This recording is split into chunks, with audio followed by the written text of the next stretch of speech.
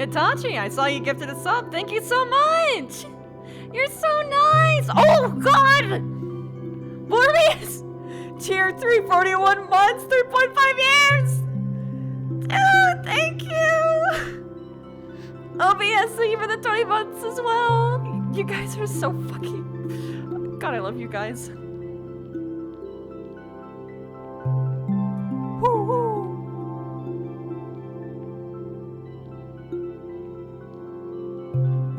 I'm feeling significantly better.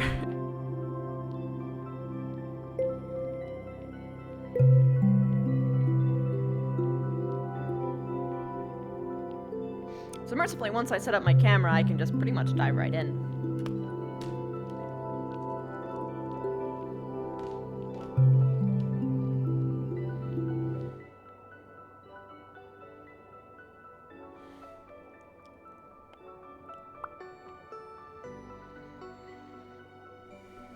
I'm excited.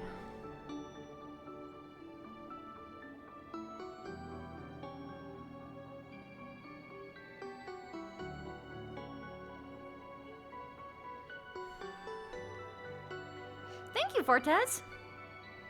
Yeah, I don't know what the fuck happened. Literally, like, the moment the clock hit 8 o'clock, my stomach was like, no, it's time for suffering. You're stuck in bed. And I'm like, no.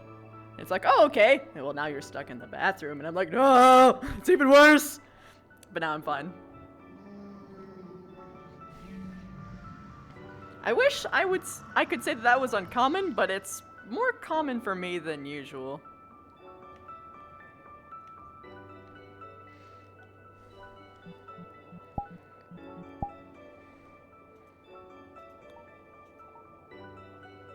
Woo! That was a little bit spicy at first.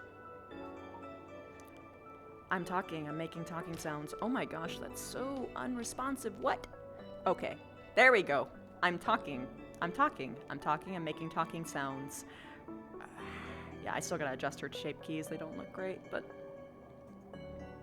better than no thing. Better than nothing. Mm-hmm.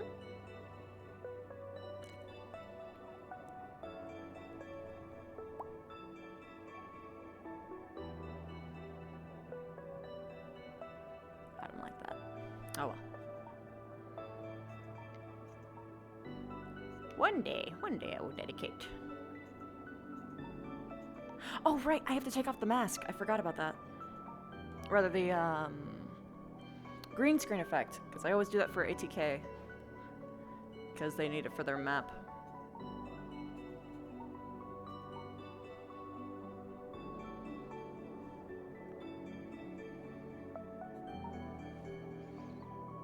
Ooh.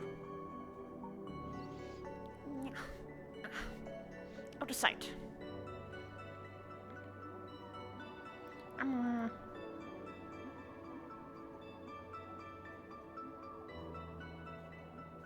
Oh, maybe it went back to its prior settings? Still has a chroma key. Let's get that out. But it seems to be acknowledging transparency, which is good.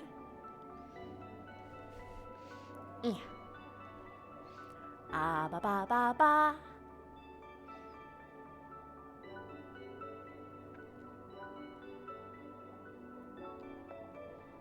Yeah.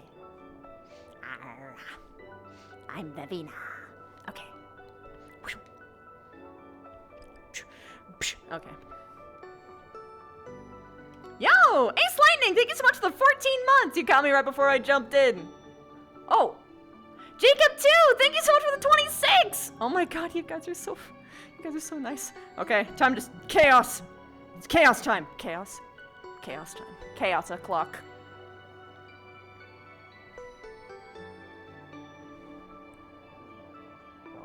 Okay. Sometimes it's jarring for the first time. Okay. Okay. Yeah. Yeah, you got something behind you. Do I? G'day. G'day. G'day. Well, hello. Do you want a Linux buck? A Linux buck? They're worthless. Yeah, do you want a Linux buck? They're good. Good currency. Shitty. Don't listen to him. He's just trying to promote his friggin' 1 gold drink business with his small. This friggin'. Here you are putting me down again, Mr. I'm rich and got my own business. I'm rich and famous. Can't be helped. Nope. I haven't. No, sir.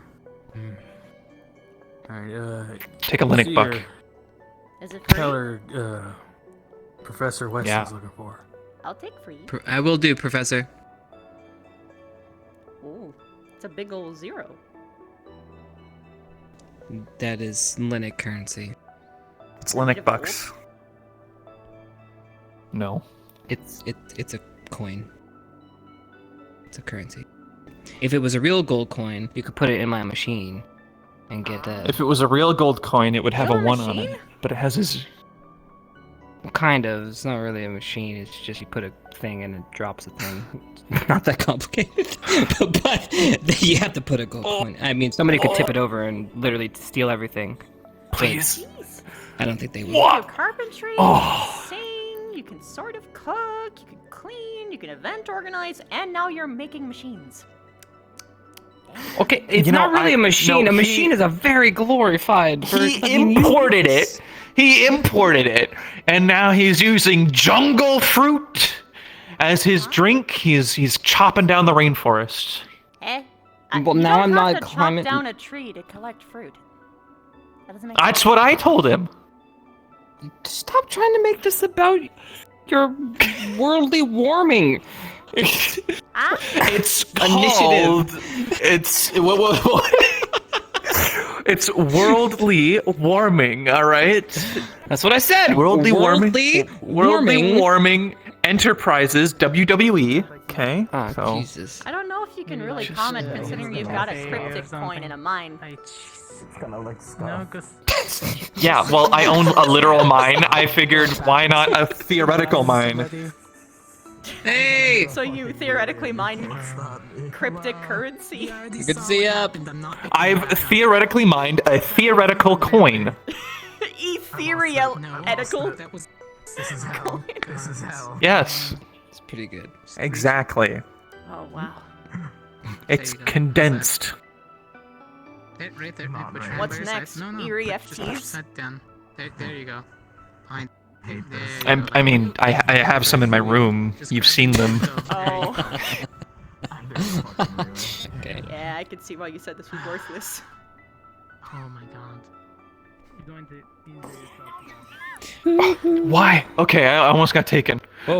What happened? Whoa. What happened? No. Bring it back, I bring it saw back. that. There's a body Bring it back. It's the whole body Nothing, thing. Okay. really. Mhm. Well, Hey, perfect timing. Almost took him to the shower. Vivina, I hate to interrupt, but like I really need to talk to you about something. It's like really important.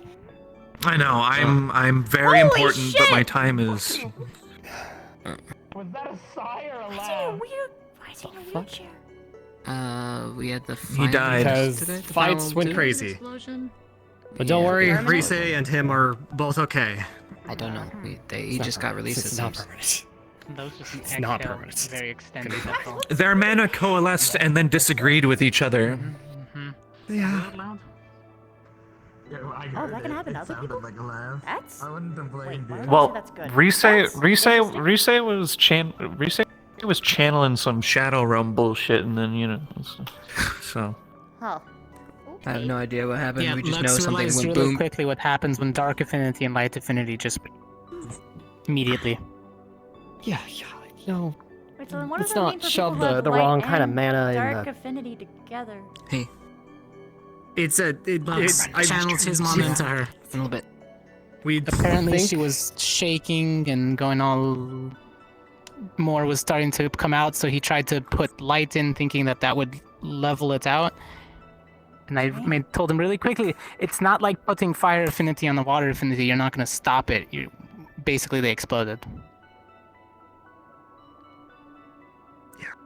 I'm surprised it didn't happen with Rize and Lucas's fight then.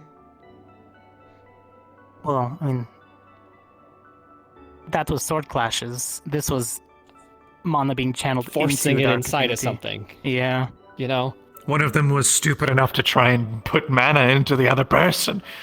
Wait, what? Yeah, Oh, we she think it's absorbed the thing that I've been told to never do, which is stick the wrong spell into someone else's foci. Yeah, you want to channel, a dark spell into my light one? See what happens? No, let me just never do my earth magic into anyone else's crystal. I can do it to a regular one, I have just not fire. just not that one or any of the other ones. Yeah, I know, but it's not gonna be good because it's meant for magic. It's not do mine. anything. It'll fizzle. Personally, I prefer to condense my mana into a spear and then stab somebody with a dark affinity instead. That usually does it. You have a dark affinity? No, Knew you it. stab the I person- knew it! What the fuck? It suddenly all aligns! It makes sense! You was actually dark affinity all along. In reality, I am a Drake! 'twas you. You were the deceiver. You're sticking your I- tongue out at me. You cannot call me the deceiver! I thought it was so fucking cute. Okay. Anyways, Bleh. yeah. I have some very important stuff to talk about, and it needs to be private. Okay? Okay. Hey, My can I cue talk go to you? check, see what's going on at the So, stadium. fucking, where should we go? What's a good private place? The library. Library good? Can we go talk at the library? Okay. You're never alone. Counting on it. That's where I'm going to. Alright. Library.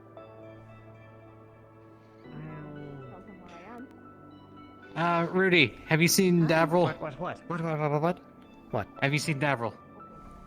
No, I have not. Not since med bay. Morning, Jamie. Okay, Morning, Tita. Well, afternoon, but hi.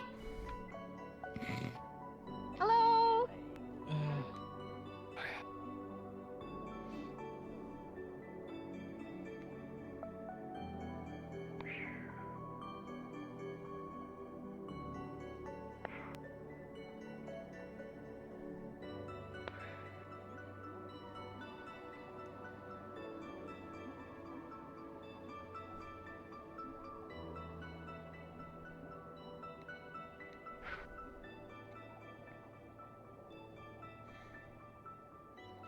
Oh, I cannot see you. Okay, fixed. Alright. Alright, let's go all the way. Oh, just fucking away from everybody.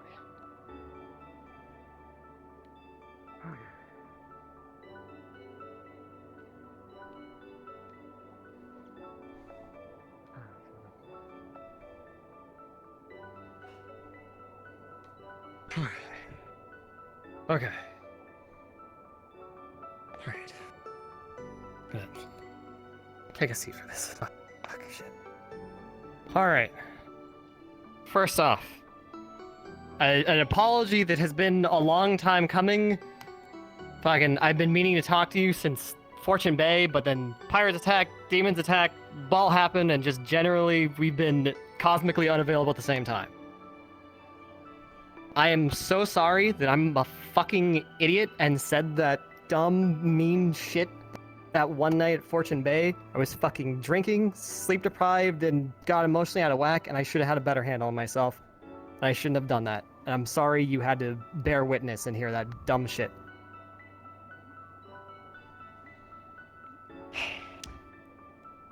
Why are you apologizing to me? Because you're the last person I have to talk to. I have apologized to Maggie twice, Jamie as well, and I even apologized to Barian just because you were there and you witnessed that fucking dumb shit out of me. And I just feel like I need to apologize for saying stupid fucking shit in front of you like that. And I was in the wrong.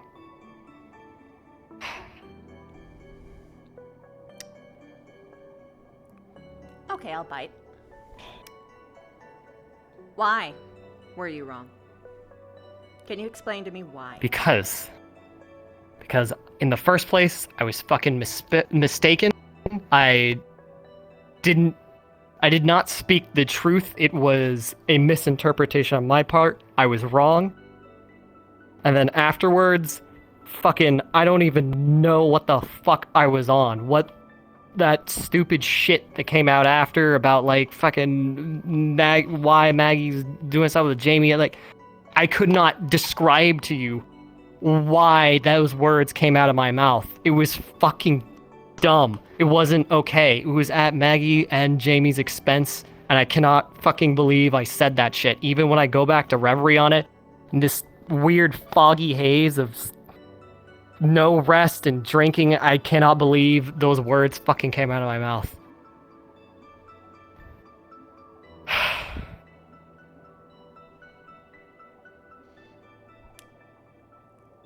Okay, I'm gonna let you try again. But this time you aren't going to just use the fact that you were stupid. I want to know why what you did was wrong. Because I want to see if you can actually conceive why it was wrong. It was wrong because I said bad things about people that are good. And it wasn't okay. I just shouldn't have ever said anything of the sort. I just got fucking jealous in the moment, and I shouldn't have been that way. It wasn't okay. It was at their expense. I don't know how else to say it. It was wrong. It was very wrong. It wasn't okay. It was at their expense. I said stuff that was bad about people I care about, and I cannot believe I did that. Well, at least this time you admitted that you were jealous. That's a good step. So, I presume you're going to be taking steps to not get in Jamie and Maggie's way anymore, right? I mean, you know they're dating. There's some other stuff I gotta tell you about, because some other shit happened. And I'm not trying to get anyone's way. I'm not doing that at all. You might want to sit down. I'll stand. Okay. Please hold questions and comments and concerns for the end of this whole story. I think I'm gonna start at the night of the ball. Ah, jeez. So,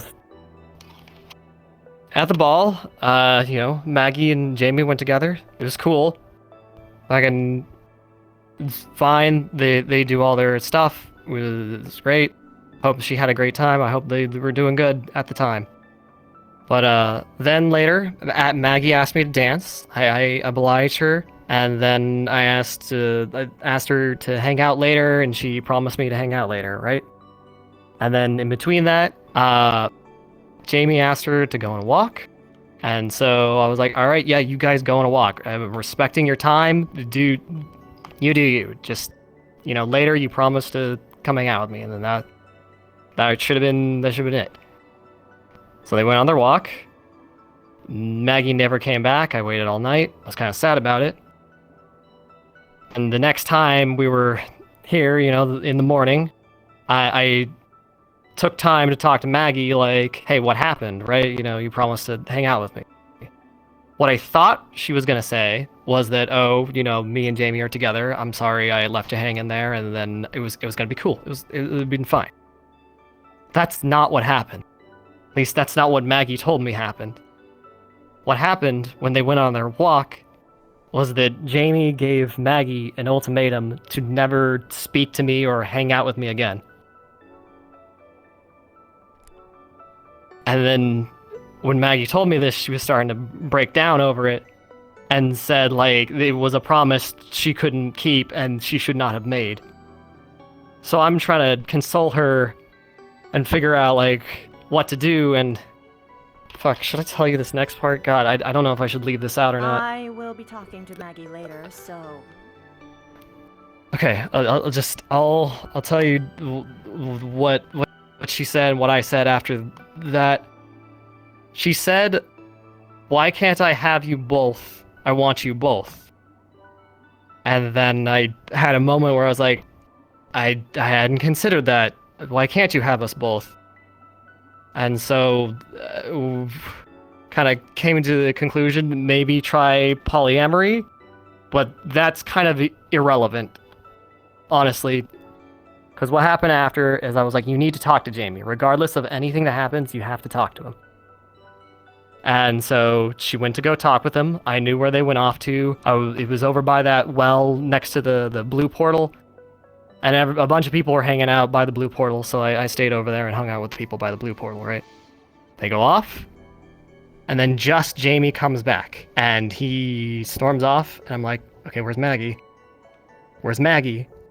So I go towards the well, because at this point my mind is racing. I'm thinking, like, what's the worst thing that could fucking happen? And she's crying. I go to, like, console her. She's freaking out. And I asked her what happened, and she told me that she didn't even get to the thing that we talked about. Jamie she started with, I can't keep that promise or whatever. She was trying to talk to him about it, and he immediately dumped her on the spot.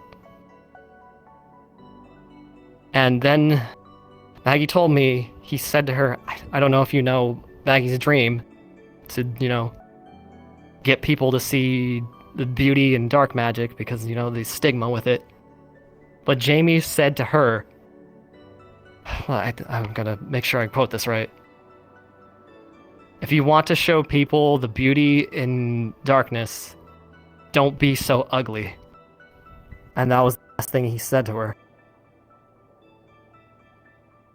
And so, I don't know, I was just there for Maggie the whole time while she was fucking, like, she wanted to throw herself down the well. Like, I'm glad I ran over there. Fuck. We had a long talk and just trying to make her feel better and not, and fucking at this point my, like, entire foundation of, like, reality is fucking shook. I could not believe that something like that would come out of Jamie. I thought he was, like, a really nice guy. And then Cortez came. He started fucking, like, shit on me, bringing up what happened in Fortune Bay, calling me a liar. It's like no, it's not happening. I just want Maggie to be happy. I want her to get what she wants. I don't... Fuck. And then everyone else started, like, fucking finding out that Jamie dumped Maggie. She went back to the dorms, was depressed. Fucking then other people tried interjecting their bullshit. Fucking... I don't know who to fucking trust anymore, Bev. I feel like I'm going fucking crazy over here. Like...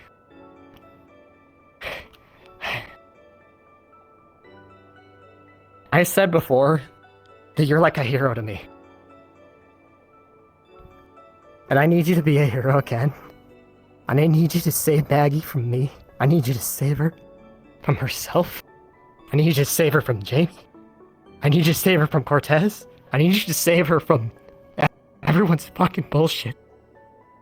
Because I can't even trust myself anymore. I don't know what's going on. I don't know if I'm hurting Maggie. I don't know if I'm helping her. But fucking... I'm confused. I don't even know who I am anymore.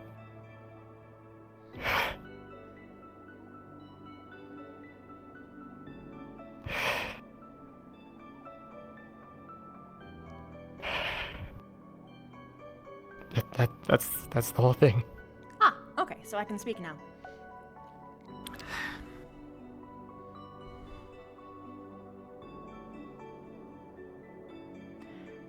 I'm processing.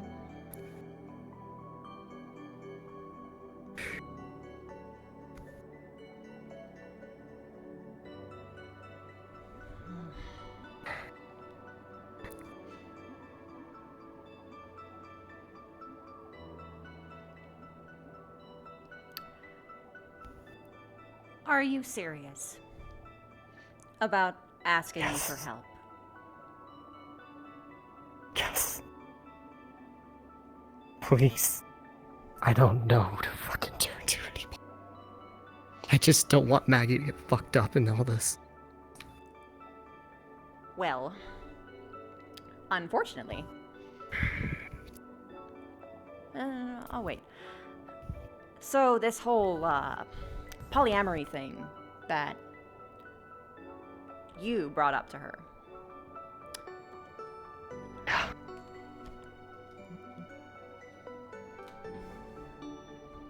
Why'd you bring it up? Because she said she wanted us both. At that point, I was only caring about what she wants. I was like, okay, if you want us both, this is possible. This is an option. I can be cool with it. I don't know if Jamie will be cool with it. I don't know what the right answer is anymore.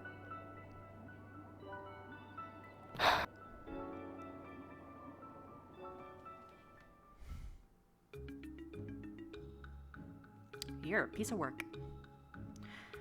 Okay, so allow me to lay out the facts real quick.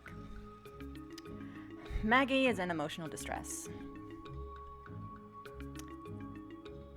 She says that she made a mistake. And you propose that the way to fix this is to inject yourself into the situation.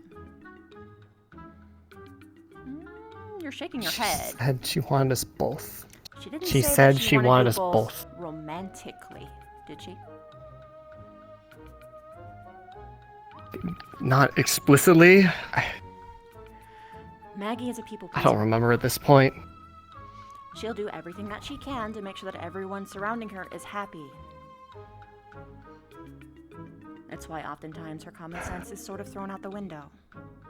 Because she cares so much about how other people think and feel that she will put her own feelings aside.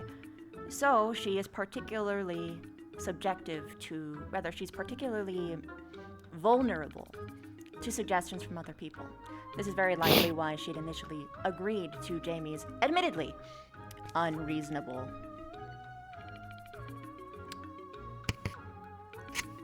request. But I have a feeling that if Jamie was to go so far as that something else likely happened that you're not telling me about. I don't know, he was like eye fucking me at the ball the whole time. Like, he was super fucking didn't like me. Why I was don't he know. there? I don't know what to say. Maybe he just doesn't like that I spend time with Maggie. Like, I don't know if he's jealous too. Were you I don't spending know. time with her at the ball? A little bit. Define a little bit. Okay, when the speeches were starting after everyone had been like mingling and meandering around, I don't know if Jamie had to take a shit or what, but Maggie was by herself at her table and I was like right there and I was like, okay, well, I guess I'll sit with my friend. I don't want her to be alone. So I sat there with her for the whole speech. Then I backed off and everyone had dances and I just kind of like meandered around the ballroom. Then a lot of people were going upstairs. I went up there too, at the same time as them, and I guess that you could count that, but everyone was in like a really big pile. I was honestly talking to Adric for like more than half of that. And it was, I guess if he interprets that as me like spending too much time with Jamie, or Maggie, that's fair, but it wasn't intentional. And then afterwards, I think he saw us dance, but Maggie asked me to dance, so I wasn't gonna say no. So I don't know. To specify. Okay, so there was direct interactions that you made while she was alone, and of course during the dance. And I'm going to remind you that I'm going to be asking everyone about this. And that's sort of how I am. I don't trust a single person's word. I take the collective and make my own opinion. So... I don't know. I'm not trying to leave anything out here, I promise you. If there's something missing, fuck, it's because I'm an idiot. It's not because I'm trying to lie to you. Calling yourself an idiot, that's not helping your case. That's... Were you, like, waffling around, eavesdropping, for instance, like how you did with me and Varian before? No, I wasn't ever eavesdropping. I mean, waffling around, I mean, like, I guess I was meandering? Like, what do you mean? Like hanging around behind her? Standing in close proximity. I mean... Or eyeing her at the ball. Eyeing her at the ball? Not really. I mean, we were in direct conversation. There was group talks. Like, there was definitely more than one time where I was standing with her and like 6 other people at the same time. Wasn't like I was trying to get her alone or anything like that. The only time that I was alone with her was sitting down quietly for the speeches, and then also when we had danced because she asked me to dance with her.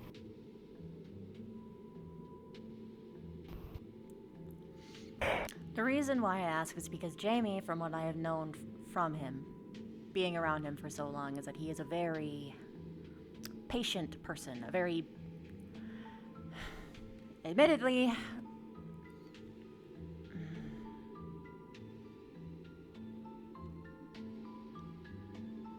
if someone tells him that someone is a bad person, or if he perceives that someone is a bad person, he'll make a very severe change. So I'm trying to figure out why he'd be glaring at you. And if you don't know, either you genuinely don't know, or you are hopeless. So...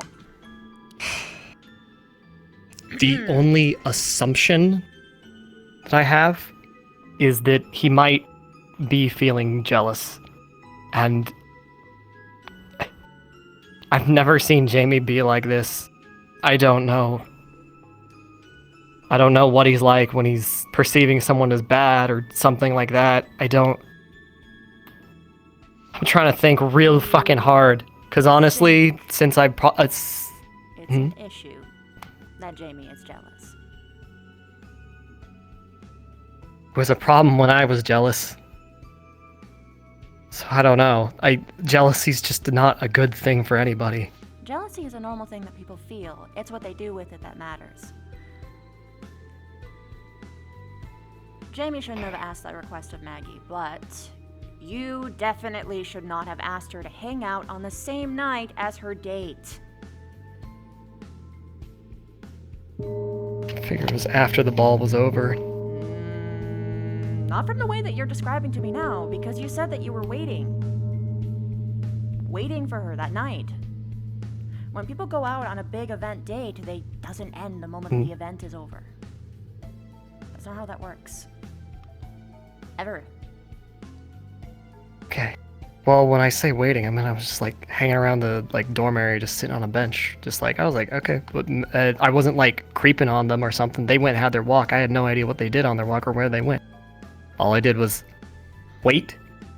There was a point where I saw them go to the Vanguard dorm, and I figured, oh, you know what? He's probably taking her up to the tower to like dance or whatever. And then I just kind of waited on the bench.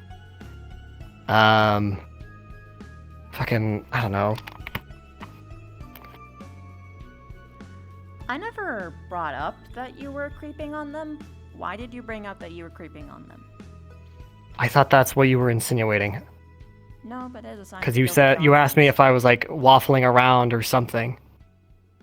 I'm trying to be forthcoming with everything, and like I said, I am going through my mind and trying to be forthcoming with every little fucking detail I can muster.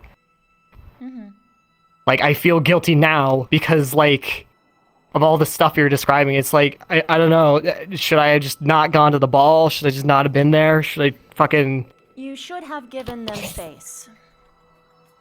Like, you Thought should have someone was said, doing- "Hi, Maggie. You look great," and then you leave them alone. Especially considering what you had just done to the both of them. The civil thing would have been to back off. Leave them alone. Let her approach you.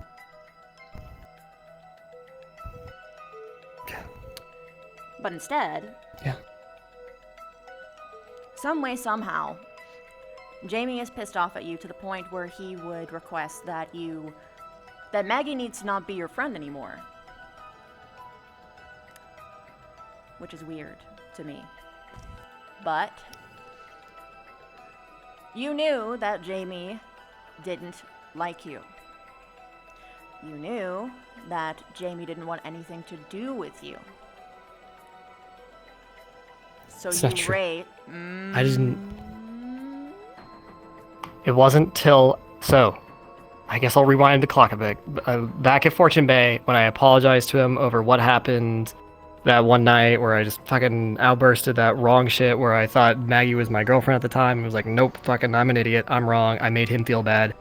So I went to apologize to him, and everything seemed cool. It seemed like we were okay. You know, maybe not good, but we were at least okay. And everything's been okay since then. But then, at the ball, then he started, like, shooting me glares. I don't know if that's been happening before that, but that's at least the first time I ever noticed. I was even, I don't know, acted a little bit weird at the ball, like kind of being very, I don't know, reserved, I guess. If you I don't know were how to able describe pick up it. that kind of behavior, why didn't you back off? I tried, I guess. You tried, but you, in your words, you were able to pick up this behavior, and you backed off, except you still, when Maggie asked you out to a dance, requested more of her time. And you said that you thought it would be after the ball, but you were sitting on the bench, waiting for her. Waiting. You made her Where go should so I far to wait? a Should po- I? What I am saying is that you never should have made the promise in the first place. You should have been giving them space. And if anything, maybe it was the fact that you asked the person who should have been giving Jamie 100% of her time, as dates usually go, to spend time with you. To take time away between the both of them, which you had already perceived he was taking negatively because you were around. I don't know what you did, but you were around, and you could tell that he was having a problem with you. And then you took more of her time away. Which I guess, from what I am gleaning from here, is why he felt that he needed to do that. I'm not saying that it was the right decision. Actually, no, it's a really shitty thing that you shouldn't do to any friend. However, or anyone in a relationship. But do you see right. why? You're right. You're absolutely right. I don't know. We're not done. I'm just okay. You knew that Jamie had a problem with you. Because Maggie told you he had a problem with you. You observed that he was glaring at you at the ball. No. She didn't tell me. She told you. You told me in the first explanation. You told me that she told you that you weren't allowed to be friends with each other anymore. That was after the ball. Yes. That was after the ball. Yes. Yeah. I concur. She told you this, I- and you thought it would be okay to bring up polyamory as a solution. Fuck, I'm just trying to do what she wants. You're giving She her said more she wanted us problems. both. I couldn't think of anything else. I don't want to give her more problems. Fucking... Fuck. She's my best friend. The person I love the most in this world. I don't want to cause problems for her. Fuck.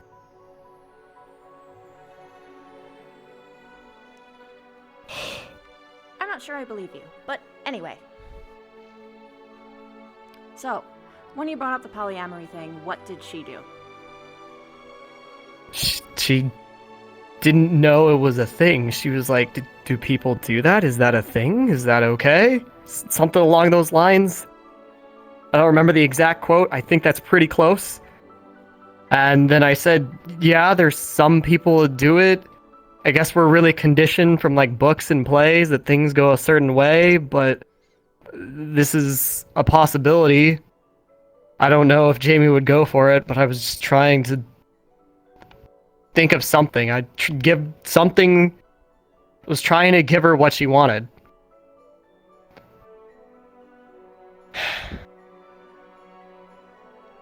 And what did she say after? She said, okay, are you sure? And then I said, I don't know what the right answer is anymore, Maggie. And then she said, okay, I'll try. I was like, I hope it goes well. I think that's how it went. I'm pretty sure. I don't remember the exact words, but that's at least close enough.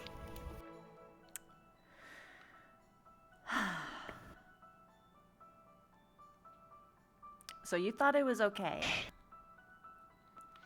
when you knew that Jamie had a problem with her even being friends with you. You sent her out with the concept that you had only introduced to her minutes ago, no less. That she could go and propose it to Jamie and there would be no issue.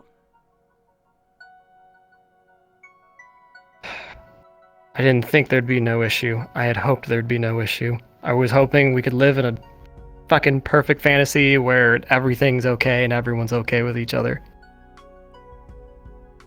And I told her as well, you gotta be 100% prepared. Jamie might just cut it off right then and there. And I don't know what he's gonna say. Okay, so you knew that there was a high chance that Jamie would break up with her if she followed through with this. I guess so. I guess I knew the possibility. So, let me just recap. You invaded the space on her date, to the point where Jamie felt like he needed you completely out of the relationship to even have time with her. Or whatever reason that he has in his head. You push an idea that you know will fail, that you know will end with him breaking up with I so Maggie. desperately hoped it wouldn't. I don't think I believe you. Because anyone who knows polyamory knows the process. Do you know the process for polyamory? I've never tried it. I Then don't know why the did you process. propose it? Because I was just trying to find a solution to this fucked up problem. You think that... I didn't know what the right answer was. You think that prolonged exposure between you and Jamie, both trying to be romantic towards Maggie at the same time, was going to solve everything. Fuck.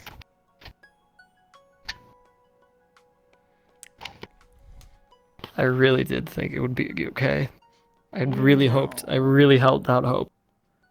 No, you said that you knew it was a high chance that Jamie would break up with her. You didn't help your friend. Yes.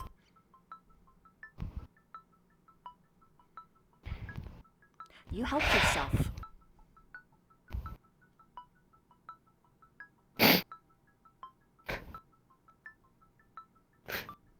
That's not what I wanted. That's not what I wanted.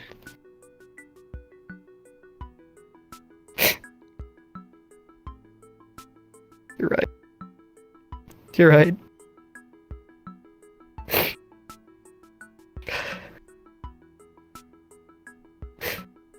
Told you.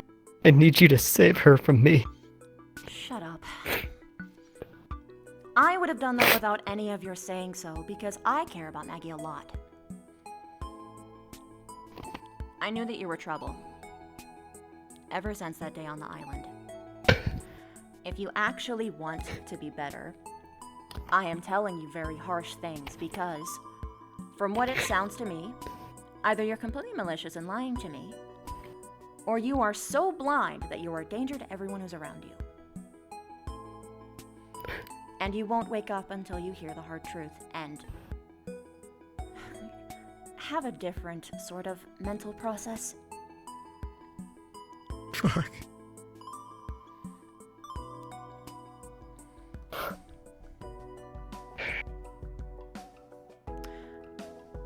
I just want her to be happy.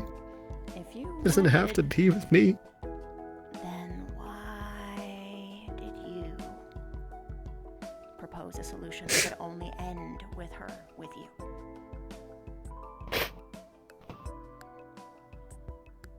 You knew. I was only thinking with my emotions, and my emotions held such faint hope. So You wanted her fucking so hard. bad that you were willing to have her relationships burn just so that you could have her. I didn't want that to happen. I didn't want that to happen. I promise you. I promise you I didn't want that to happen. If she had just told me, hey, I just want to be with Jamie or whatever, She I would have been already okay chose to Jamie. back off. She already chose him. She told you that she chose him. Even if she said that it was a mistake to exclude you out of friendship, in that moment, she chose Jamie.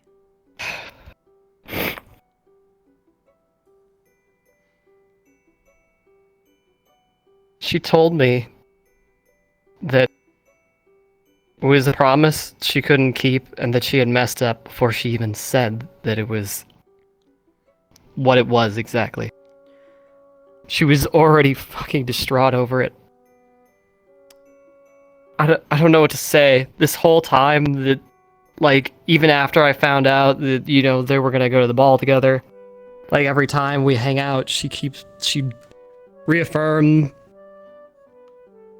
I guess, I don't know, my delusions. I don't know at this point if it's the truth, if I'm delusional, what's going on.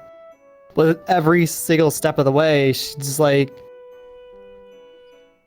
kept allowing there to be some kind of romantic bond between us. And I don't know what to do. I just wanted to make her happy, so I just kept going with it. So, now, you're saying that there was romantic gestures between you and her. After she had already told you in the first place that you both were not a thing. And I want to point out the key word choice that you used. Allowed romantic gestures. That means that she wasn't initiating. That means you were. And she was letting it happen.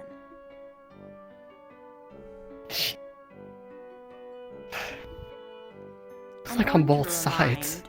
I'm going to remind you, I am going to be talking to everyone. Do not lie to me. Okay. Okay, I guess talk to Maggie the most, because a lot of our stuff is like in private hours, so I guess would be other people talking to don't Maggie know. the most. But I'm going to be talking to also But- Cortez, considering you specifically named him Sure. as well as Jamie. Anyway, I just don't know who to trust anymore. But like every time that we have like private time, it's not like I'm only initiating on her. There was a moment where like there was a moment where she had made a comment about my ears being cute or whatever. That got me flustered. And fuck, I really don't want to share this, but she noticed that, and I was like, okay, if I'm gonna tell you why this is flustering me, then we gotta go back to the dorm or somewhere. And then I told her it's an erogenous zone. And then she started going in on me, talking like a whole like slew of just like innuendos, and there was back and forth for like a fucking hour of it. That's definitely a time she initiated on me. And I guess there was another time where we were just having like a conversation as friends, and then it grew into something else. And I asked her if I could kiss her, and then she said that no, I was still in trouble about what happened in Fortune Bay. And I said, you're right, I'm in trouble, I shouldn't have asked you that. And then she asked me to kiss her on the cheek. At first I denied it and was like, no, I'm in trouble, I shouldn't do that. And then she said again, I want you to kiss me on the cheek. What is your heart telling you? And then I said, my heart's yelling at me. And then I gave her the kiss on the cheek. There's just so many things, so many places. have you seen how It Maggie wasn't and I talk to one-sided, each I other? promise you. Really? Oh, we do more than flirt, buddy boy. We go pretty fucking far. We've danced to each other. I dipped and spinned her. I let her hold my face, caress my face. I don't really let anyone do that. I let her stand behind me. We hold each other. We cuddle.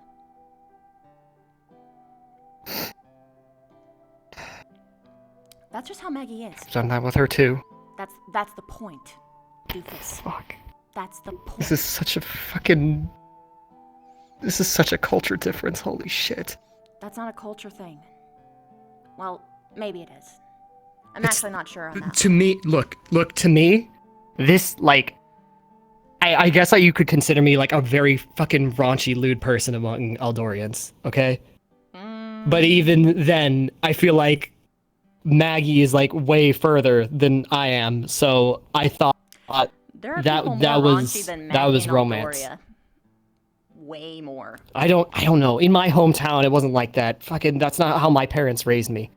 They like being more reserved is normal to me. And how far me and her go, that's part of why in the first place I misinterpreted us being together at Fortune Bay. Like, shit.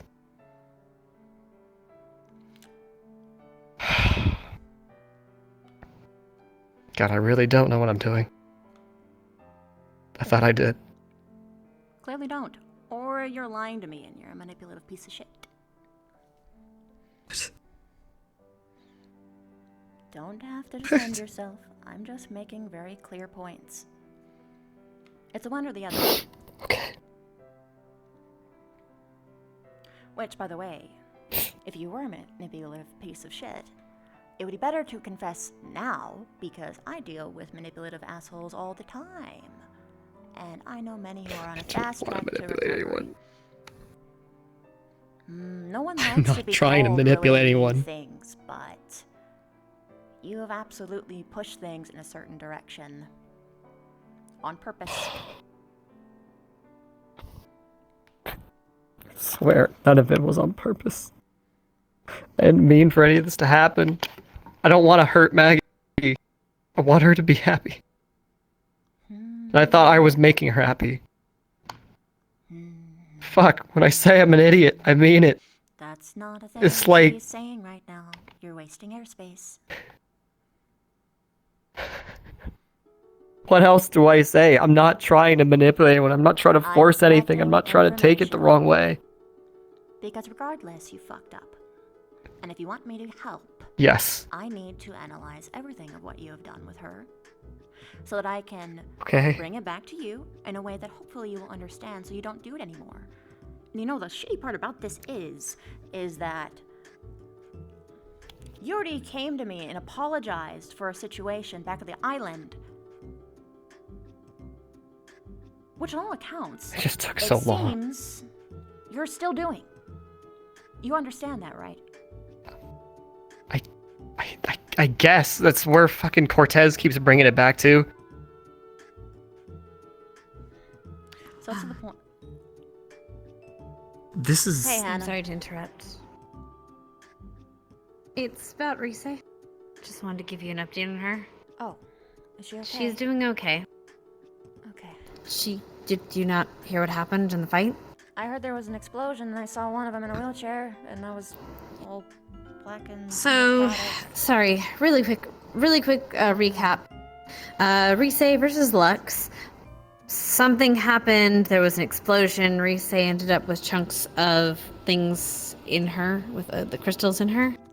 She's fine now. She's a little injured, her core is a little injured. She's having a little bit of memory loss. But she's okay. She's currently sitting and resting in good spirits in the infirmary and sitting with Rana. I've told Chips she can have visitors, but just be gentle with her while she's trying to remember things. Right. Where we assume she's gonna get her memories back as she goes, Has as time she passes. gained any memories back so far? Yes, she has long-term memories. It's just short-term memories are a little bit, and she's having trouble remembering names. But once she kind of gets it, she kind of gets it. She's just gotta. I think it's just that she got a little rattled. We'll do a better assessment in the morning, once she's had time to sleep. Oh, fuck. But just so you're aware, and just so I've already let Chips be aware, and I'm gonna eventually find Esme and Victor to let them know. So you're free to go and visit her, just gentle. Thank Okay? you, Hannah. Really, thank you. No problem. Yep, no problem. Take care. Bye.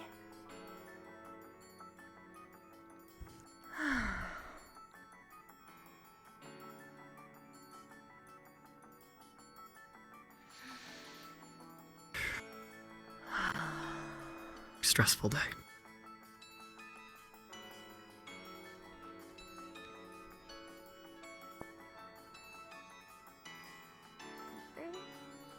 Sorry, did you try to say something? Nope, I just said thank you, you're awesome. Oh, okay, bye. Bye. It's okay, you do this twice.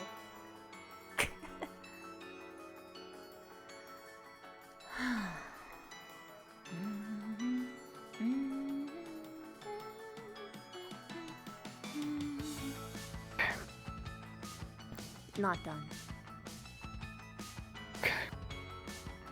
I didn't think you were.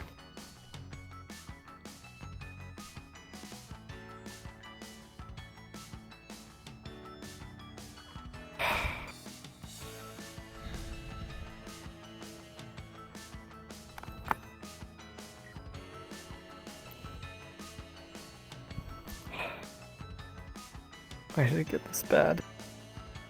You know why? You were jealous. Yeah. You wanted Maggie.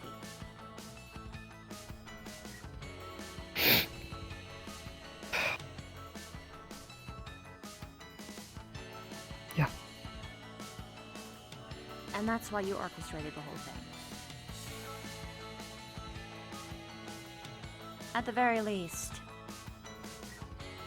with the whole polyamorous thing. She didn't even get to say that. Hmm? To Jamie, that is. I thought I was clear. She didn't even get to that part with Jamie. Jamie just fucking dumped her and said the main thing before she even got there. The fact that she couldn't keep the promise to him and was trying to talk to him about it is when he dumped her. Oh. That's why I said the polyamory thing wasn't even relevant. It's still I just relevant. felt that I needed to come to light with everything. And you should. It's still relevant because it was still a piece of shit thing to do. But that is good information. It changes things only slightly. Because you still did set her up for failure. I didn't want her to fail. I didn't want her to fail. I'm still not sure about that. Really, truly didn't. Okay. That's fine, I guess. Like I said, I collect all the information that I make proper assessments. But right now, or rather, at least before, you were pretty damn brazenly manipulative. And then you came to apologize for being manipulative, but you're still being manipulative. So... What? Come on now. I'm not trying to be. I promise, Bev. I'm not trying to be. I'm just working with my emotions here. I'm in a mode, I've gotten into a mode where it's like, I'm just gonna do anything that Maggie wants. And now, after this and after the stuff that Cortez has said to me, I like almost feel like I shouldn't tell Maggie anything of what I want and just let her say what she wants to me. Like, I don't want to fucking taint her, like, psyche with any subtle notions. But it's like fucking too late at this point. I've already told her that I love her and that I've fallen for her and all this stuff along the way, and I don't know anymore. I want her to tell me what the fuck to do. Pretty convenient, isn't it? That you consider it Convenient? I don't know. I don't know when's too late. I am not gonna... If I ever talk to Maggie... Not if, when I get to talk to Maggie, I am not gonna tell her any... I'm not gonna say anything of what I want. I am just gonna fucking let her tell me what she wants. Like, I'm fucking scared to even fucking blink without her permission right now. Well, that's not a friendship. You're overcorrecting. I'm just trying to do what's right now. And that wouldn't help. That would just guilt her, which would push her towards pitying you more, which would give her more reason to give you things that she knows that you want, because you've already told her plenty of times what you want, which is her. What's the fucking right answer, Vev? I promised her I'd be her best friend no matter what, and I'm gonna be her best friend no matter what. Regardless of if we get together, if we don't, whatever. You think you're her best friend? What?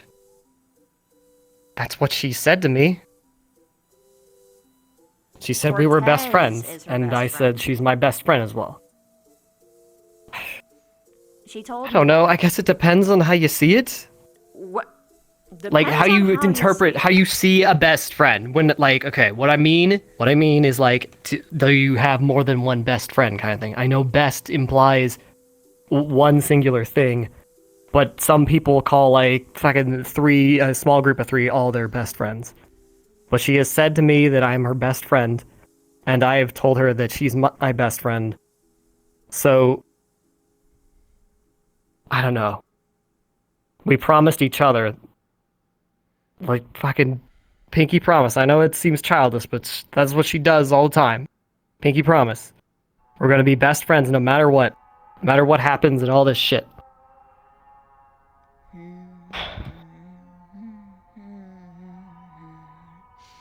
Lots of promises. I understand that Cortez and Maggie were together before and that they're very close friends. I would not be surprised if Maggie said that Cortez was her best friend as well. I would not be surprised. That seems reasonable. She barely even knew you. Well, I mean, like, sure, you went to school together, but Hmm? from the way that I have been observing things, you guys only really got close to each other, like, a month into the academy that you were here. Because before you weren't even in each other's I guess circles. after we we've been friends. We haven't really gotten super close until here. But we've been friends. We've hung out here and there at GMA. Until the romance started to become a factor. Yeah, I guess so. Here, how would I start when we started becoming very close? Okay, it was the day that you came back after you had left the academy. A bunch of teachers were injured. We treated them. Okay, I asked Maggie if you knew about her thing, and you know about her thing, right? Yes, I do know about her thing. I probably was the Okay, first person to find out on campus. From the AA side. Should I dance around it and not, like, say it You should explicitly? dance around it because technically speaking, this is a very eavesdroppable spot. Okay. Fucking know her it's a secret private identity. thing. Always. Or Yeah. Okay. Whatever. So her private thing. It was exposed because of events that happened in the med bay. Then I asked her what was up, and she told me about it because I was worried there was something wrong with her or something. And then we went off the library because I thought there would be information in the books about a form of supplies that could assist her in case events like this happen again.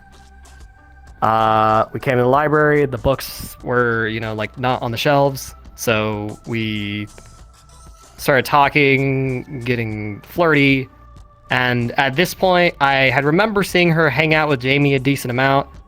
I didn't know if anything was going on, so I asked her explicitly, "Hey, are you and Jamie a thing?" And she said, "No, we're not a thing. Why do you ask?" And I told her, "Because I don't want to step on something." She was very clear. Guess we didn't use the most explicit of terms, but it seemed clear. Like the whole conversation, all the flirtiness came to a screeching halt, and I was like, I double affirmed it. Like, you two aren't a thing, right? Because I didn't want to step on something. But clearly something got lost. Lost. Because it wasn't until Fortune Bay that it wasn't till then that I found out, that they were gonna go to the ball together from you talking about it. So for that whole time that we were getting very close and flirting and hanging out and we went into the cave under Crystal Thorn. At the time, we didn't know it was Ellie's fucking bedroom, and we literally gave each other massages and slept together. I mean, cool, so did I But just with her. sleeping, just cuddled and sleeping. We did that 3 days into the day that since you arrived on campus. That's not a special thing. Okay, well, shit. Fuck. I don't know what to say. Maggie. I thought it was special. Maggie is like me. When we're close to people, or even, actually, no, not even, we just like to tease people. We're playful flirts. It's a sort of banter. You know how people are kind of insult each other to each other's face? I know she's playful and flirty. I didn't want that to warp what my reality of whatever was going on. So a lot of times I would talk about the future and us and this and that. And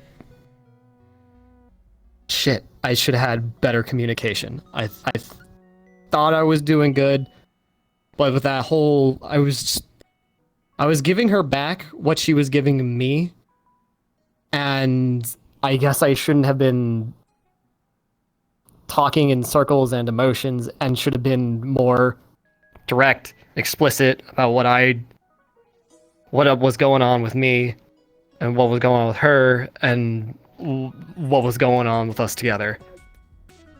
On the island, she I was quite really clear. wish.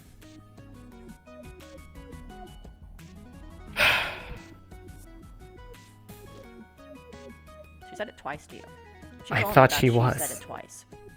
That you weren't a thing. Yeah. Twice? Dude. No, it was one time? I can't remember. I know for sure it happened once where I had come to her, and before I had her apology, before I apologized, once we finally got a moment alone, I was like, No, not okay, then, I want not to then, confirm something before. first. Before? Before even the whole before- situation with Barian and I, she told you twice. No. She did. She told me. What? Oh, told you? Oh, wait, told you? Oh, I thought you meant me. Oh my god, I'm No, sorry. no, I no, fucking, no, no. I completely she missed it. did Oh, tell you twice. She told me, she told you twice. That you weren't she gay. told you that she told me. During that conversation where you were talking about the future and stuff, she very clearly in her words, she clearly spelled out that you both were not a thing. And she even repeated it later and asked if you understood. What? Wait. I'm trying to remember. If she did, it was not in explicit wording. It was absolutely not in explicit wording. What? Oh my fucking god. Did she? I'm going to put it very simple don't- terms. Either you're a manipulator or you're oblivious as fuck. And even the oblivious part doesn't really help you much. Because what that means is that you are so absorbed in your jealousy and your obsession with Maggie. Not love, obsession. You don't fall in love with someone that fast. That is not how that works. You barely know her. She barely knows you. And you are not acting like someone who loves her. You've prioritized yourself time and time again. You make jumps in reality to justify your actions. Holy fucking shit.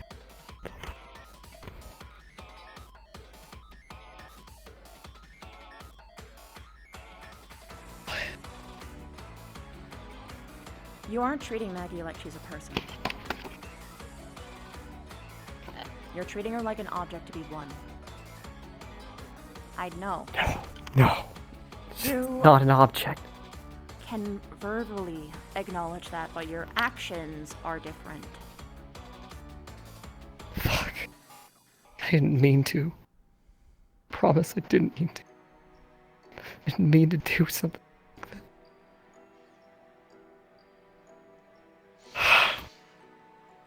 Fuck.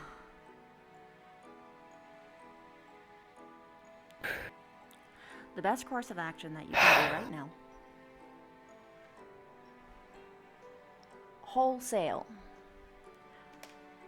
You need to back off. I'm gonna talk to Maggie. I'm going to sort out the best course of action that she should take. And the reason why I'm doing it is because even if she is a fantastic catch, I have never prioritized my own feelings over her situation. I am not two boys jealous as fuck over each other.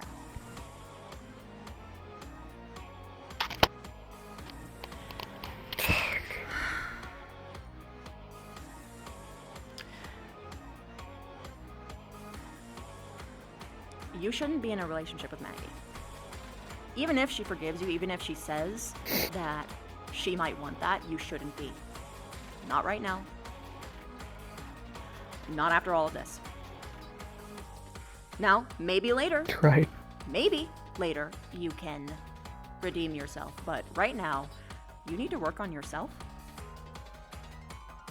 Because it's not her job to fix you, and you're hurting her. You aren't helping her, you're hurting her.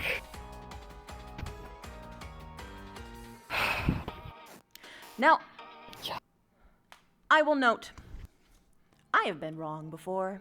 I'm pretty confident about this, but I have been wrong before. And if, after talking with Maggie, I realize, oh shit, I might have analyzed the information wrong, I will correct myself and talk to you about it again. But you need to leave Maggie be. Fuck. You need to interact with You're other right. people. I don't even know if you should talk to Jamie yet. I feel like Maggie needs to talk to I don't Jamie. think I can. No, you can. This whole situation. No, at I least meant if it's, I don't think he'll let me. That's. People say that, but they don't actually mean it because even when they are angry, if you walk up to them and engage a conversation, they will snap back usually. And then a conversation starts. Regardless, What should I do? you need to back off. And Yeah. that whole polyamory thing, Yeah. I'm going to explain to you how polyamory works. So polyamory works only when you have every person involved on board and they at least tolerate each other. To the point where they wouldn't feel jealous if someone got kissy smoochy or hypothetically had sex or children with someone else involved in it. There are some partners that can interact with each other. Sometimes it all mixes together in a nice little fun pile, my personal favorite. Or it's basically a Venn diagram of connections. Which is impossible Something I for have your definitely situation. figured out. Okay. You and Do you want me to say Jamie- what I was going to say? Or... Go on. I have figured out along the way that, like, especially after what happened in Fortune Bay, I need to not get jealous. I need to not be that way. That is terrible. Jealousy happens. I've had jealousy. Everyone has jealousy. Everyone has hate. Everyone discriminates, even when they say that they don't. Everyone is a product of their traumas and cultures, and their upbringings. I need to not let it affect me, is what I need to do. You need it to make sure it Negatively. doesn't affect other people. Yeah. Yeah. It's going to affect you no matter what. But you need to figure out what the steps are to make sure that it doesn't affect other people. And sometimes being brazenly honest about it is the best course of action.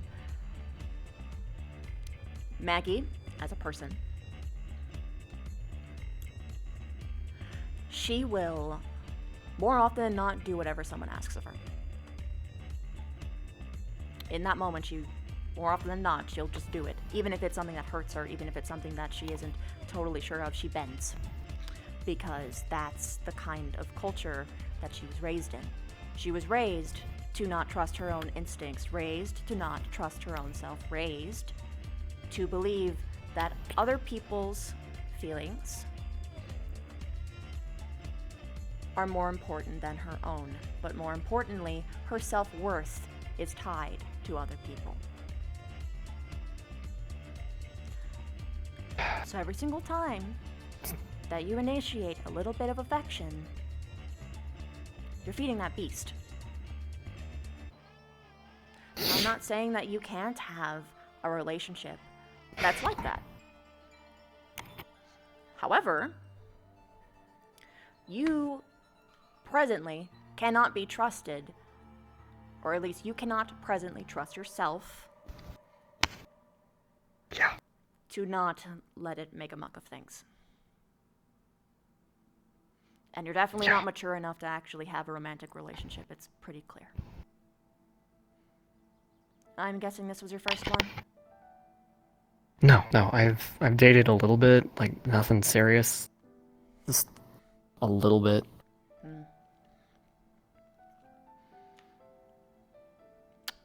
You might want to analyze those prior relationships because maybe that might be in part why they ended.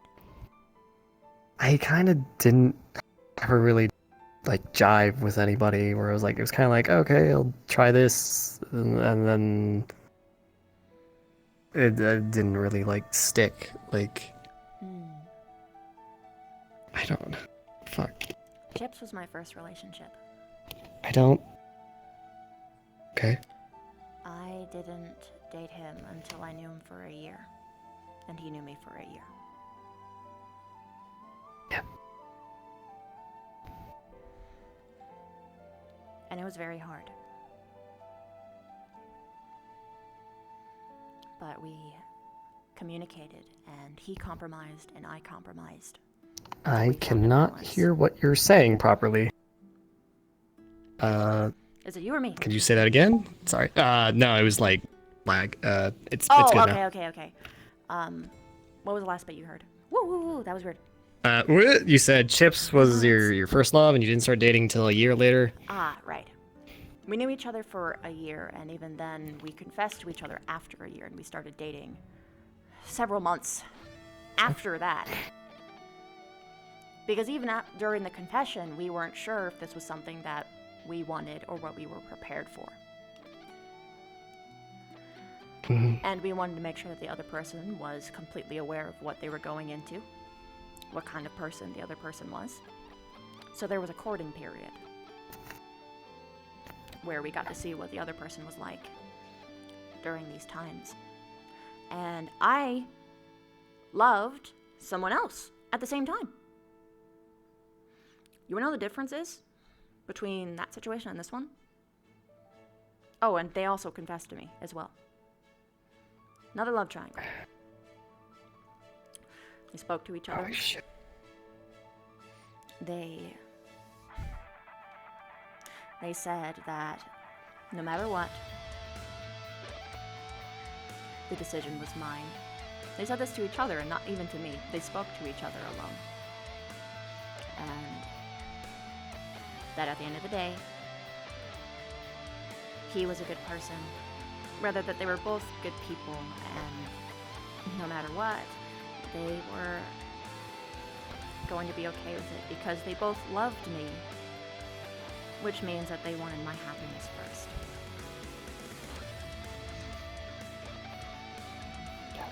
Do you see the difference? That's Sounds great. That's what love is. What you have right now isn't that. What I'm guessing is that this is your first time that you ever actually felt attraction. Like, that was I would. vaguely reciprocated. No. It's more like. I would call it. It felt like love. It felt like love to me. I've never had this strong of an emotional bond with another person. Then ever. It's infatuation. Infatuation. What are you trying to say? I'm just like trying to bed her? I'm not trying to do that. No, it's your brain telling you that you're in love. But you're not. The difference is in attitude. And infatuation is brief, love is long, and beautiful.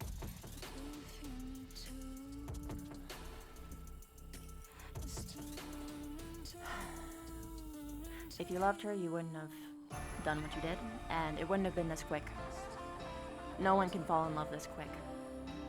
That's not how any of this works.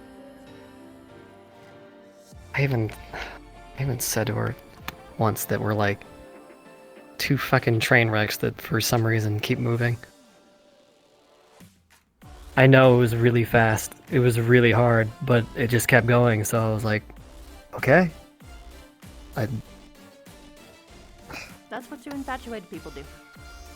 They rush. That's why a lot of divorces happen, actually. Because there was two people who thought that they liked each other, so they... And then, oops, Oh my gosh. problem happened. I wasn't gonna try and like marry her or something. If you started dating her the way that you are now, the relationship wouldn't have lasted even months.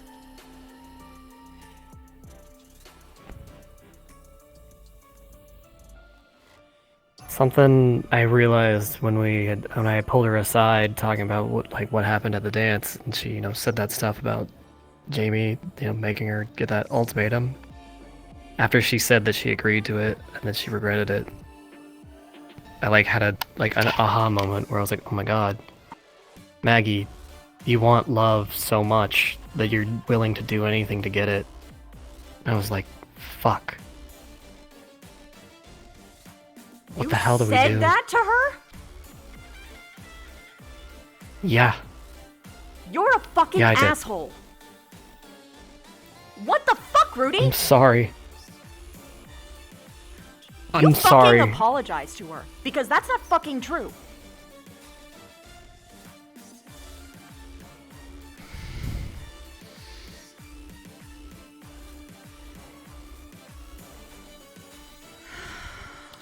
I'm not medical, I don't have to go. Okay, one bell. Alright, one bell. Oh my god. Rudy. I didn't mean to be mean. It's just I was like, oh my god. It's like, what are you doing? You said it. You meant it. It doesn't matter if you didn't intend to. No, I didn't mean anything mean by it. I didn't mean to be a bad thing. I was just like, holy shit, Maggie. Does I don't know. I was trying to say it as Maggie, realize this kind of thing. I felt like I needed to tell her because it's it was important. I wasn't sure if she had realized it herself or something. That's why I said it. Fucking worse that you think that it's actually fucking true. Fuck off. I don't know. Fuck. You. I couldn't think of a better explanation. I don't know. Maggie.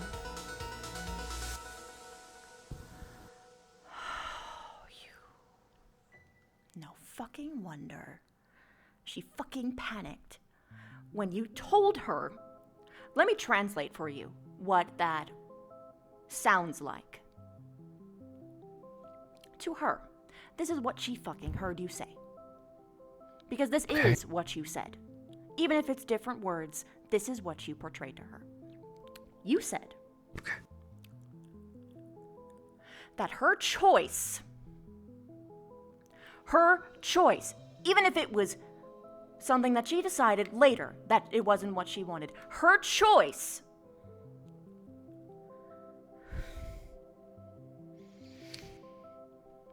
I'm trying not to punch you. That her choice I will wait.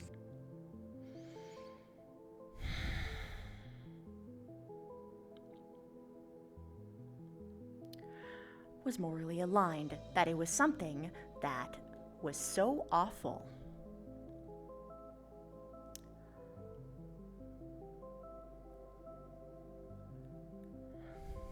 That her own decisions don't have fucking meaning.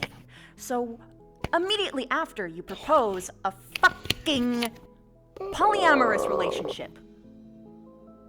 Oh god. I only said it because she was regretting it. Fuck, that's the only reason it came into my mind.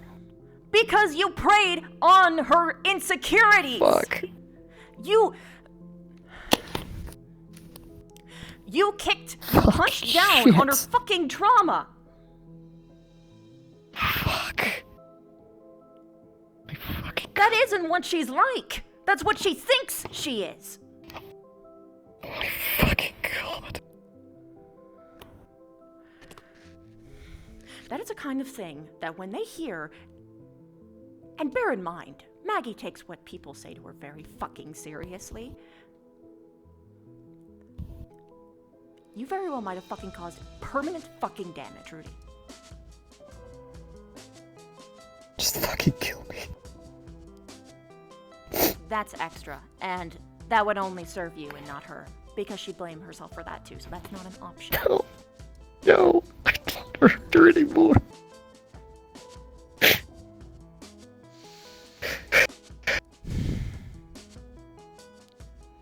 I'll explain to you what a good friend would have done.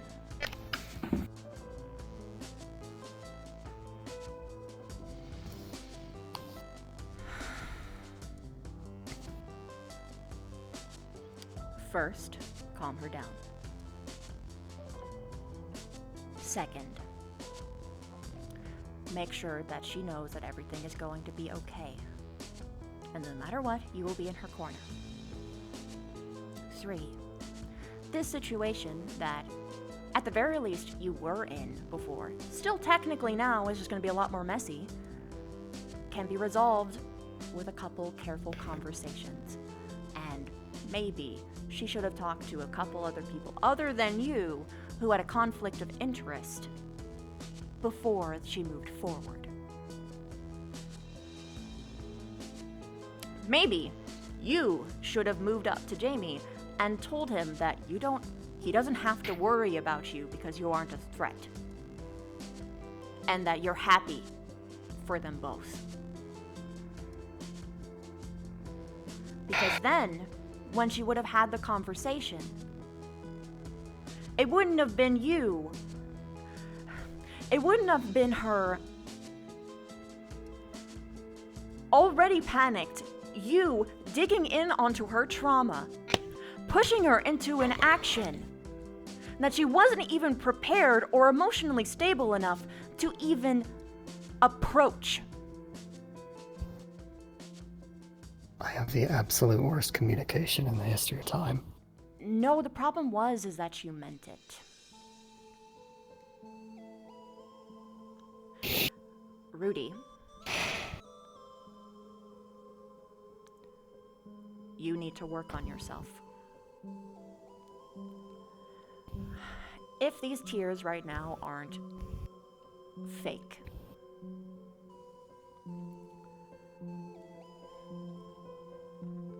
there isn't no hope for you. You can bounce back from this. That being said, you should be willing to accept whatever consequence happens from your actions because you have caused a lot of hurt. Yeah.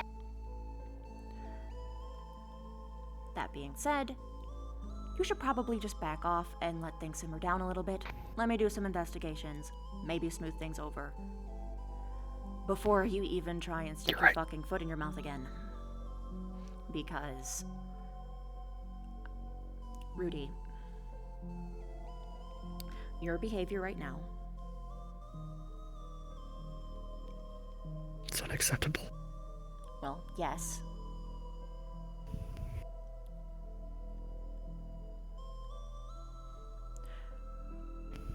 I had nightmares about being forcibly wed to someone who would have behaved like you. Oh my god. Oh my god. I'm being really hard on you right now because you need to fucking hear this. The difference is between what I am doing right now and what you did to Maggie is that I'm at the fucking least being constructive. Maggie didn't do anything Thank wrong.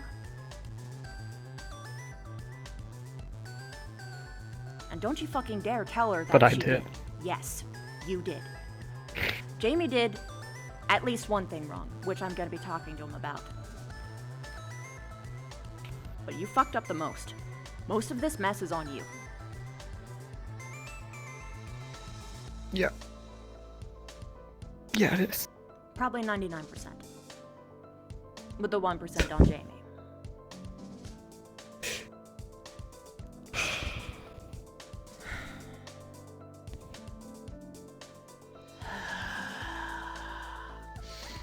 So, there are things that you need to do. A lot of it is self-reflection. Maybe you need to read some books. take on gender studies in particular. They cover these sort of things a lot.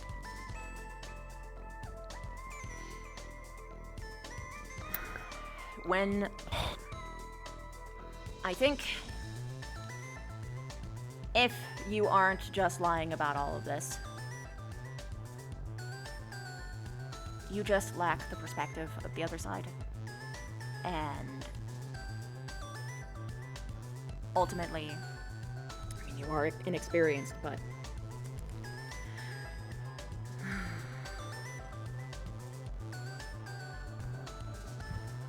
I'm going to note that doing only what the other person wants in like a friendship situation is not a healthy relationship.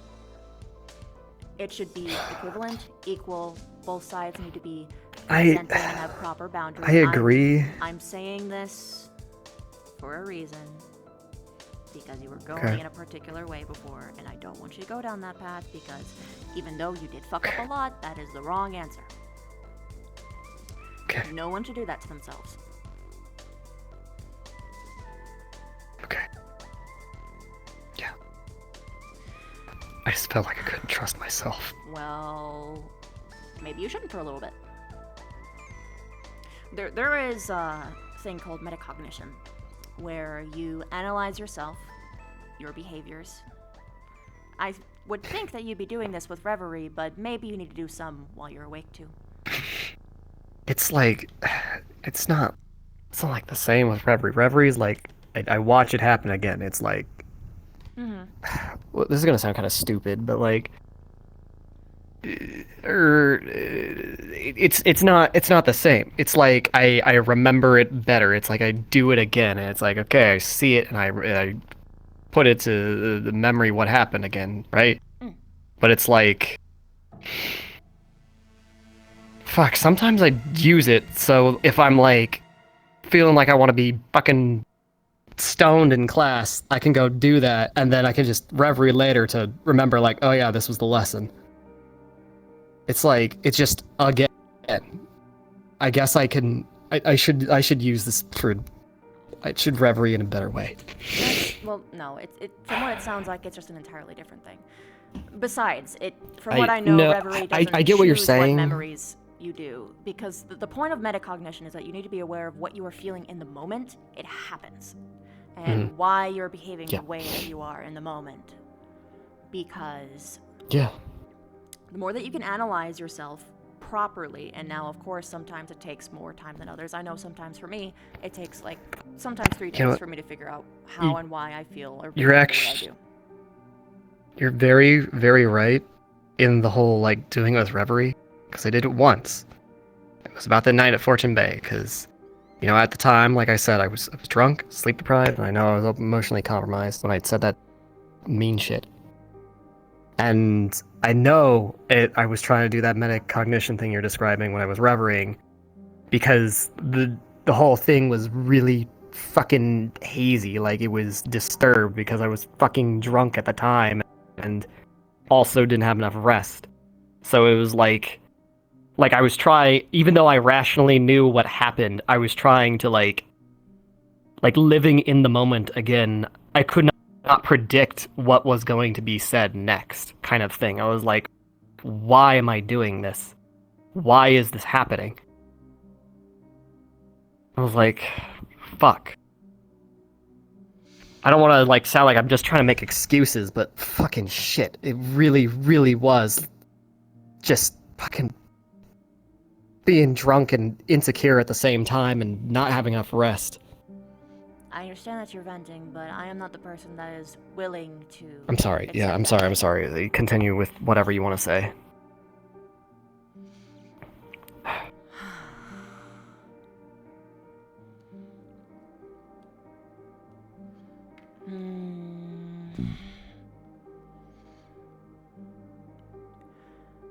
You should probably not rely on reverie so much.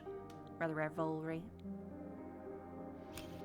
I mean, you should obviously still do it. It's like an elven thing. It's like part of your culture and biology. Yeah, and all that I don't stuff. really have a choice in the matter. I'm not telling you to deny your culture. I'm saying that in the case of analyzing your behaviors, it matters more that you're aware of, right now, Rudy, is aware of why and how you act and why you feel this way. And I promise you, once you get started on this, it gets easier.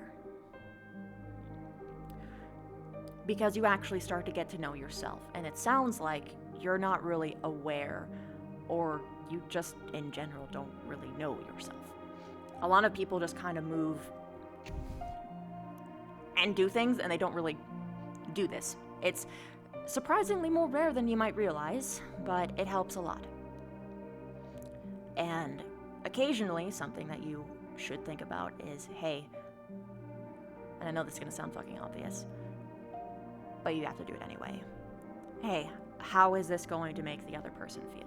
What do I think will happen if I do this action? And if so-and-so happens, is it worth it? Is it... I don't think I heard will it enough. hurt Shit. people? I just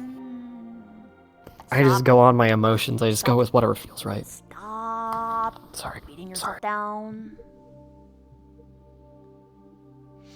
I mean, you should still feel bad about what you did, but not to the point where you don't improve. You need to hold yourself accountable. Yeah. Yeah.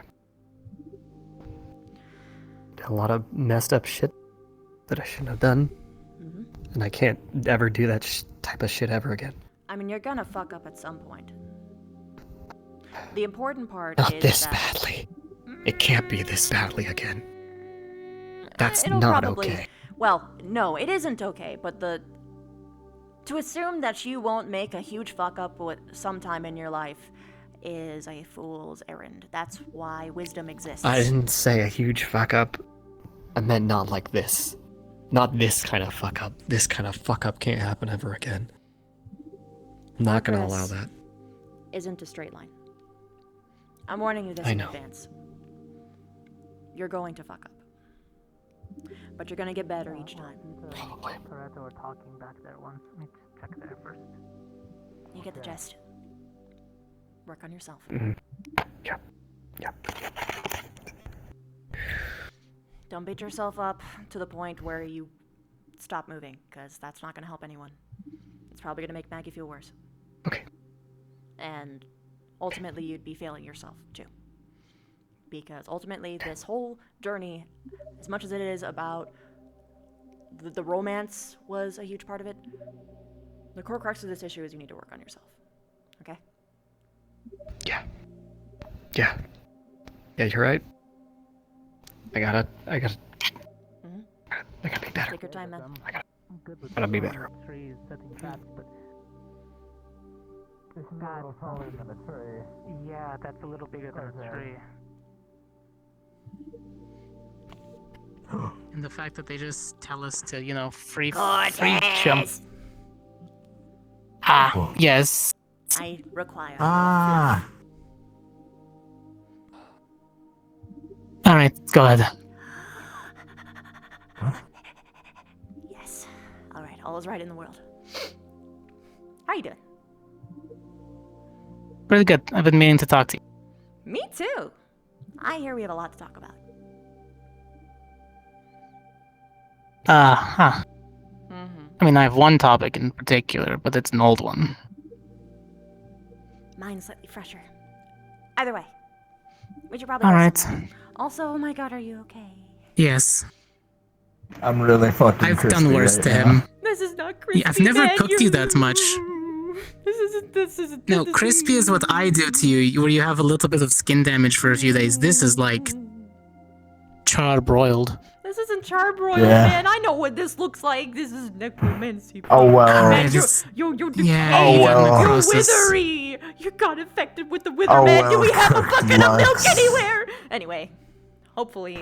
This it'll man get needs better. milk. This man needs some milk. Anyway, but seriously Needs though, some milk. oh gosh, you gotta see like all the healers like every day. Okay, man, because this stuff can be permanent. Yeah, it's not bad Top of right the now. slices I really put in you, I man. also don't know how many pain killers they put me on. You see, I'm not worried about the pain. 'Cause I'm everything worried was about like- you realizing how much you don't feel, because that's what it does. You just. Plus, I mean, like, it's not easy to illness, test against mine. because necrotic kind of like fucks Yeah. with like your immune system and the health Also, of your skin's kind of organs. open, so it's fine. We'll have Ashley look you over tomorrow. I feel my skin.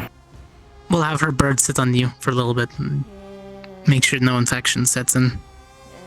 Yeah. I would go to every magical healer on campus, honestly, because it's kind of. I wouldn't say it if I Yeah, didn't don't care. overdo it though. I wouldn't say if I didn't care, but like wholesale, man. Yeah. You're on a clock. It's just kinda... Safe bet kinda will there. probably be up though. Gonna take a leaflet over there with you. Huh? Can. I don't know, I'm gonna... Oh no, start we're gonna I'm talk. saying we're we can gonna probably talk just in go my- up. Nah, we're gonna talk in my room.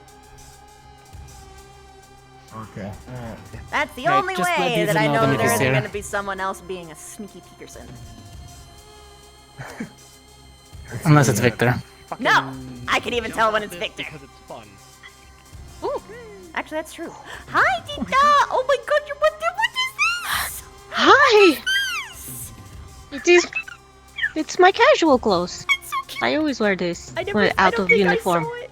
Thank I you. don't think I ever saw it. It's so cute. I love it. It's what I always usually wear back at home. Oh my gosh, it's.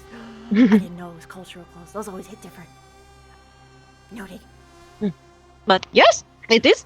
No, it's not quite cultural. It's just the current fashion in Abagua. That's still culture. It changes. It's like, Fashion. Yes, trends, that's like- still, continental. Yeah. There's different trends and stuff. Still cool. Valandor's kind of similar, but we're a mixed bag. Thank you.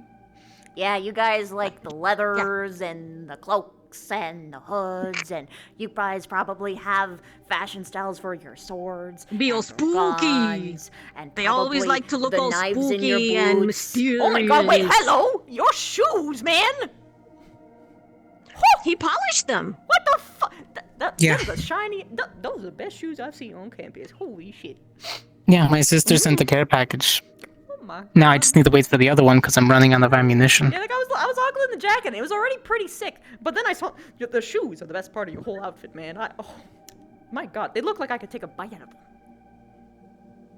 Yeah, it's It's double nice. tiered leather. It's so nice. Mhm. I'm just For some reason, when mesmerized. you said that, I kind of. For some reason, when you said that, I kind of thought of a Saigonese man chewing on. I don't know if you've ever. The ones that look like seen chocolate. that. The ones that look like chocolate. Everything's He takes a bite out of the door handle and he's like, ooh, the smile. the doorknob. The guy's face. I know what He's like, you're talking "Ee." about. Jeez. Yeah, so Yeah, the just the fact when she said take a bite out of the shoe, it reminded me of that. So Oh man, imagine if they were though. Alright. So I'm sorry. Yeah. Did Is she you want fine to with coming still along? Have that? Oh. I mean, if it's private, I can leave. It's not private me, it's private I someone just wanted to know else. where you Catch were. my drift? True. Alright. I'll catch up with you in a minute, but I will head back to the event. Is it who I think it is? Probably not, maybe, but I can't let you know on the grounds of privacy. Fair. Okay. If it's the case that he can actually tell you, I'm I'll sure let he'll you know. tell you later. Okay. Then if that's the case, then I think I'm going to just call it a night, and Oh. Alright, there? that works too. Yeah. Okay. How late is it? Oh yeah, that's Gendon, right. right? I got here very late. Mm-hmm. Oh no, my babe. Oh no, my sweetheart. Oh no, how long has he been waiting for me? Oh god. Actually, he hasn't. He's been running around between Victor, Rise, and someone else. So, Ah, I I see. think you're safe for him not getting bored. But I could have been there. Ah, well, this matters. This was important anyway. Let's go. Okay. Have a good, relaxing hangout, Tita. I'll catch you in a minute. Sleep on, Tita! Oh, you're fine. Brun. Brun.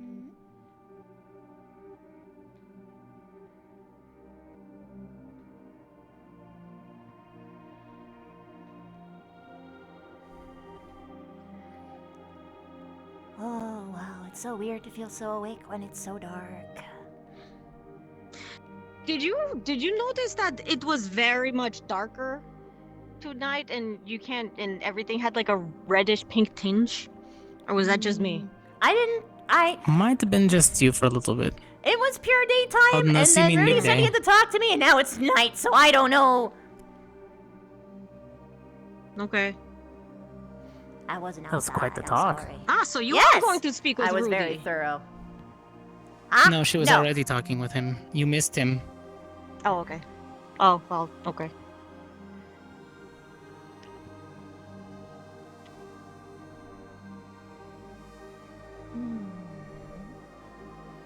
Did you know that there's a saying on this campus? Every single time it rains, something bad happens.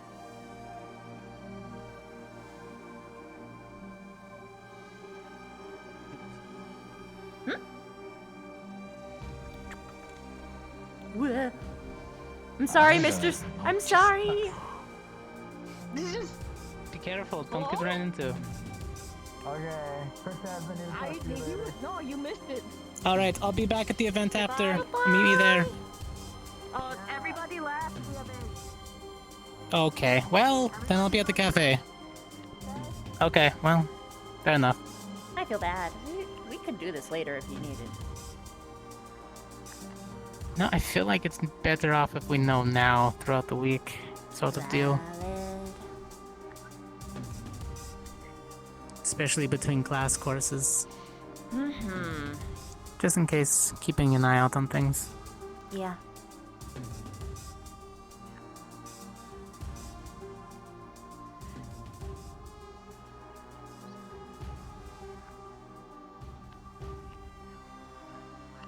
Interesting.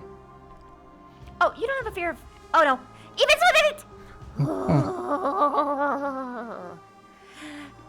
I enter my room first. Or else my friends attack. Okay.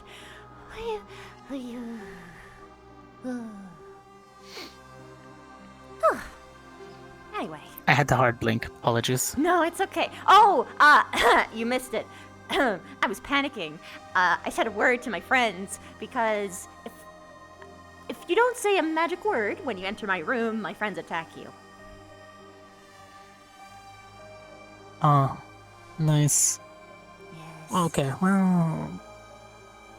You know, I've seen semi-decent sized ones in the forest, so it's fine. Oh. It's not the big ones you gotta worry about. It's always the teeny tiny ones.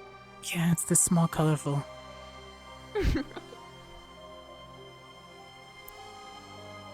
Alright, I'll take it I can just sit anywhere. Oh yeah, anywhere Unless you it's want. somebody's sleeping quarters. Have you ever slept on moss before? It's amazing.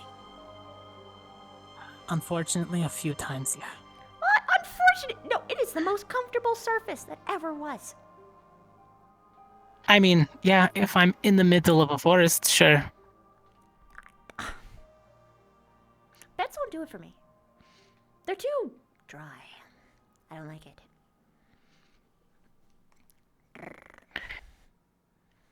Alright, we'll start with an order. Whichever one you deem more important at the time. What's the thing you want to talk to me about?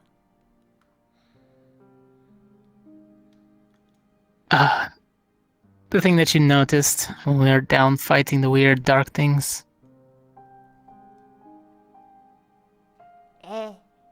Okay, elaborate. I'm not catching on. Oh! Oh.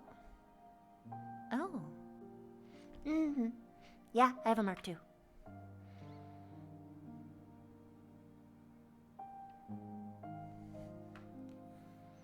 Well, that's at least putting me at a little more ease knowing the importance of it then. Mm-hmm. I'm a friend of all witches. I have big plans for them. As am I. That means you can't expose me. Expose me, I expose you. Not that I think you would. Or else I wouldn't be saying this. Of course not. No, I'd probably be dead if I tried. Yes. You wouldn't see me coming. And I expect the same. Yeah. Not to worry.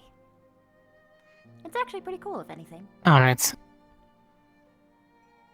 to have someone from It's somewhat... your side of the world. Have one, I mean. As a friend, too, maybe, or something. Anyway.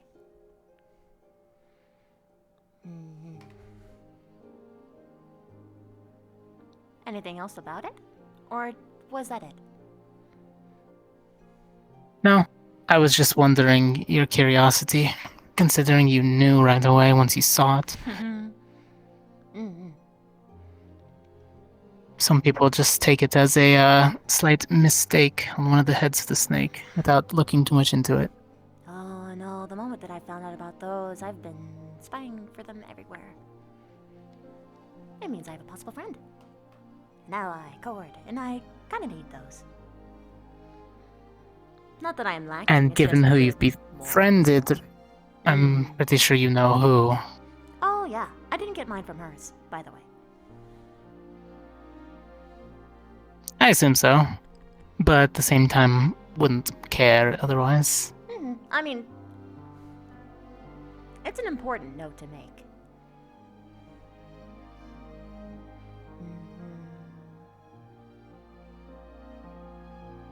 Is yours also a pass? Or is yours a romance?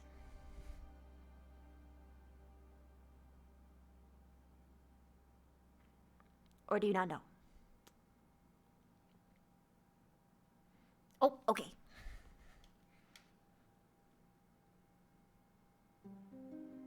Like, Oh dear, take care of yourself. Don't die. Not now.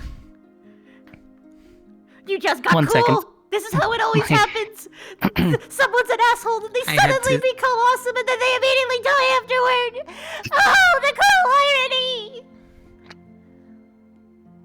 I just need to grab a lozenge. My voice was cutting out on me. Oh.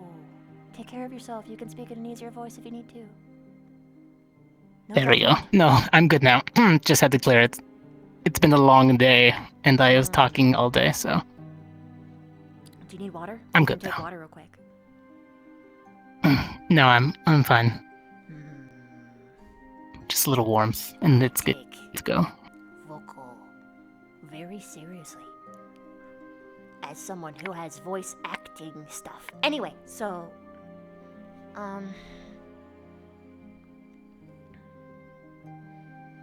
is yours a pass or is yours a romance mark? Or do you not know the difference? No, they explained it to me. At the time, it was romantic in nature, yes. So you don't have the pass one. Hmm? So you don't have the one that's a pass. Mm-mm. I do. That's the friend to all witches mark. Hmm. It's not unheard of that you can get one from Maggie, but it requires a lot of trust. Then again, considering she said that you're her best friend and all, that probably wouldn't be too hard. It hurts though, by the way. Like a lot. Well, things have changed, so I don't know if it would stay the same anymore. And not that I don't mind it. Well,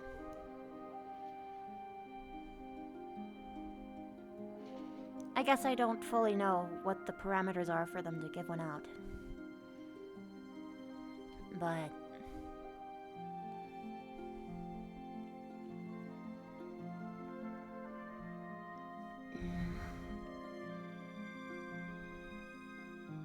It was Are you... during Are you the type of person who would fight for them? Which kind? Yes, I would. Maybe you should ask Maggie about it then. Because that's what that mark means. My one anyway. Well, there's two different marks. There's the one that's like an insignia, then there's the other one that basically lets you get free passage into... Mm-hmm.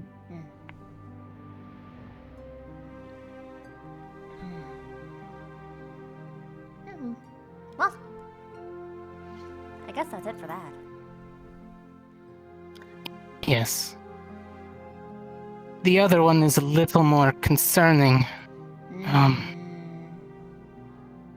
And given who you were talking to, you probably already have a small understanding of the situation. He gave me his story. I was ridiculous and picked it apart, but even then, I don't really want to listen to just his narrative because that's not how I work. I talk to everyone, and Maggie especially. He particularly brought up your name at one point and that you gave him hell. Of course I did. Caught him lying. Not surprised. Elaborate. So, from the beginning point, I'd say it happens once he found out about Maggie.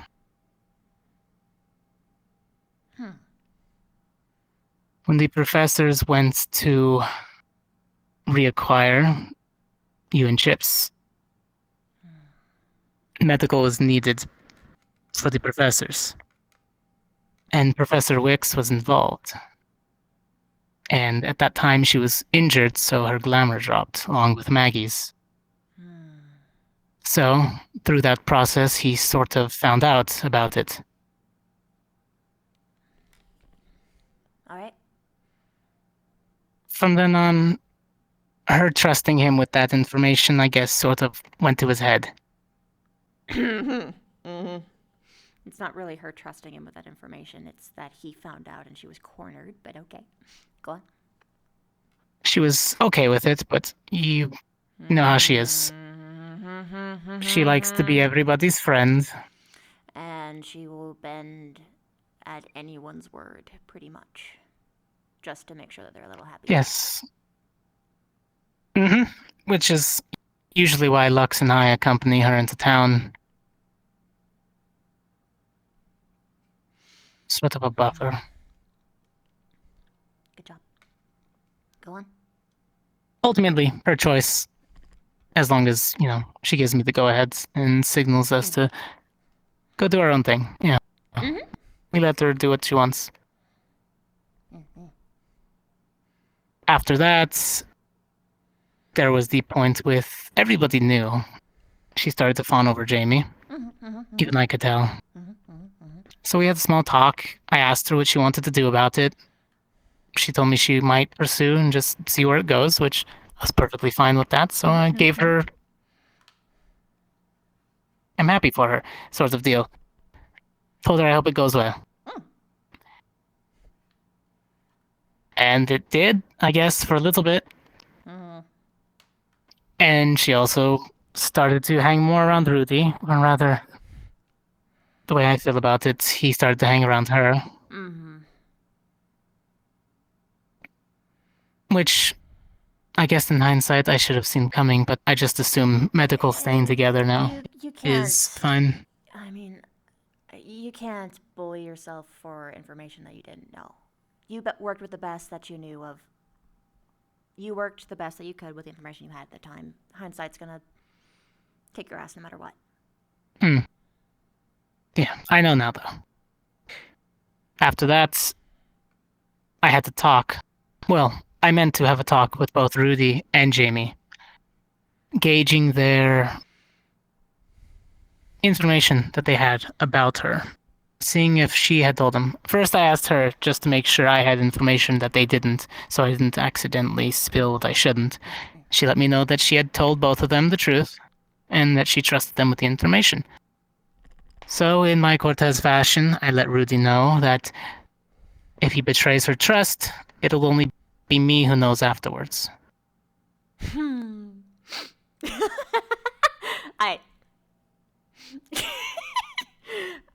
We're shockingly similar. At the ball, I told her that if anyone hurt her, then that she need only tell me and I would bury the body. And I walked by Rudy, who heard the whole thing, and I told him, I said, I'm watching you. And he says, I know you are. And I said, no, really? And I moved on. But go on. I told him how she was. Maggie is a little magpie. She's a bird that flies where she wants, when she wants. At the time, she had never really settled down for too long. I think I was the longest that she stood around, and even after we decided that we weren't going to keep a relationship, she still hung around. She was comfortable, and she trusted me, so that was our regards and deals. So I just let Rudy know that, not to expect anything, and don't try to tie her down, because it's not going to work. Okay, continue. To which, later that night, he said what he said in front of you and Professor Barian. Okay, go on. To which I cornered him about that yesterday, and it was more or less, sleep and booze sort of deal, so excuse number one for me. Didn't fly. But still, I gave him the benefit of the doubt. Next part, which was me talking to Jamie after Maggie and Jamie had settled that without me knowing, so I wasn't aware of that at the time. I gave Jamie sort of the same thing, just a nicer, because I understand he's not as aware of what exactly was happening at the time. So I just let him know that take it time, piece by piece. If he's not sure of something, take it slower. Eventually, things will come naturally. And if you hurt her, I'm forced as her friend to recompensate the action. But I hope I don't have to, sort of deal. And then I walked away. I hope you understood that correctly, that was semi-joking, but not. Me or him? I don't know. It's Jamie. No, Jamie. Oh, Jamie. Yeah. Okay, so the conversation Not sure about you were that one, describing, that but was just to Jamie and not Rudy. No, that one was to Jamie. The first one was to Rudy. I explained how she works, and that's where we ended that conversation. I ended with the threats on both of them, so, yeah. Well, more like a promise, Anyways. Cut to a few days of them hanging out. Apparently, they hung out, Maggie and Rudy, in the Crystal Thorns Ellie's room? I don't know how that happened. I don't have the details, so I can't fill you in on that part. But that happened. He told me at least a claim on that. Basically, they massaged each other and slept next to each other. That's what he claims, at least. I am going to double check with Maggie. Nothing special. Because I'll explain to you what I know after this, and you need to know this because we need to help Maggie together. But go on. After that is events that lead up to the ball, to which, my god, that man was tied to her hip like he was also on the date. Is that so? Yeah, I don't think I didn't turn around and catch him either over their shoulders or at least hovering around. Okay. Wow. Yeah. I think he's just oblivious to the fact that he was not, in the forefront of her thoughts at the moment. I don't think he sees that. He keeps denying it when I bring it up to him. Uh-huh. I'm not surprised.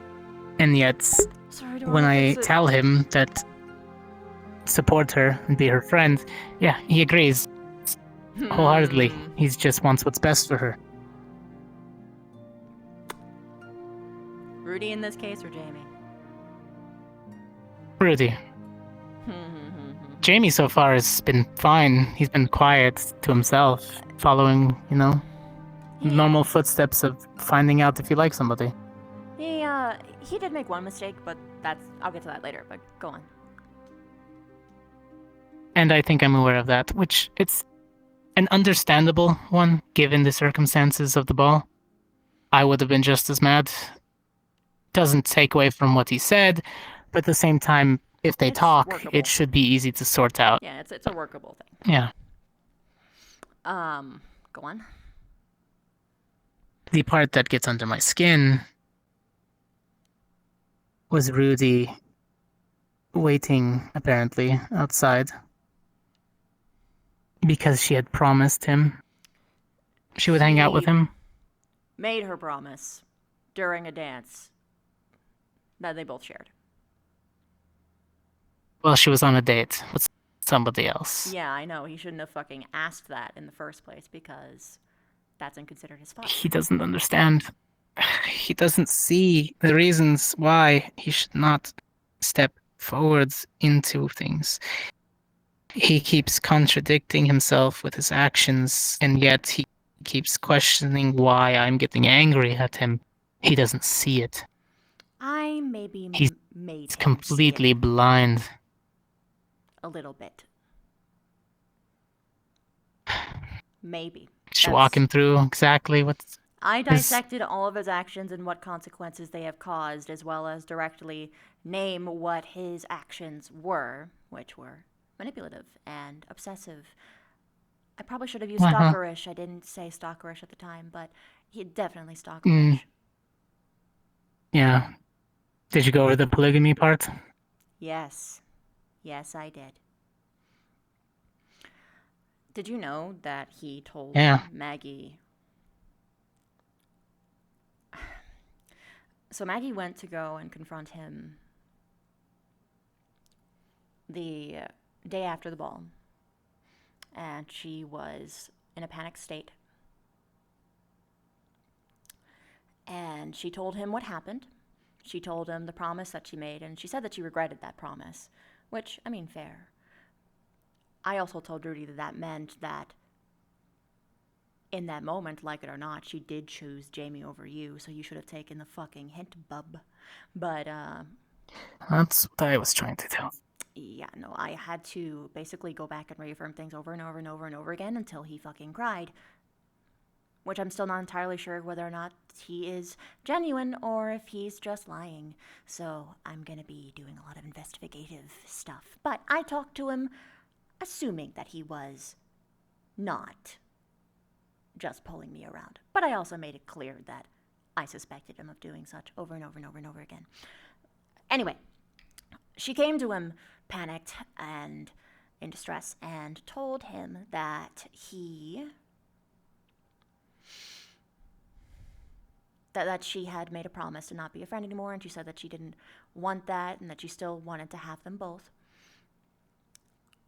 And I almost fucking punched him. He deserved a punch, but I didn't want to make things worse for Maggie because I knew what would happen. Same. He said, Maggie, you are the type of person who wants love so much they'd do anything to get it.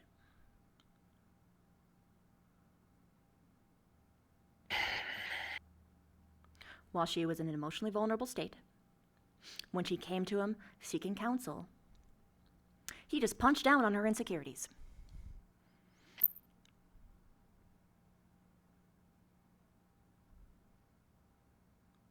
Yeah, me too, man. Me fucking too. That's why I say that we need to be around her and help her, because he probably fucking put her on the worst fucking path possible for someone like her.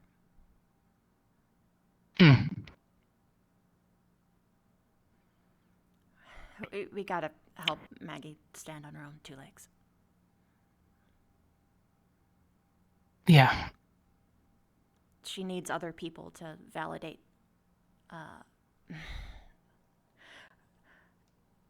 She finds self-worth through others, which is a problem.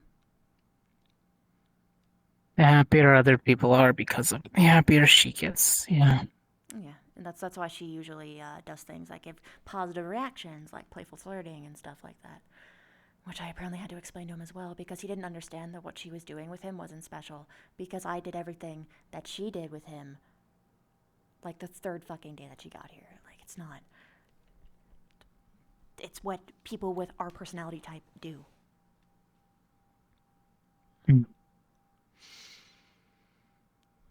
Yeah.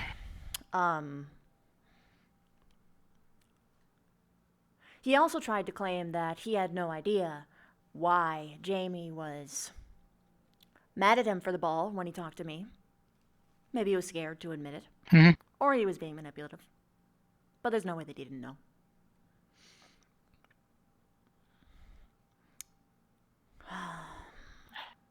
Well, given how hard you had to push, I think he just refused to see it himself. Or he realized that he wouldn't be able to bend me. Because that's also a possibility. I'm not going to throw out the window the possibility that he is actually just a manipulative piece of shit that just does this shit, because at the end of the day, the reason why he brought up that whole polygamy stunt was because he knew how Jamie was going to react. Even if Maggie didn't actually bring it up in the moment, he knew, and he admitted that he knew what he was going to do when he found out. So he was trying to isolate Well, I mean, her. Jamie already didn't like him, so... I know, yeah, fucking obvious, right? What did he think was gonna happen? Yeah. And by the way... And yet she believed him, probably, at the time. The problem is that he already made her question her own decision-making with that prior comment, right? And then he brought up the polygamy thing. Like it was a cure-all, and because she couldn't trust her own decision-making at that time, she just did what he wanted her to do, what he directed her to do, which was the problem. Actually, bits and pieces. There are parts where he's just blind to his own actions, and there are parts where I think he's trying to cover his tracks, or at least fix it. Because he was perfectly fine with me telling him, well, what if I wanted to get back with Maggie? I think he didn't see you as a threat.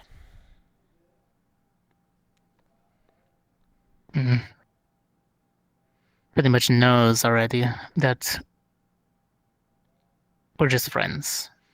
Yeah, the problem was that you weren't anyone who was actually going to get in his way, so that didn't mean anything. I'll get in his way. Yes, but not in the way that he is suspecting. And he knows that if you hurt him, then that's just going to be a greater way to isolate her away from you, because we know how Maggie is.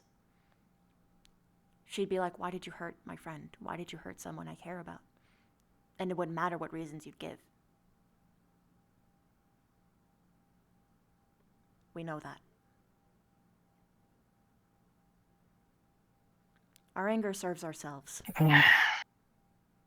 Yeah, that's why he's still standing. Agreed. Hard agreed.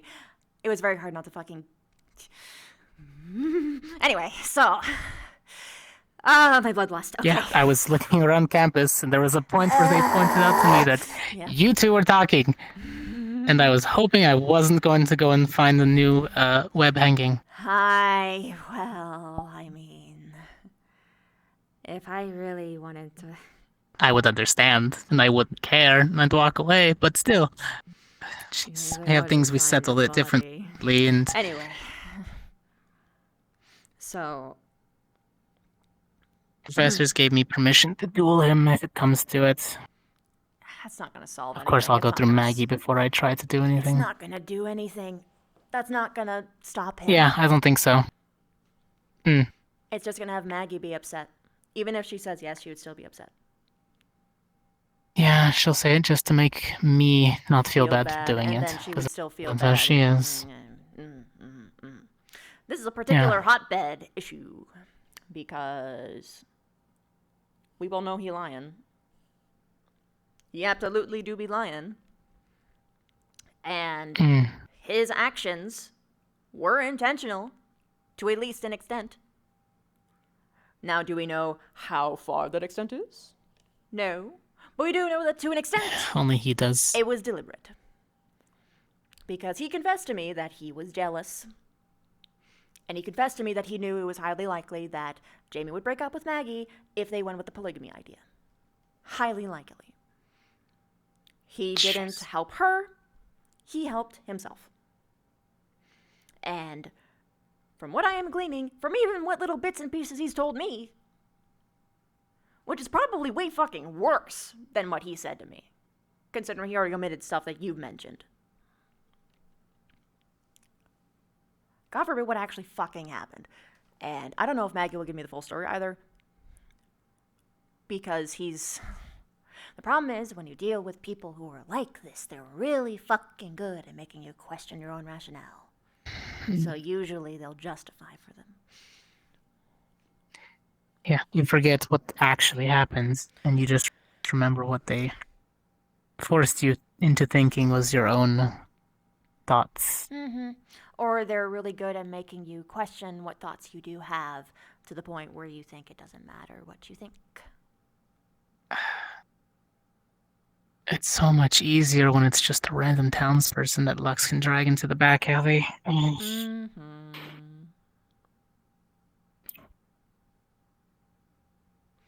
Oh well. If he is actually a threat, though. Well, I mean, he is a threat, but I mean, if he goes too far.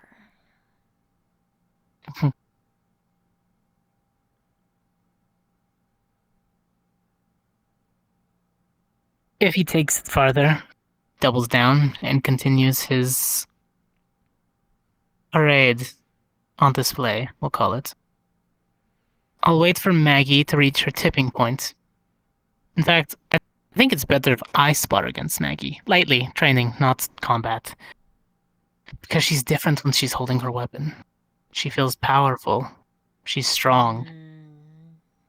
I think she needs to be reminded. You see, there's a problem with that. Is that she needs to feel strong when she isn't holding the weapon. Because that's a crutch, and a very dangerous one. Because if we keep nurturing that particular avenue, right? What do you think's gonna happen?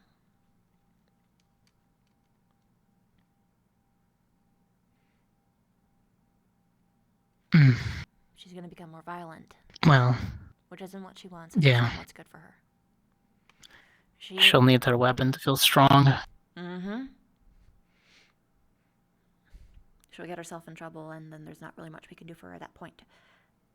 It's better to go the proper slow way, which in this case would be a very careful line of questioning.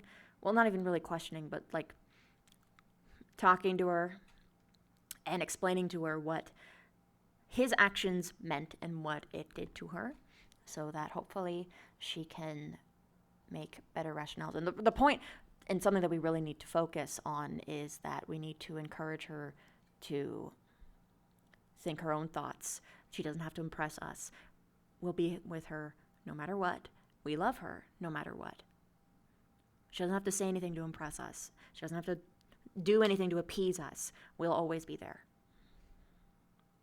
And we just want to help her go through the situation, and maybe we're the ones that's wrong. We're not, but maybe we're the ones that's wrong. And we just help her talk through the situation. And usually with these things, if you say it out loud, especially in front of other people, people kind of connect things a little bit easier, is what I found. We can do this at the same time. Both of us there. I think In our own ways. Yes. Like, I don't even think this needs to be even a one-on-one situation. Most likely not. Just support her. Let her figure things out. I'm sure she'll come to the rational decisions on her own. She just needs a little bit of help. Yeah, but to be direct, what I'm proposing is that we both talk to her one-on-one together. Like we drag her into a room and we just talk about the whole thing. That could work, yeah. That would be better, at least, so nothing is missed. You need to be direct early because we need to basically undo the wiring that he has put in her. And we need to make her start questioning things again. But the right kind of questioning, not the... there's a good kind of questioning yourself and there's a bad kind of questioning yourself. We basically just got to put her on the more proper path because she shouldn't doubt herself, but she should analyze why she is doing what she is doing. And why she feels ways that she does. And she needs to make sure it's not what other people tell her, not even us too. What she feels and why she does what she does. Because, like, wholesale, forefront, she didn't do anything wrong in this situation, and I need her to we need to make sure that she understands that she didn't do anything wrong in this situation. Because she didn't. Yeah, exactly. Yeah, she didn't, so we're gonna... Yeah, that's basically it. I mean, fuck, we'll probably find out a lot more when we speak with her. Rudy told me that he needed me to be a hero and save Maggie from him, Jamie, and save Maggie from herself, and maybe save him from himself, or maybe I'm remembering that part wrong. But either way, he directly asked for my help, so he knows that I'm going to be going around regardless. Maybe that's a sign that he's actually being redeemed, or that he wants to be better, or it's an elaborate prop because he knows that he got found out. I hope he realizes the first part. Maybe that his actions screwed over so much and that he doesn't have the right ideas. He was wrong. I'm going about it wrong. Yeah, I made him say that like 6,000 times. But with the proper verbiage, instead of just saying, I'm stupid. Because that's not what matters. You need to actually understand the why. Not just say that you're stupid, because that's just a default response that people do when they're in trouble. Oh, I was being matter. dumb. It was the dumbest thing I've did. Yeah, exactly, I heard that multiple times. Oh my god, it annoys me. But anyway, like you say that once, and then you explain the why. you say it once, and then the why. But anyway, so,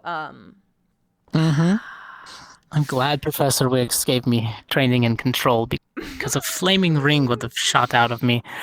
Oh, I felt my body temperature rise during that conversation. He had enough sense to give me moments to pause and recompose myself because I swear to God, if he fucking even said a single word when I was during those I only minutes... stopped because Ryder showed up.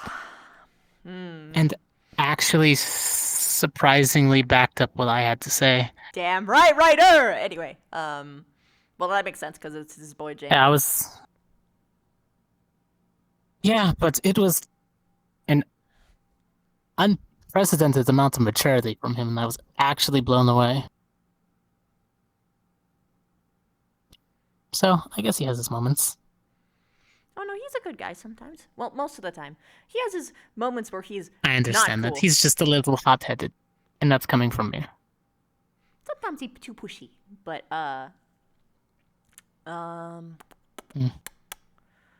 But yeah, Rudy at the very least, I sat him down and I went into depths about the why his actions were bad, and I kind of went over it over and over and over again. So he should have a way better understanding, at least now, what he did wrong. And I told him that he needs to back the fuck off. So if he doesn't back the fuck off, we're gonna have problems. So. But said mainly, the same thing to him, so. Well, I told him the why he needed to. Like, it's not just back off, it's you need to work on yourself because the way you are right now, you can't be in a relationship because you are going to make your partner have to take care of you, and that's not what they sign up for. And that's not what you should be putting on someone that you care about. Glad you're more eloquent than I am, because... It's... My whole job is that I have to explain two widely different cultures why they shouldn't hate and kill each other. So it kind of comes with the territory. You My weave in sister's job. connections. I'm not politics. I'm the sword and gun that she sends in when politics doesn't work. I'm both. But that's because... I tried. I don't have the patience.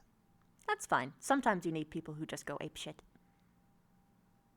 People can't get along, and then they get it political, and then that just makes things worse. So I need somebody smart political to handle the situation and appease people and make them think that they came to the conclusion on their own that that was the best beneficial money-making.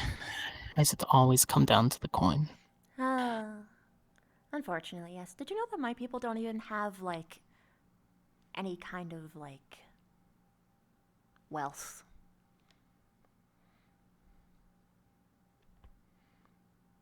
Huh. Yeah. Food is the closest thing to money that we have, and that's just what you eat that day. We hunt. We get our kill. And maybe if there is a part that we don't want or that we are willing to sacrifice to maybe get like a better food, because like mosquitoes can make things well prepared and then you can give it to them and they're like nice and they're basically chefs and they like, you know, they do the things. Basically we just trade food for services. It's like the closest thing like that. But even then there's no way to actually hoard it because it'll rot at some point, so you gotta eat it. So there's not like we don't have like the grossly rich where I come from. It's just people. Yeah, ice crystals. Mm-hmm.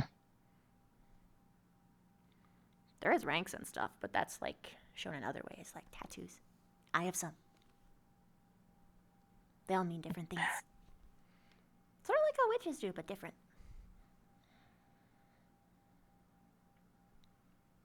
Yeah, that was interesting. Finding out little bits and pieces about witch culture. Mm-hmm. By the way, is the snake tattoo a culture thing? Or is that just to cover up the witch tattoo? Or do you just like snakes?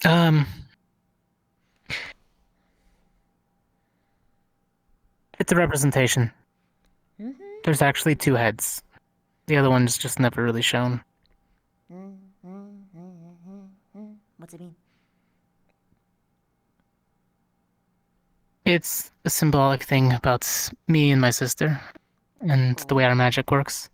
Oh, I see. Oh no. Hold on, I can fix it. This means I'm gonna go crunchy for a second, though. Bring on the crunch. What the? Wait, where'd the... Oh, there it is. No. Oh, this is so difficult to do left-handed. I am still listening if you want to keep going. It's just gonna be this for a little second.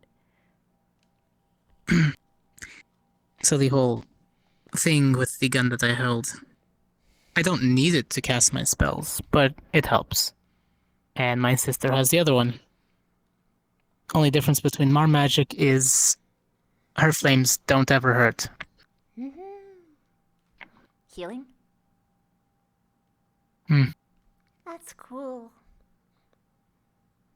So, the 2-headed snake is my symbolic nature for hers and mine. I'm destruction, and she's rebirth. That's cute.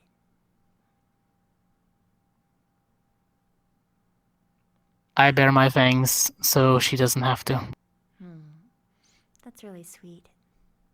Also, I remembered something that Rudy said, or claimed Jamie said. Apparently, according to him, Jamie called Maggie ugly.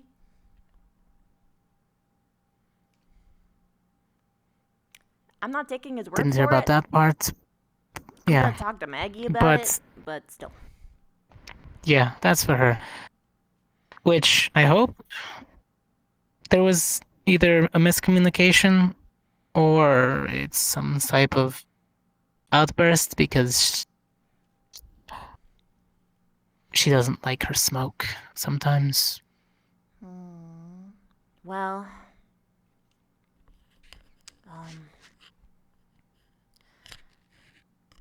even if it was an outburst, he needs to apologize.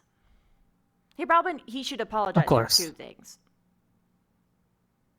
Definitely. If it happened, by the way, if it happened. But the ultimatum thing in general was not fair to Maggie, and hopefully having other people talk to him about Never it is. will help that. Well, that's not what being a friend is. You don't give ultimatums to your friends.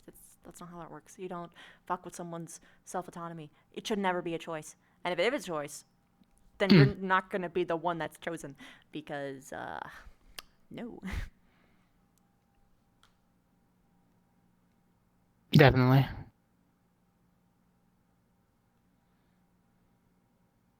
Well, normally you can't see, but the snake tattoo doesn't finish. There's a gap. Eventually, when I take the lead of the house, I'll complete the snake. And take full charge. Oh, by the way, did you know that after that whole, like, island thing that he pulled with me and Barry, and after he apologized to Maggie in the same day or conversation or something, I forget, that he was speaking with Maggie, he asked if he could kiss her. 'Cause he did that. I forgot to comment on that to him, because that's... Yeah.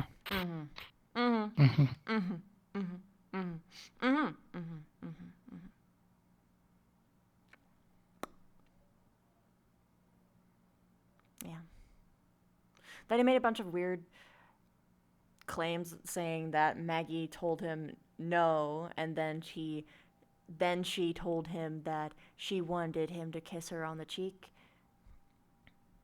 And that she totally initiated it, and I don't believe that for a second. Depending on her response, we'll find ashes. We'll see. Well, the problem is that you and I need to have an understanding in that, technically speaking, we can't 100% trust Maggie's word either. Not because we can't trust Maggie, but because he's got wires in her.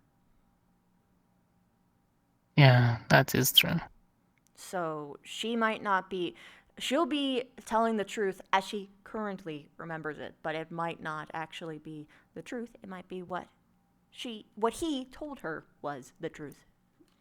We might not hear the truth until years later, when she realizes it. We won't know.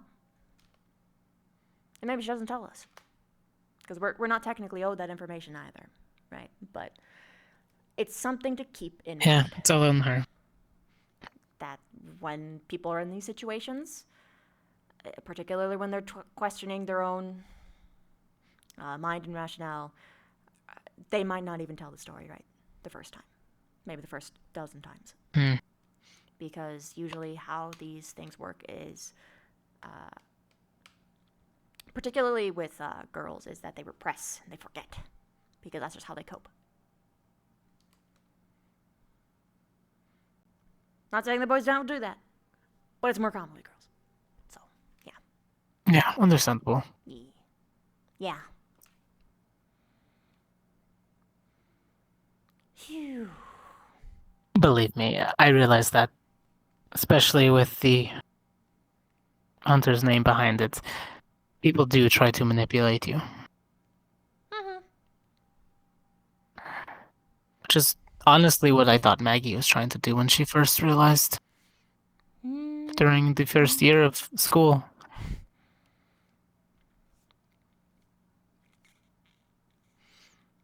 Not for a few months did I start to realize that, no, she didn't care what I had and my family line. She just really liked to hang out. And she would not budge on me saying no and making excuses and going off on my own. That's cute. Same thing with Lux, really. It kind of read into the fact that I unnaturally tried to push them away. So I guess in that sense I'm glad they kept pushing back. Yeah. Oh, you're one of those types. That makes sense. I think that's common with hunters. Strangely. Can't show weakness, must be tough. No friends. No companionship, no love. It's not that I can't show it. It's just that people always want something from it. You're taken advantage of. Usually. Yeah. Mr. Cortez, make me a new line of weaponry. Mr. Cortez, our business ventures would be most suitable. You should take my daughter out for a date and talk it over. That's what politicians have to deal with too, every time. You never know if a smile or Yeah, until they meet my sister, is... and she smiles as she stamps the red stamp over, saying, "Not at this time, thank you very much." That's the best. Maggie, when she first got here, we both tried to manipulate each other, but we kind of like realized, oh shit, oh no, we're doing the same thing. And honestly, I was keeping that up because I wanted to find out every single weakness that she had because I wanted every edge possible for the tournament and, you know, tell the rest of my classmates and all that. You remember that period where everyone was doing that? Yeah, that was fun. And then someone from one of her classmates called her a hoe to her face. And I couldn't let that stand. So I hugged her and I said that I'm sorry. I think I remember hearing there. about that portion. Well, I'm yes, sure. I believe I was in the area. And then she questioned me about it later, to which I was trying to figure out exactly where it came from. I mean, I know at least one of the reasons, and it's because her and I have a very similar personality type. So what happens is people either immediately assume that we're sluts, or they think that they can get with us, and then they don't, so they just get mean. And that's a thing that we deal with. And that's how we became friends. Pretty quickly, because we both had that, and then we talked about other things, and then we let other things go, and then I found out that she was a witch. And I had a friend who was a witch that everyone kind of hates right now, but I care about her a lot still. Did you see her marking? She, who? My Maggie. Maggie's? Yeah.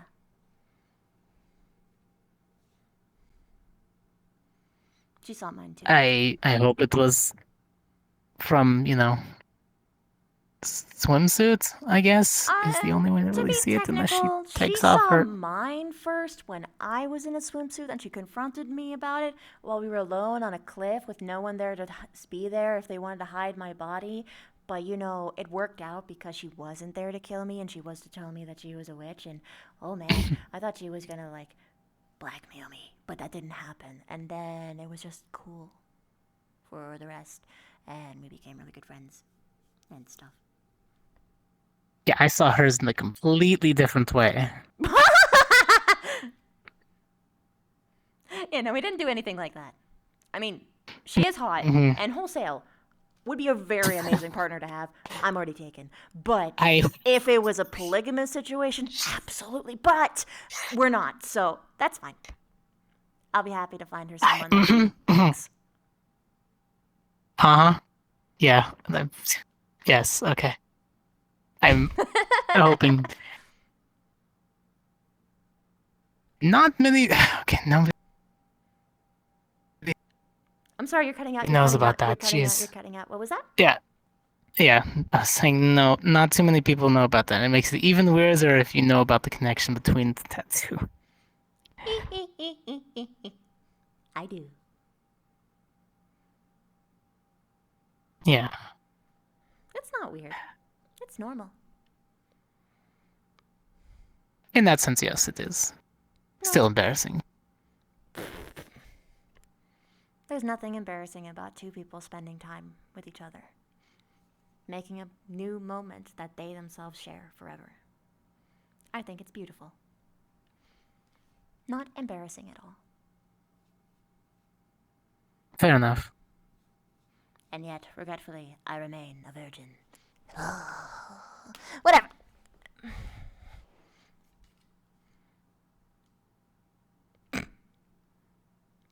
The more you joke about it, the easier it gets. Taking that one to my grave. I wouldn't. No, I'll take that one to my grave. It's fine. Oh no, it's fine. I complain about it, Brett. Quite a bit. More so I have to because everyone assumes that I'm floozy. Yeah. They called me horny spider for 2 years. Well, that's better than what I got while we were at Fortune Bay. Miss Captain Morganite caught me flirting with Beryl. Oh. To which I believe the Admiral coined the term mainlander fuckboy. Which, but he's not exactly wrong. Ouch. It always stings when there's a bit of truth, huh? Yeah, it's... I wasn't 100% in on the flirting. I was just making strong, conversation, and if it led anywhere... Yes, exactly. Sure, People we'll are call allowed it that. to do that. No. And if she flirting gives is a me the type of go-ahead banter. lead, and then it continues. Yeah. But I mean... I was simply, tossing the ball in her court. If she threw it back, that's on her. But I understand their protectiveness of their cousin. I mean, you can even do that platonically, like easily. Like, do you have any idea how many people on this campus flirt with each other? How many people I flirt with on a daily basis? Just because it's how I show love and affection, all the time, all the time. I do it because it gets reactions sometimes, especially Liang. Same though. I love the reaction so much. It makes me feel fluffy inside. I have to remember that there's couples here, though, because sometimes I forget. Like today, I almost went a little too far, and then I remembered that Augusta's dating somebody, so I had to reel it back in.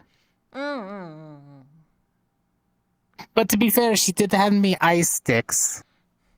She did send you eye sticks. You should tell her that you...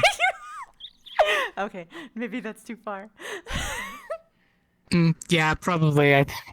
Considering she was turning different shades of blue, yes, it probably But did. no, that's the best part. Look, it doesn't matter if they're actually with someone so long as you don't ever actually mean the intent. Like, for instance, Stark and Chip flirt with each other all the time, and I'm totally okay with it. And so is other people, like Ellie. And then me and Flora flirt with each other, and they don't care. It's just a good time. Good times. So many memories. Yeah, I have to talk to people anyways. Oh. Anyway, I think that's it. There's only a couple minutes left before everybody Just about. disappears, and my boy isn't here. Yeah, before they start doing trolls and, the like. I'm so sad. Settling down. My boy went to bed. It's okay. He probably was in bed like eons ago. All his talks that he was doing at the medical probably wore him out. Probably. I should probably run by Rize and say hello. If he's there. Yeah, probably. Either Arbor or one of the others was going to be with her. They were going to be changing around shifts. Yeah, but she's my squad mate, and I gotta let her know that I care about her. It's important. Of course. Yeah. Also, the password changes, so even if you say the same word, they would attack you, so don't sneak in my room. I'd tell you because I care. Not because I think that I'm you not going to be would. one to sneak into... Fair enough. You never know. Sometimes So what's people the do it for specialty like... of your dorm? I've Huh? noticed all of them have something different. Oh, I had, what was it? 6 blossoms at the end of the year, and I didn't spend them on anything because I was a good little honor student. So I spent it on getting the biggest room on campus. Particularly because I had a bunch of moss which I needed for, molten. Mana thinks she's strong. No, fair enough. She's not. If you can Every get place to her, else is too she'll dry. listen. You just have to be blunt with her. Too you know? cold. She just tries to show that Well, protective side. From what I've our noticed, school's more or less everything's the same on every level, just depending on which affinity you're in is depending on where you stay. But you guys are mostly Humes. please don't hurt me to talk to her. though. And elves, a few half orcs, But that's you guys halflings. don't have special conditions. Yeah. You won't have That's people get true. sick if they don't have a specific environment. We're not as privileged as you guys, being able to be in any environment and thrive. All you have to do is wear more or less clothes. It's fucking busted. You're OP. Humans are OP. Good What? night, Cortez. I mean, I'm good in OP. any. Yes. Have a good one. OP. Good night.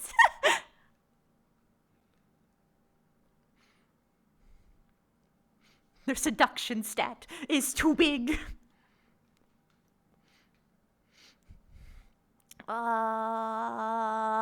Pink.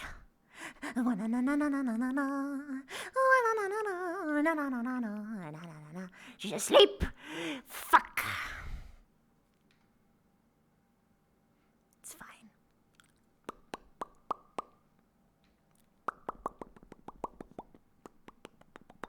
Damn.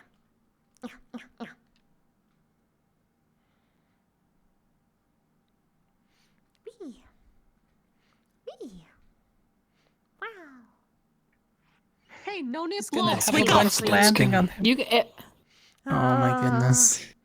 Every He's time I asleep. look- He fell asleep. Long time Wait. no see. Cosmically or? He's a pain medicine gut. Oh, No, I actually don't know. If you're Are not you cosmically asleep and- asleep, roll your wrist. Okay, Okay. we're all good. We're all good. We're all good. Oh man, he's so. I in bored deep. him to death. He's in. I'm like At sprinkling least I should water take on him Now he's to the. wet. I mean, the Careful closest you about can that. bring him He's- to he's is prone to infections right now. the Ignis shit. bedroom. I Whoops. mean the couch. You can put him on the couch, but I don't know. The My couch webs in the are foyer. Still, but like we should. Oh, this. Oh, I'm so sorry. He's on like 18 different painkillers. Yeah, but He's not gonna feel it, but you know. I'm so sorry. He's gonna feel it Okay, in the then just morning drag him. though. Oh man, he needs to. Do you want he to just needs take him to the clean it. foyer? Oh yeah. You can I put him on. You can put him on the Ignis couch. It's the closest. Yeah. We can do that. Oh fuck. I'm. Yeah, and then you hear probably gonna his disinfect- agonized screaming in the morning. He might be screaming before then Yay. because I want to disinfect the wounds that you just got water on Well- because that's not gonna be. I'm so fucking sorry. No, yeah. no, I understand. No one you really could- thinks about that, but I have to, even though I'm not technically on medical squad anymore. Do what you gotta Well, do. in a few hours you can drag him to med bay. Considering Reese is gonna be there. Aren't you like We'll bring him to the fire. Here, I Mm. can Okay, let's go. I can help with You a two, little like- bit with the wind. super strength ready? almost, right? So Yeah. I see two strong people and a wind user. It's fine. Monkey. Got it. I'm just I can saying. levitate people just a little bit, but Yeah. that's about it. Over. Sleepover. It's been so long. A sleepover. I'm so happy. Damn it.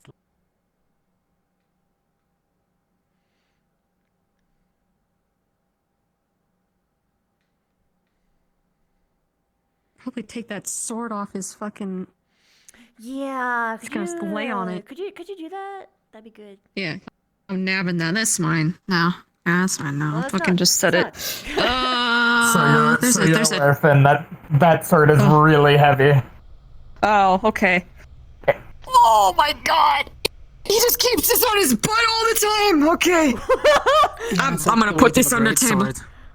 God damn. Okay, we gently lay him down. Right now I'm gonna fetch the medical kit that's in here. If you wanna stick around that's why here, he I'm was so cool with heavy. it. We'll just cause I'm gonna be walking over him probably the whole night because I'm worried. I'm really worried. Mm-hmm. Fucking guy. Okay. Medical kit. You never know. Things happen. Yeah, you're gonna Sleep feel like off shit it. tomorrow, bud.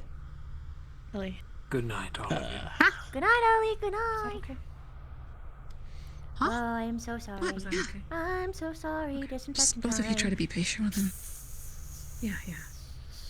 I mean, yeah, you did. I can listen. Don't worry. Oh yeah, he's conked. You did He's fine. conked on Outbrook. I'm scared she's. And now she'll we just like try hurting him or Yeah. something. So just He can whenever it handle happens, himself. I want you to be there just in case. Okay. Damn, he is out. Okay, I mean, if he's fine with that. Sometimes he doesn't I want mean, me you know around how for weak- stuff, and I gotta. You know how weak I am. I'm frail. I'm not going to shatter I love your you too. collarbone.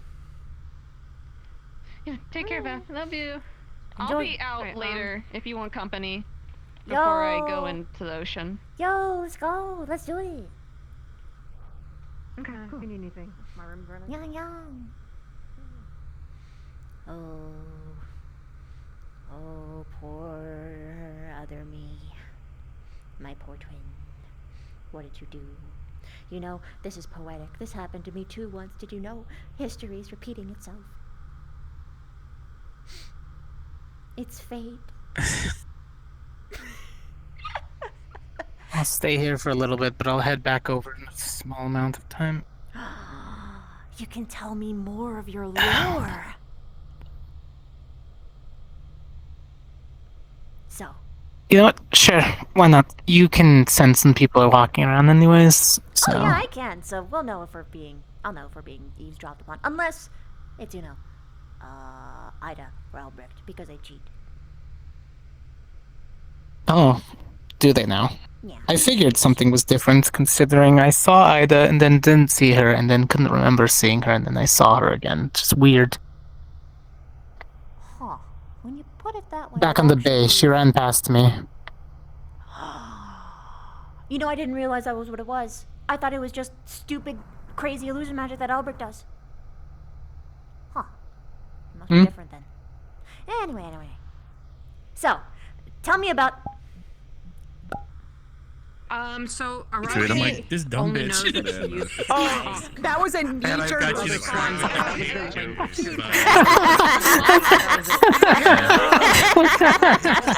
Please unfuck my character. He's so fucking stupid. God damn it. It's. Yeah, it happens. It's fine. You live. You asked for Don't help. worry, I which said is the same probably thing. the best option. Out of Remember? character, I did the need same out. thing. Please do not take the manipulation angle. I need out of character. I'm fucking driving myself crazy out of character playing this shitter. Chill. Okay, sorry. I'm sorry. I'm just like. You're good. You're You're good. You need to decompress. Chill. This has been the most difficult character I think I will ever play in the history of time. Sometimes people choose a certain archetype and then they realize that it's not a character that they want to play for a long time. So I understand. You did a good job for the first part, but it's fine. We'll write you out of this. We'll write you out of this. We'll just. So what? It's called shit happens, and suddenly your mock Did you show To up? be honest, I when we snuck started, in. I thought it was I had just a gonna be tummy ache that fucking lasted horny like meme 4 hours, and and then I that's it. snuck in for like the final 3 Get away from the respawn spot. Yeah.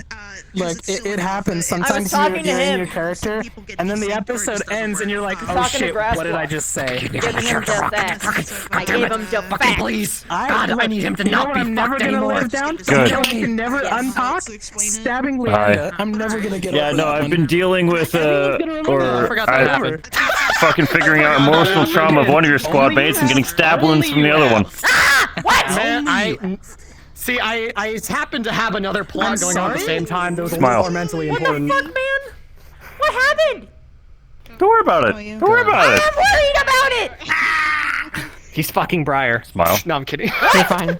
You're wanna okay. No, I'm joking. I'm being. I'm being. I'm being. Straight up, You better I was fuck about my to fucking husband. clock. Get my boots I was up. about to clock Briar You did a across good the job. face I know, right? It's almost when like Morgan and Rex just walked up behind him, and I was like, okay, today is not the day when the Green Lord turns me into a frog. You've been saved. I couldn't tell Yeah, if thank it you. was Miss You or if it was actually It would have been worth it. admiring the. It would have been so worth it. But I was just telling them They are really nice. Yeah. The way that I play Bavina is Oblivious worked on them She is. My theory is completely She's my off most the hedge. instinct-driven character. So whenever I look at something and I think about it, she comments on it. Oh, instinct. Yeah, no, you're losing your goddamn mind. This is the old one. This is the one I had him at the ball, back at the heart ball. She like hard drives like I remember. into it. I She's think I like, made it worse oh, on it my must sleep, be this so thing. It can't be anything I else. couldn't like. I'm sorry. I had Lulu put. And this is the pitiful old gun that I had. Yeah, your new gun's way better. Yeah, you want to know a funny meme? You know a funny meme about this model? Shoot these little tiny little pellets. Work on them. If it'll be like. Those are my They look old cool. little They look really pellets. cool, though. They do look Of really course, cool. yeah. Oblivious does good work. Constantly causing noise. But You want to know something Yeah, funny no. about this model in like the heart ball? I don't remember if you remember the character I played during it, but he was like kind of like Continuously. the Cortez. Yeah, I remember it was playing NPCs and stuff. I'm Yeah. interested in your gun. Radius and stuff. Wink. Yes, dude. I don't know. I was God. So the reason he was like, please stay here is because I was pulling out string, and he was gonna go to the door frame, and he was gonna set a trap in case Victor tried to walk through invisible. That's funny. She did that too, but she has, web wires. Spider web? Yeah. So I pulled out. He pulled out a little bell, and he tied it to his sword, and he wrapped the string around it. So when we were talking, he would walk over to the plants, and he'd put the string thing. So if he comes through, it'll tug his sword. He just trips over He's two like, wires. he's like, watch this scene. yeah. He's like, I'm trusting. I'm not that trusting, considering I am still haven't had a talk with Victor. It was really cool. Also, yes, at some He's point like, she I would still go need to to talk to ship him. Imagine. Yeah, after we're done with our talks and nothing happens, I'd head over to mine because Dita was going to be waiting. Blind. It's kind of like you gotta Yeah, so like what? What? So, Something happened in Chip's If you want some Someone extra... say my name? Oh my god, you're still here? I didn't go back because I thought you were gone. Dude, I was watching Invisible in the Venus Room the entire time watching the console. Did you enjoy this fight? Was it good? Yeah, I did.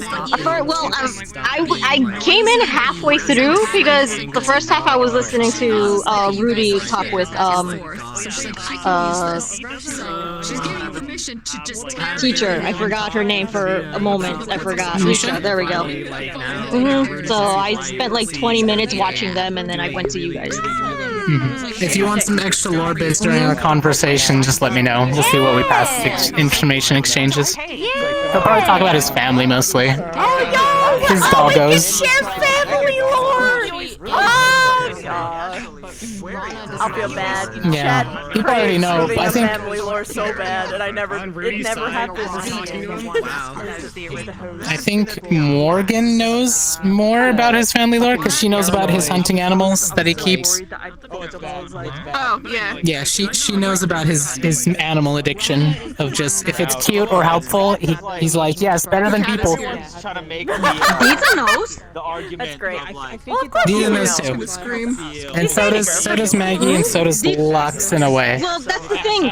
I knew before we were dating because he got drunk one night and called Dita cute, and I never let him live it down. That was a thing that happened, yeah. Yeah, because I was like, There you are. He's honest, and then he drinks and he's too honest. Okay, that's it. Doing the right Oh my goodness, are you dead? only emotionally driven. That's all I needed. He's There were fixing 3 himself. separate times I want you I to say to the know. vampire, what the fuck?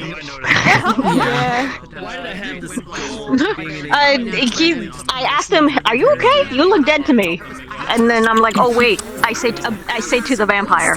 Oh, that's so neat. she's purring. Well, I was literally asking, like, for real. I do. She's yelling at me. I let her in the room. She's actually fucking screaming at me. Definitely. Time in the beginning, dude. Just walk forward. Yeah. Well, you know what? I got a counter to that.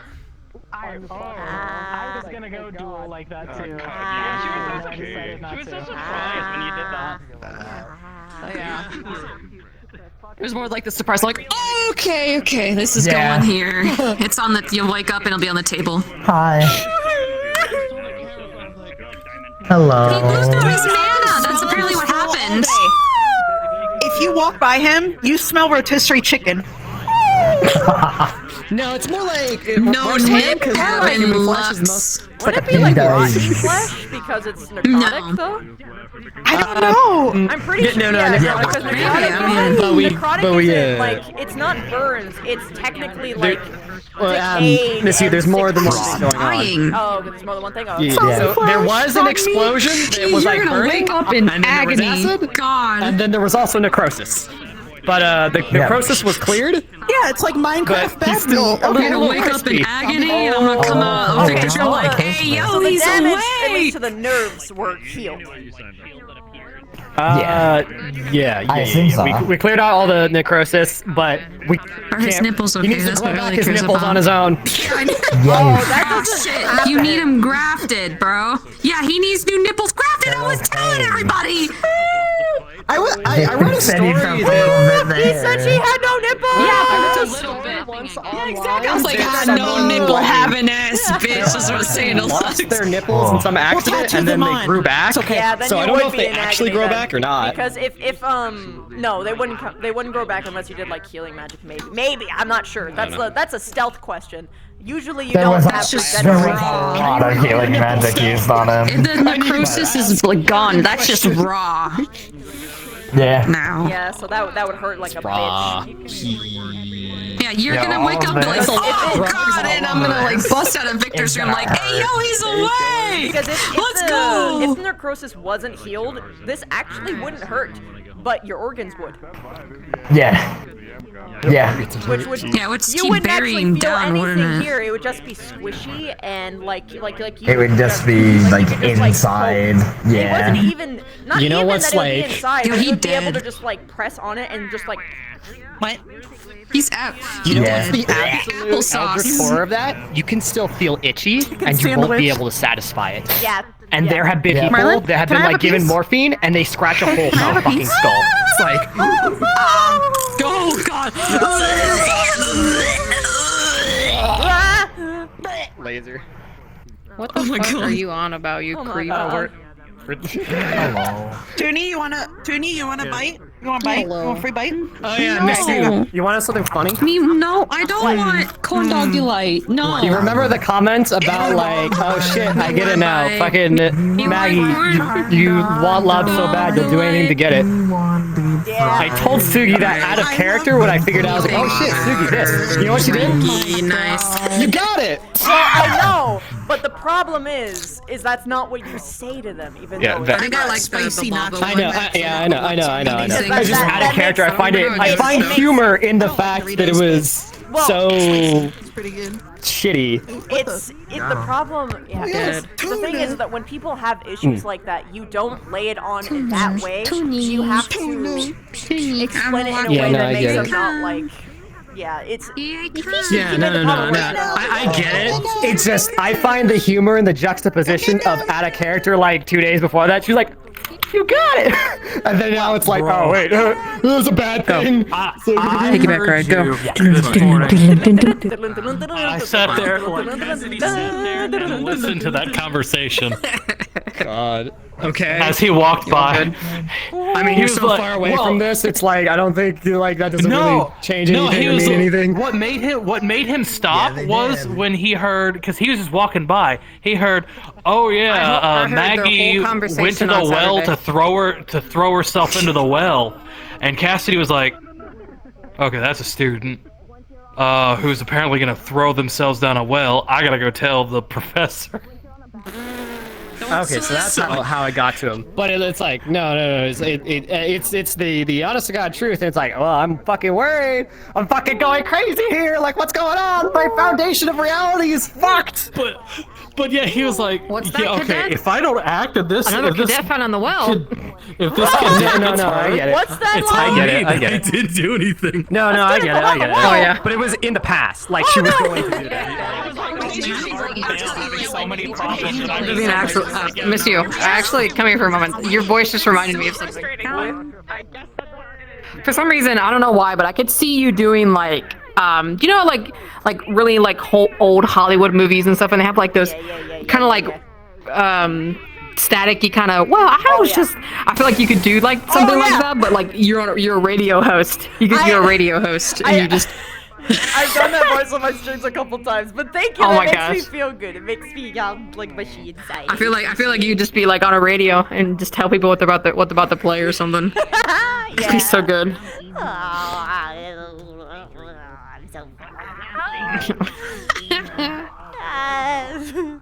Genuine compliments. Okay. I'm twisted. I need to get out of VR because my my equipment's actually malfunctioning. Chad, I figured Oh, out gosh. that's I why. think- That's why this stuff is happening. So like, oh, I know what happens when I open up the book section. It's all waifus. I think best fucking stuff here. I think I got COVID, to be honest. Oh, sweetheart, get out of VR. No, the thing of it is that like we've been having to order food from Amazon, so I'm thinking the Amazon packages had some, germies on them. Oh, yeah, that's possible.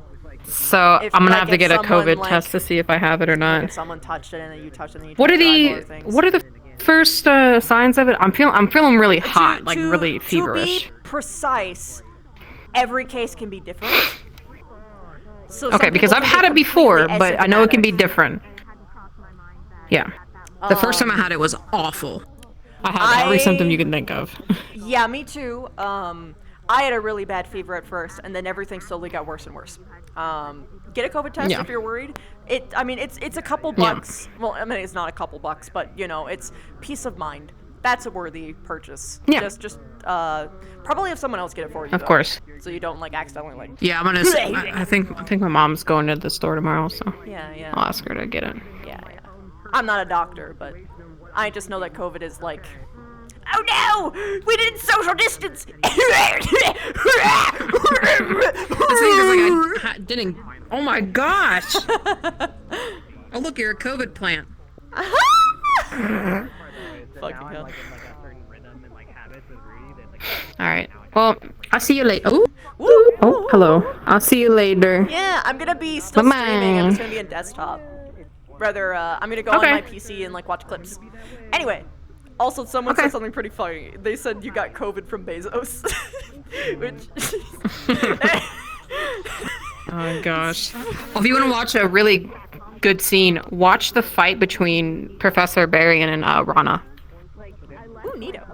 It'll be a little bit later in the night, but it's really good. Pookie champion. Okay. Anyway, I'm gonna get out of VR because my stuff's malfunctioning. Bye. And, like when I I shake say my bye head, to your everything child. wiggles. Bye. Goodbye. Based off of I'm the lion. going off for of his VR, stuff. but I'm still gonna be streaming. Goodbye. I'm getting out of VR, but I'm gonna still be streaming. Goodbye. I'm getting out of VR, but I'm gonna still be Good streaming. night. Goodbye. I'm getting out of VR, but I'm gonna still be streaming. Goodbye. I'm getting out of VR, but I'll still be streaming. Goodbye. Yeah. Woo! Yeah. Whee! Okay. Woo woo woo. Woo woo woo. I need to.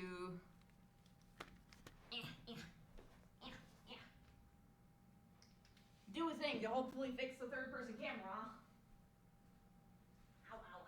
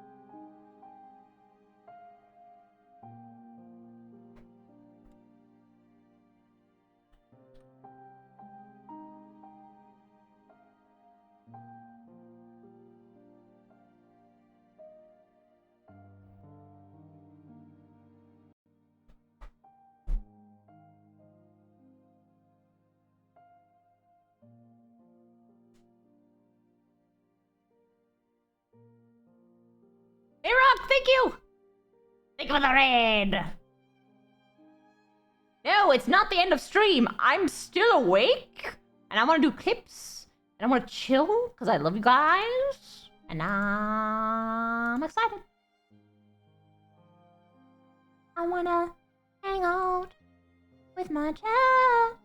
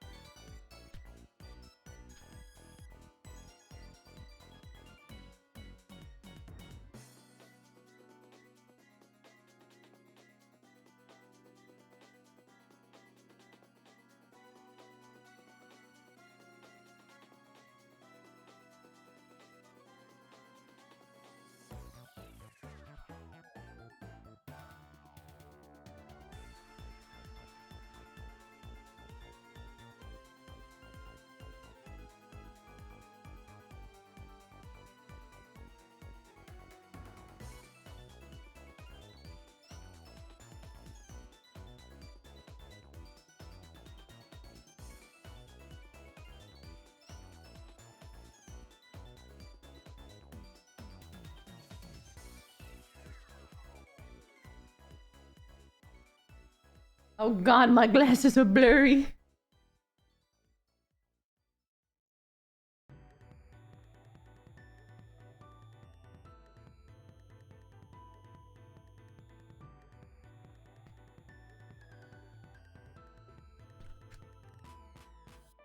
I can't see.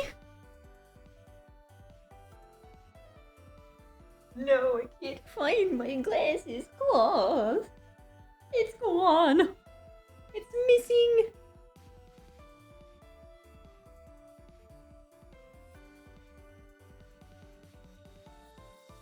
That didn't really help, but it helped a little bit, I guess. Oh well. It'll have to do.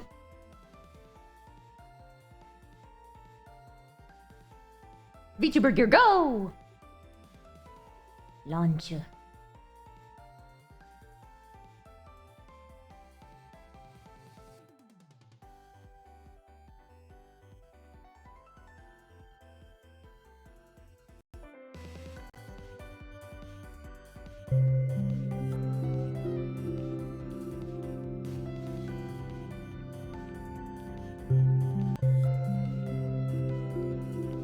What the? Why was VR chat launched? I didn't tell it to do that. It said VTuber.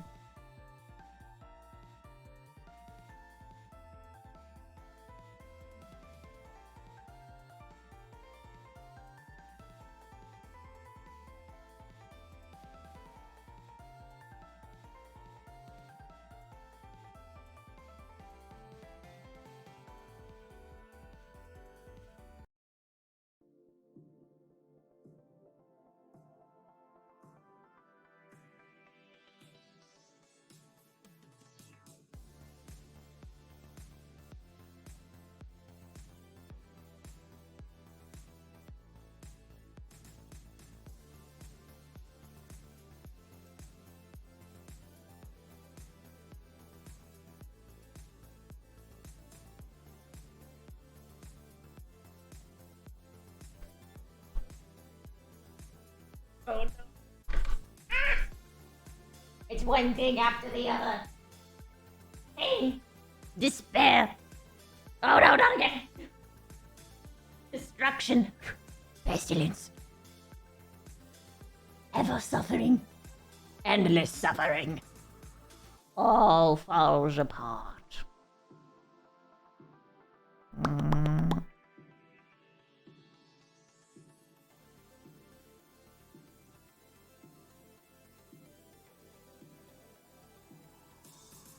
Oh yes, and Wolf, yes, I see you in there.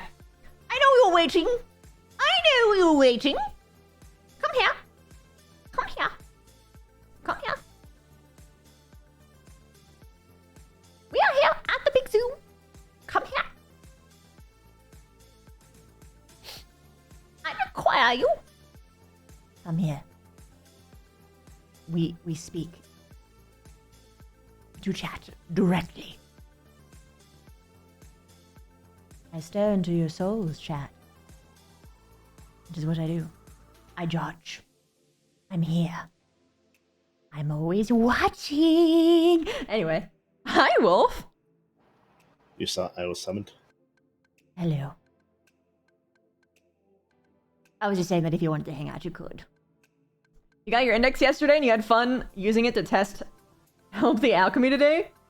You need custom lenses so you can actually see. Yeah, get custom lenses right away. Don't force your glasses inside of your headset. You'll get that's dangerous. There is really good lens sites. Custom index lenses for glasses.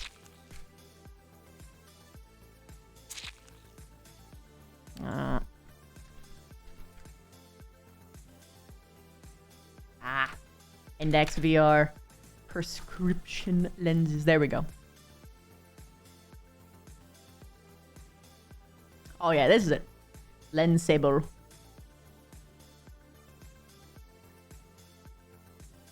Or wait. No, it's not. Valve Index prescription lenses. Oh yeah, bud. Oh yeah. Oh yeah. You want to order them? You're okay. Good.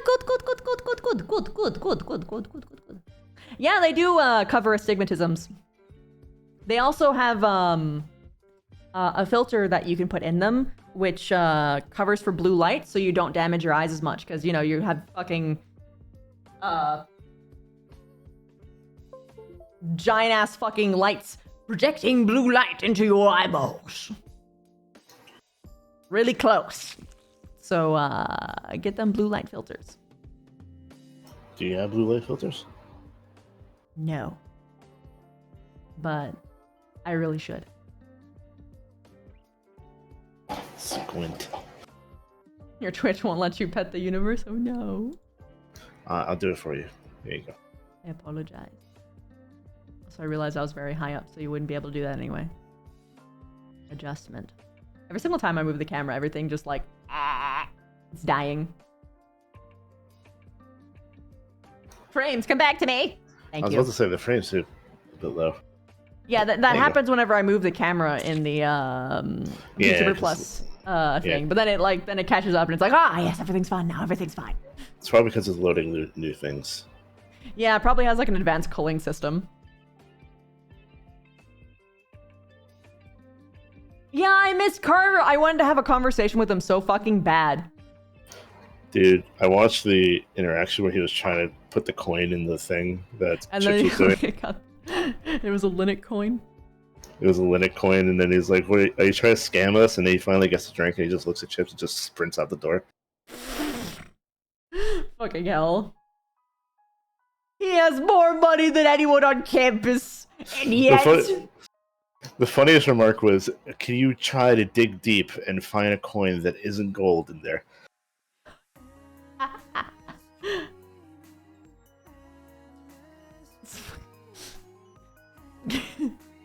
I had a lot of fun messing with Linux. It's eerie FT. By the way, did I hear Vev say cryptid coin? Cryptic coin. Oh, I heard a cryptid coin as those like. I mean, either works. Either works. I heard cryptid coin. I lost my mind. I was like, "That's fucking clever." There's also Ethereum for Linux. Fucking. Oh god, I forgot what it's called. This is mine. Yeah. He mines cryptid coin in his eerie Ethereum mine. Yes.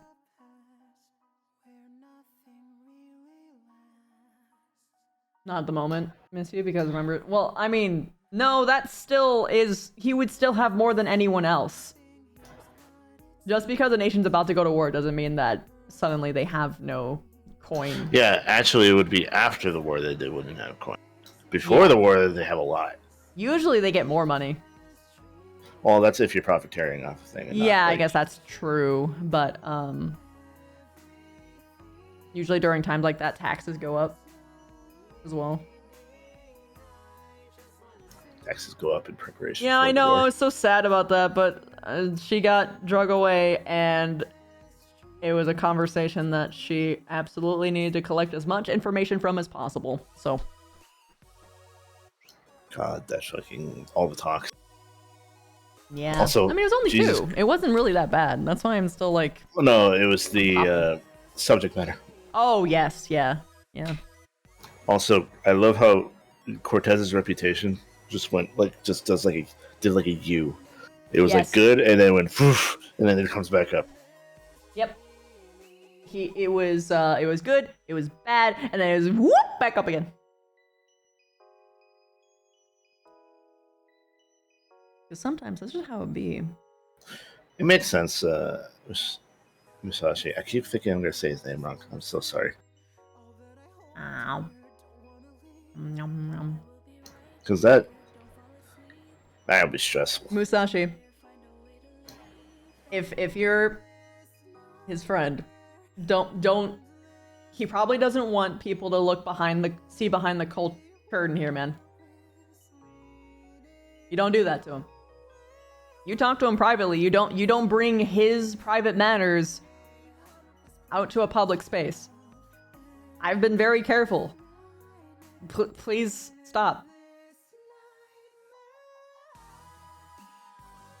If he wants to talk about it, make it be on his terms, but that's breaching his privacy.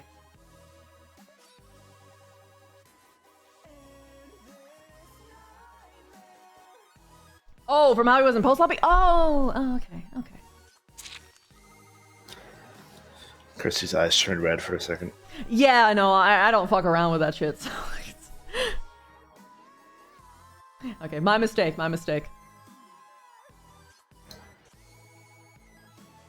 Do I know what happened with Barry and Briar? Little snippets. He said that Briar was trying to turn him into a frog, and then people walked up, so a fight didn't happen.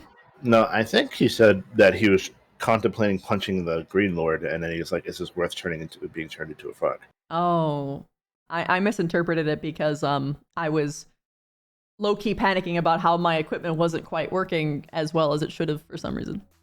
Yeah, you're a quiet in comparison to everyone else for a very long time. Yeah, I have no idea why the mic did that, but I noticed that the headset was being weird, so I'm gonna look at the headset. Yeah. Thankfully, you're at least audible. Like, we can hear you. Yeah, It's just that's good. I noticed that there were some bits that when I was saying things, it didn't go through on the VR chat mic, so I had to repeat it or say it louder. Yo, Petrol, thank you so much for the 21 months. Thank you. Hi. By the way, I was also in VR. I was just hanging out. Nice. Yeah. I really like that world that Ribbon showed me. Like, Ribbon Yeah, showed me the like monkey ball, the monkey ball map. It's so fun. that the monkey snow map. ball, the snow map, the snow puzzle map, the one with the dark lore. A dark lore. Yeah, it has dark lore. It does have dark lore. Loki, I might make that my home. It's very pretty. Yeah.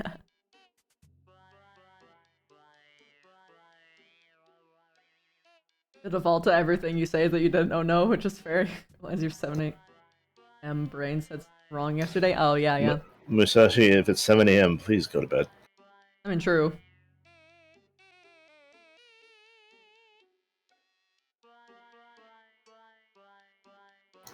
No, you're good, Musashi. Yeah. I know that I can be a bit of a mess, depending on the circumstances. When my own mental illnesses don't fail me, of course. On the normal circumstances. So I'm just always mucking up. No matter what I'm doing, no matter where I go, it's always something. It's not true. You know it's not true.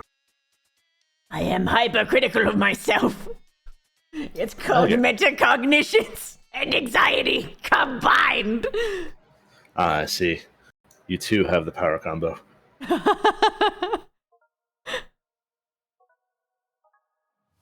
I saw it, so she saw it.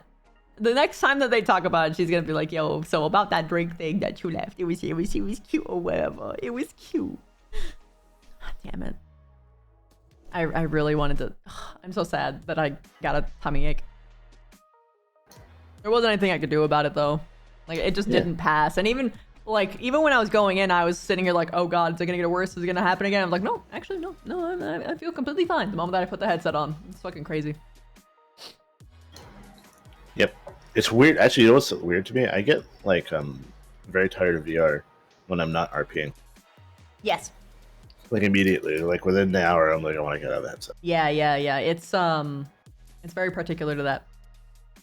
But then I go to ATK and I'm like 6 hours in the fucking RP, and I'm like, oh, we can keep going, right? Yeah. And then the moment the roleplay stops, it's like, I want to get out of here.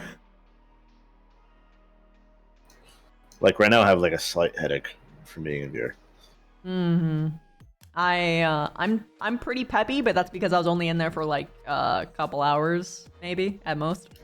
Yeah, I think we're in there for the same amount of time because I got into VR. Hi, Vio! How you doing, man? Hey, Vio.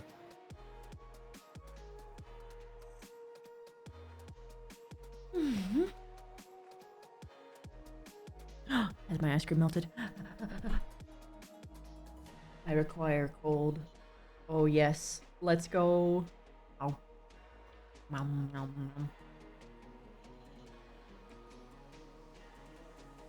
You lasted 2 hours in actual VR this time, and you're still getting your VR legs for staying longer? Yeah. Take it easy. Also, if you get any amount of motion sickness, stop. Uh-huh.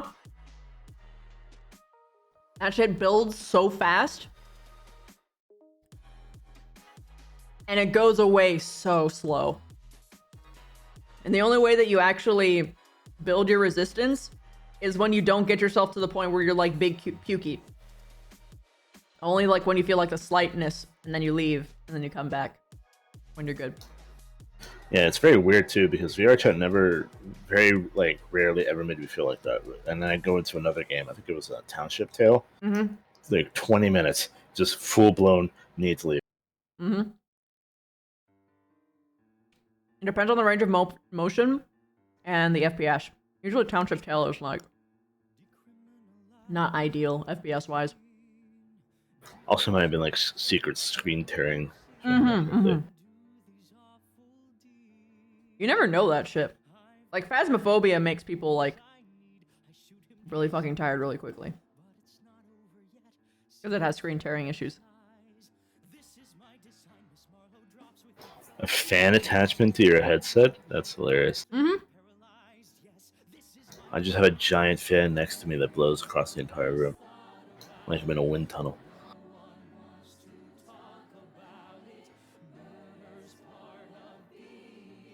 People attach fan modules to things to make it run better too.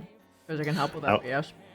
I was shown a module that I could attach to the Oculus that had like it was an infrared camera, so I can track in the dark, like have tracking in the dark. That's interesting.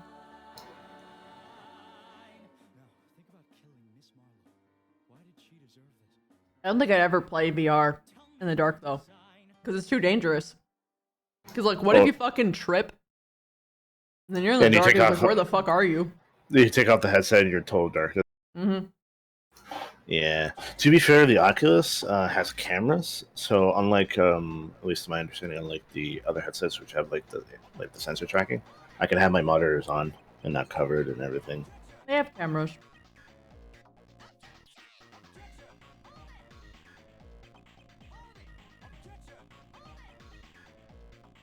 The index does at least.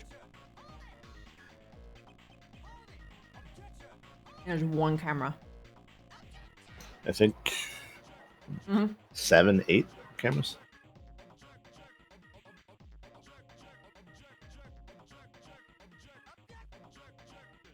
Index only has one, it's in the front. But that's kind of all you need. The reason why Oculus has that many, because that's how it tracks. Well, yeah, that's I know. That's their system. When you have a different system like the Index does, you don't need that many cameras.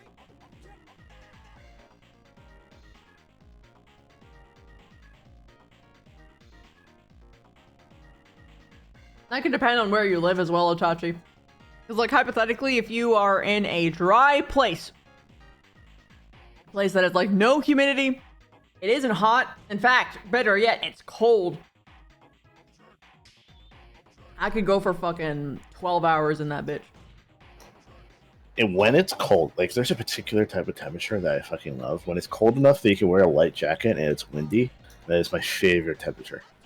Because it's literally just air conditioning. And you're just walking around outside and you feel really comfortable. You're just like, oh, I'm good. If it's like that temperature, I feel like there will be no limit to what I can do to VR. I live in a swamp, though, so that is very rare. Yeah. You'd like northern countries a lot. I'm sorry, northern states. I would like northern states a lot. Mm-hmm. My brother's very similar to me, and he lived in Rhode Island for a little bit, and he just messaged me when he used to live there. He'd be like, I was made for this environment. even though genetically we probably weren't. Yeah. It just hits the brain.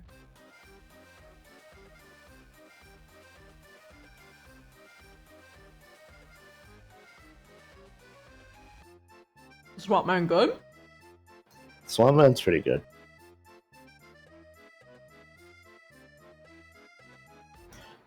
What is Vathing the violent dresser is? I mean, I'm assuming she could fucking smell that it's blood. Oh, it said no blood when they described it to you. Oh, no blood? Yeah, it was a straight unidentified liquid, not blood, in parentheses. Thought it said in parentheses that it was blood, and there wasn't anything else. I shall scroll up with my mod vision.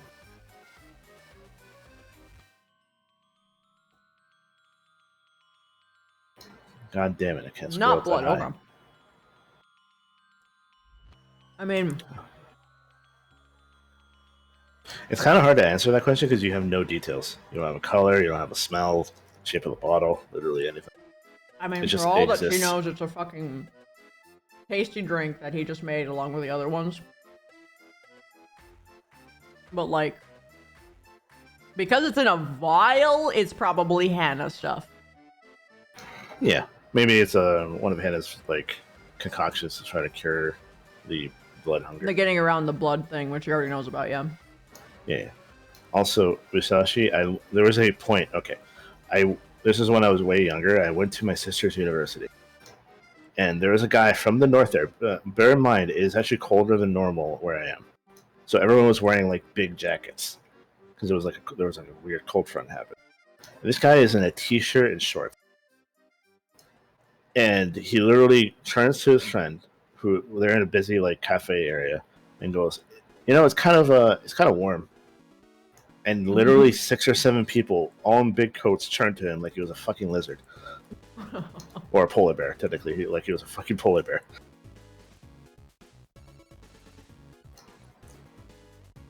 Also, you need to recognize that anybody who lives in like a tropical location has a set of jackets that they would love to wear but never do because they don't want to die. So whenever it's even a little bit cold, they'll just bring that shit out, even if it's not 100% necessary.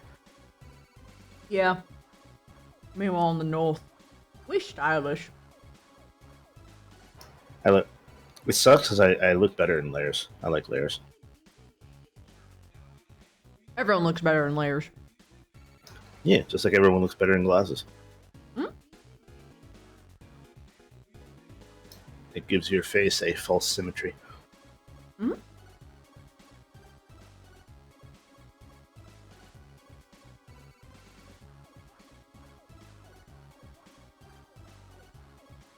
It's like 65 in your living room now? Oh my god. I'm mumbling. It's like 65 in your living room right now? Man. Is that warm to you? Me? Yeah. Freaking polar bear. It's Northern people. It's not really that bad. It's That's not cold. It's Cause like that's near in 70, so that's pretty cozy temperature. That is cold where I am. That is, you go in a car and you make it that temperature and you want the car to be cold. That's t-shirt weather. And shorts. That is light jacket weather. Big jacket, like normal jacket weather is like 50s. That's like you wearing like an actual jacket.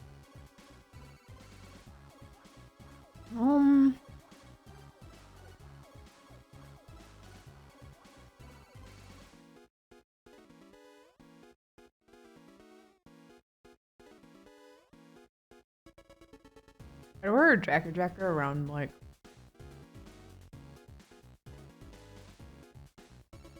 20 to 30 degrees. Anything like above that is just long sleeve shirt. Like I said, fucking polar bears.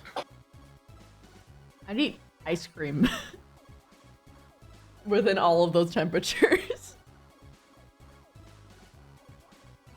I have ordered a blizzard when it was a blizzard outside.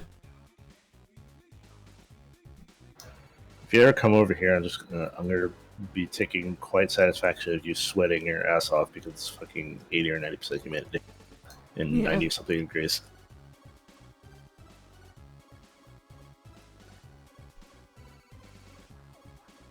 And then I'm gonna go over where you are, and I'm gonna be really comfortable but also cold. You see, the neat part is about the cold. You always put more layers on. Yeah, you can always put on more layers. There's When only it's so hot, much you can take off. Can't, yeah. there's only so much you can take off, and motherfucking guys can take off more than I can, so. Yep.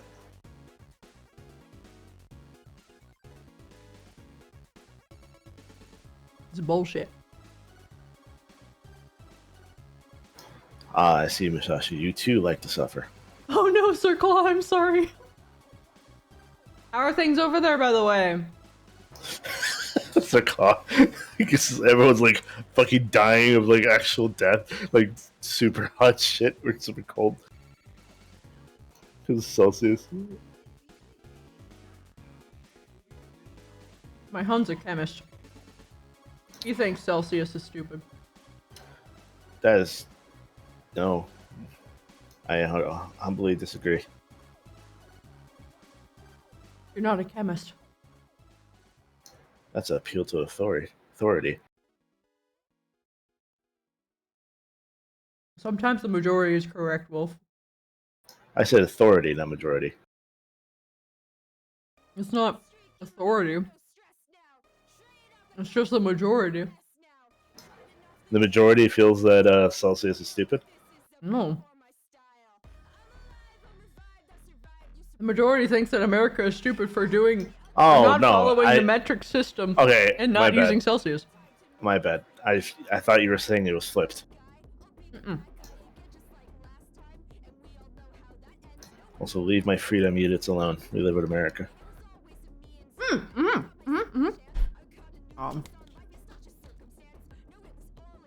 Yes, ambulance. She actually does.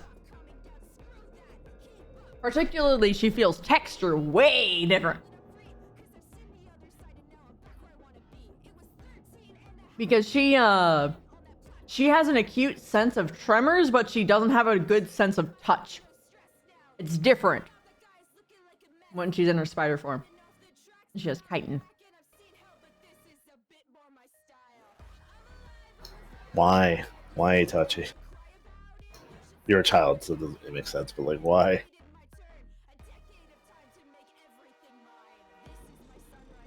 Yeah. I mean, I like it when it's a comfortable heat. But then the Humidity is moment that never it's not a comfortable heat, I fucking hate everything about everything. And I just want to die. And there's no way to escape it. You're fucked. I went to New York once, and it was a dry heat. I experienced a dry heat for the first time. Yeah. Normally, like, if it was 85 or 90 degrees, I was fucking dying. Because I hated it. And then I go to fucking New York, and it's a dry heat. I'm walking around hours outside. I'm perfectly fine. I'm sweating. It doesn't feel like I'm gross or anything. I'm just like, this is what a dry heat is? Mm-hmm. Dry heat, best heat.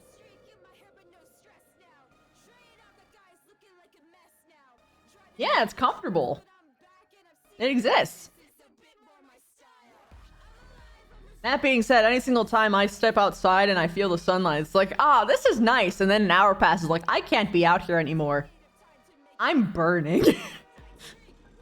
The woes of the paleskins. Ah, yes, the basement dwellers. The streamers that cannot handle it. Also, there's people Christy, go outside! No. Why? The sun is a deadly laser. Well, it's actually less of your skin tone and more of just genetic disposition, because there are people that are as light as you that don't burn when they're in sunlight. They tan. Mm-hmm. Yeah, it's bullshit. I would tan. react to an actual war zone? Before, she'd just be completely fucked, right? Like, particularly if there were shells, anyway. Like if there were shells and explosions. She would be completely, screwed. But because she's been exposed to Carver, she actually is fine. Like, Honestly, in trench warfare, if you're talking about like World War I trench warfare, like landmines, shells in the ground, everything like that, she'd be one of the most useful people on the battlefield. yeah, because she knows where the enemy is. Not even knows where if she knows where the landmines are, Yeah, she'd know that too. which means that she can lead troops across the border. Yeah. Although she's a giant, big spider thing, so. Well, she can big do that target in for her bullets. in her human form. True. Technically, she could do it when she was small, but yeah. Yeah, she could be a tiny spooter and just pray that a random shell doesn't fucking murk her in 2 seconds. Yeah, that would suck.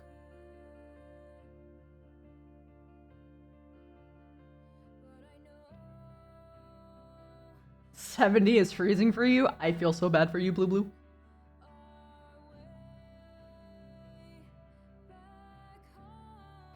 Also, just so you know, people are either lizards or polar bears. You're a lizard if you're in 90-degree weather and you're comfortable. The thing is, I have a higher tolerance for cold, but I love the heat. When it's not awful, you know what I mean? Like when it's a dry heat, I'm just laying in the heat, I'm just like, yes. More. Absorb it to my body, please. But you know. See, you're a cat. Yeah. Absolutely. You see that time-lapse video of like this window that was like partially closed, so there was like a beam of like a bar of light going through it, and it was cold. So you see how all the cats sleeping under the sun, and you just saw them slowly moving. Oh yeah, I love that clockwise. video. Also, does Chips's body temperature make it easier for Vev to sleep since she's sensitive to the cold? No, because she actually needs heat. But that being said, he's not exactly... He'd probably be more room temp than cold, I think. Like cold, you know what I mean? I think he would feel clammy, in my opinion. He would Well, feel like I mean- colder than the room around him, but not super cold. Yeah. I guess cool would be the... Cool. Nice comfy. He's comfy just because he's boyfriend. Also, there's a thing called sheets. Yeah. And blankets. coats. Well, the Yes. problem is that they're both cold-blooded. But her Yes. room is plenty warm, so it's fine. Yeah, her room is actually... Wait, is her room actually humid? Yes. God, I don't know how people talk in there. Especially if you're wearing layers. If someone comes in layers, they talk to you and like there for like an hour, they would just be fucking dying. Yeah, but she needs the humid. No, I completely understand. I'm just talking about the other people. She did Broly, yes. Oh yeah, she very much did that. She didn't go as thankfully Vev has grown enough that she didn't like let her emotions ride there. She dissected him, which is a lot better. He specifically asked for it, so she was like, all right. It's probably one of the best things he could have done. Yeah. Versus her going into it and not knowing whether or not that was something he wanted or not. And to clarify, it's not that she needed his consent or even really cared what he thought.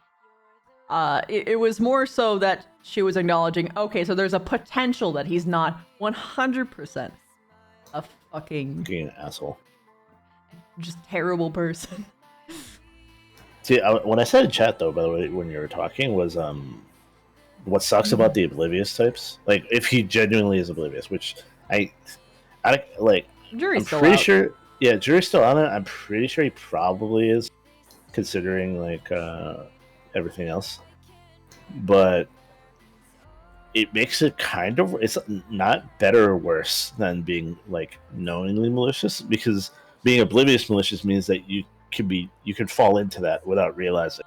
Yeah. Which means you're just generally hurting people without really knowing or thinking about it. And it's like a habit that you fall into, which is just scary.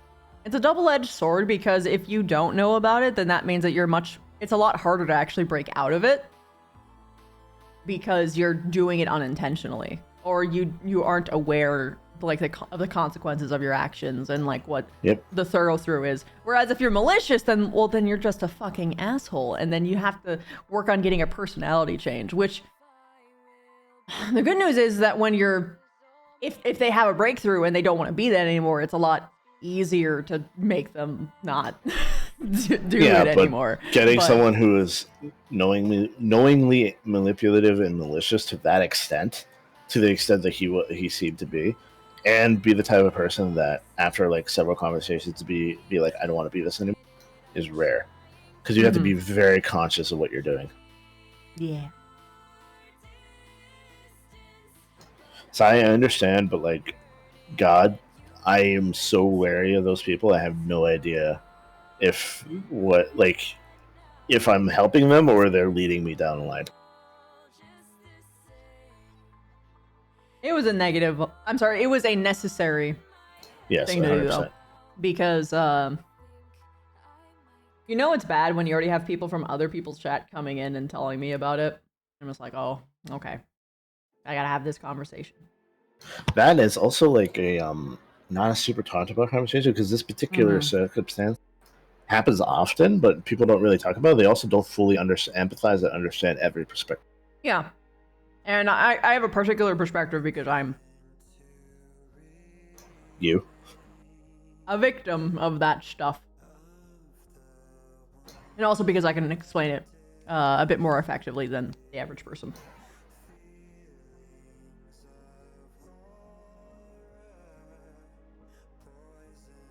I'm still thinking about that video. Which video? The one I showed the you. cat one? No, the trans one? Yeah, the gender one, yeah. Yeah, that was so fucking good. Science.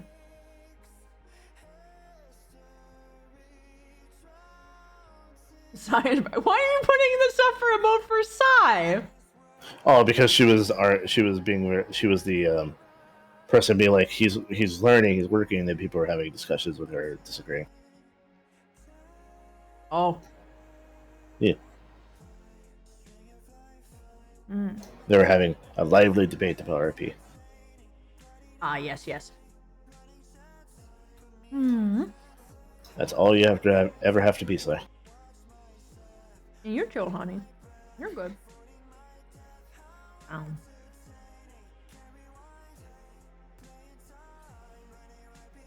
Also, she was your fucking. friends. Yeah, she was fucking with Itachi a lot. Yeah, that's what I was trying to figure out. Was that particular connection there?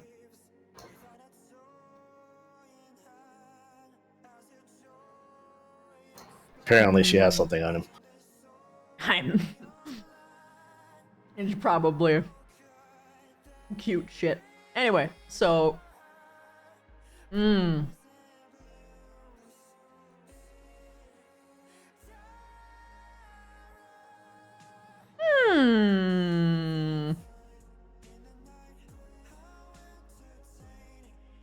Ah. Yeah, Blue. That's honestly the perspective that Vev had. That's the perspective that I still have, sort of. If I'm viewing his actions as a character in isolation, and only in character. Yeah.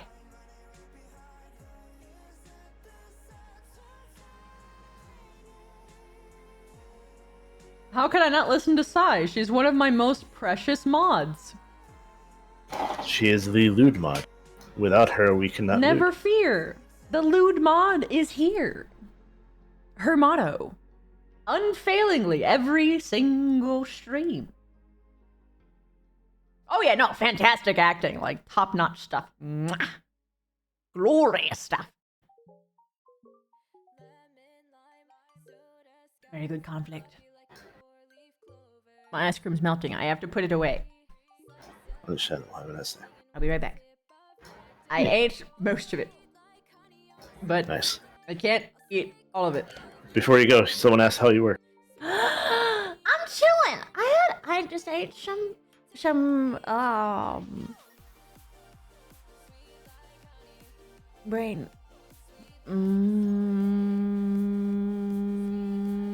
Cookie dough ice cream. I'm gonna put it away now. God, that was the longest It's okay, we all go through it. misfire of the brain I've had in a while. Okay, see you in a second.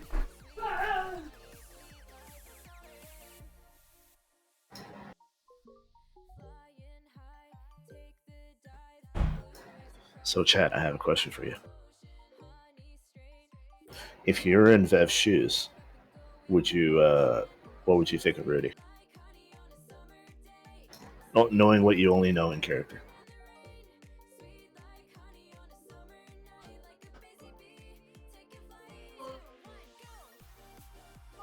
Maybe.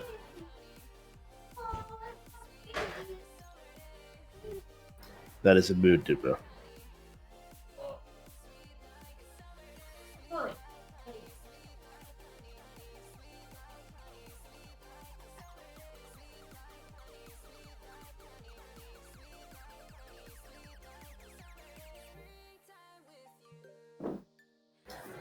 Yeah.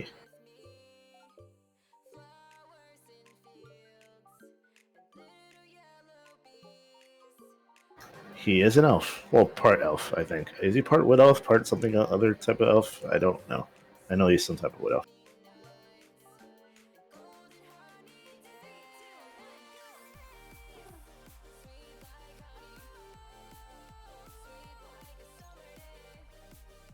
He's a quote-unquote high elf. Oh, nice to see. Oh, so cold. Are you talking about me, Bale, or are you talking about her? Hello. I was talking to them. Oh yeah. I asked them if they were in Vev's shoes, what would they think of Rudy? Oh, interesting. I think the consensus is shifty as fuck, wouldn't trust him. Yeah, pretty much. Ooh, I am genuinely freezing now. Ah, no!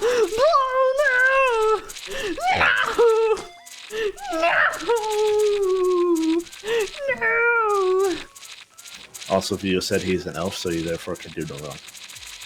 Oh yes, of course. Well, he's not a regular beta elf. He's rich. I'm sorry, a regular what? Beta elf. Okay.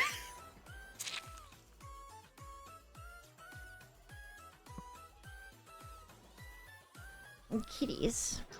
Bugkin is evil. Hey, Savage. Hi, Savage. Bugkin evil. Don't try and sidetrack the fact that we had found out the truth about Linux and his people, and that they have dark affinity.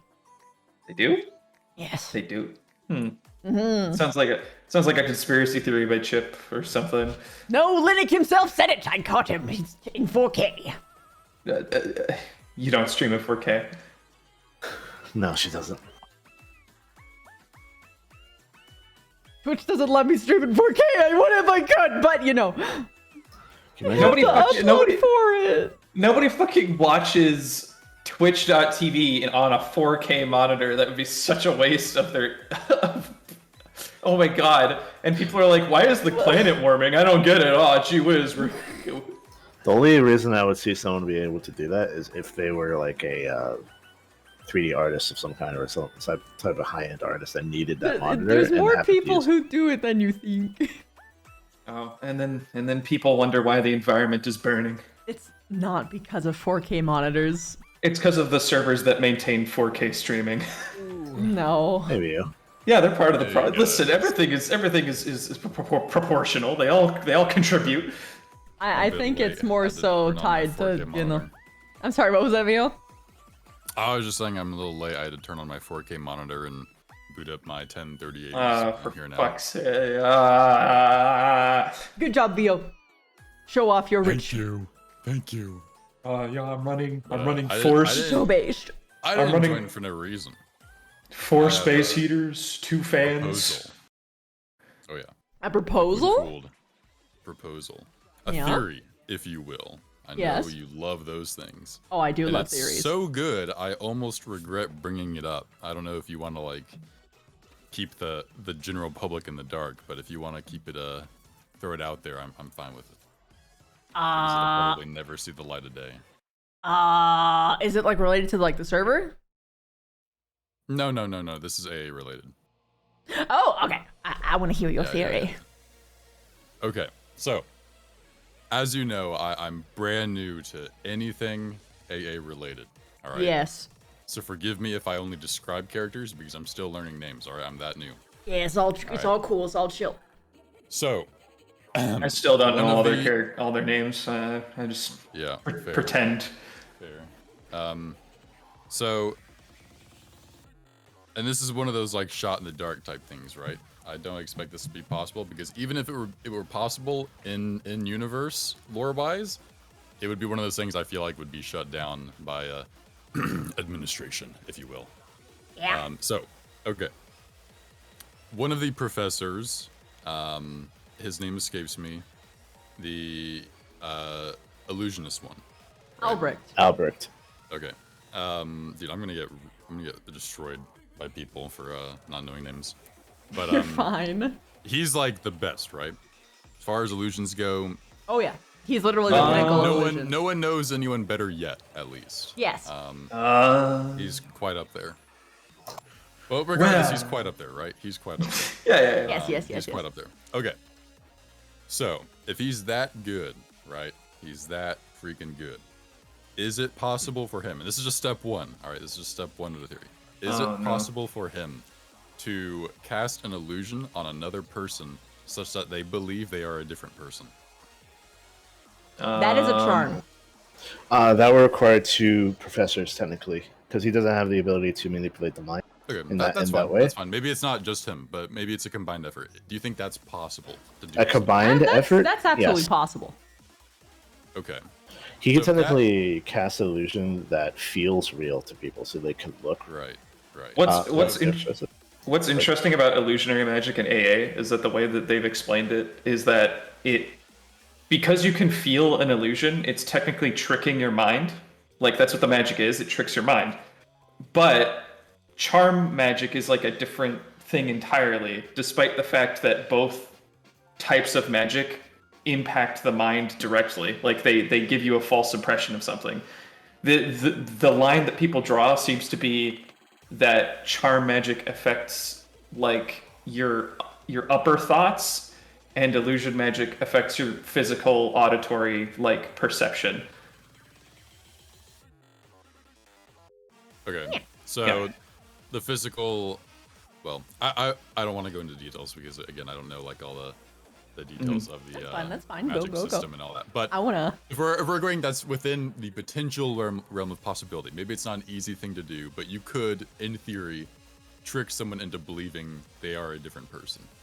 Any different person, not necessarily another real person, but you can just give them a new kind of psyche. Identity. Let's just say that. Yeah. You could trick Vev into hating Bugkin, correct? Well, that's not where this is going. But okay. You know, that's where I'm going. I like your way of thinking. That's where I'm going. Yeah. Yeah, exactly. Okay, so if that's true, could that be done on a willing subject, right?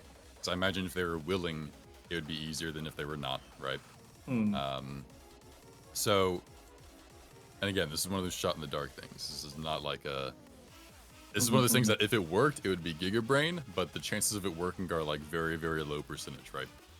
So, if you can do that, let's say you take a willing subject, do that to them, they believe they are someone else, and then you purposefully put them in a position, or maybe you give them a personality that's like power hungry or something like that. You put them in the position to where they can be affected by the darkness, right?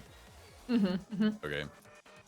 So you essentially have a sleeper cell, right? Because I'm assuming the darkness is just kind of like all powerful, you know, it knows what's up, right? It's it can it's a primordial evil that's like You can't just show up and be like, yeah, I love being evil, and then be like, but I actually don't, because it's gonna know, right? Like, it can tell that shit. Or it's gonna like, you know, sneak its tendrils into your brain and turn you into mush or something, right? But to use an SCP term, I believe the darkness is a mimetic hazard. That is to say, when you come into contact with it, you become corrupted with it. Right.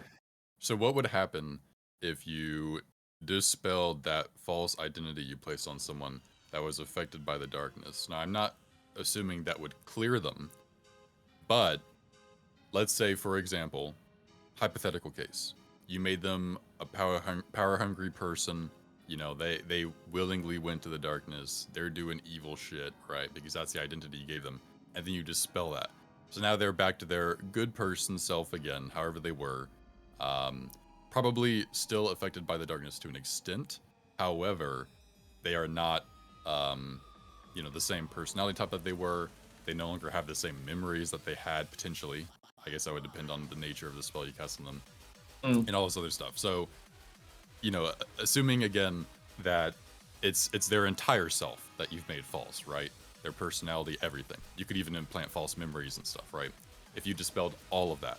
So now you have a completely blank slate of a person who, in their mind, has never interacted with the darkness before, potentially.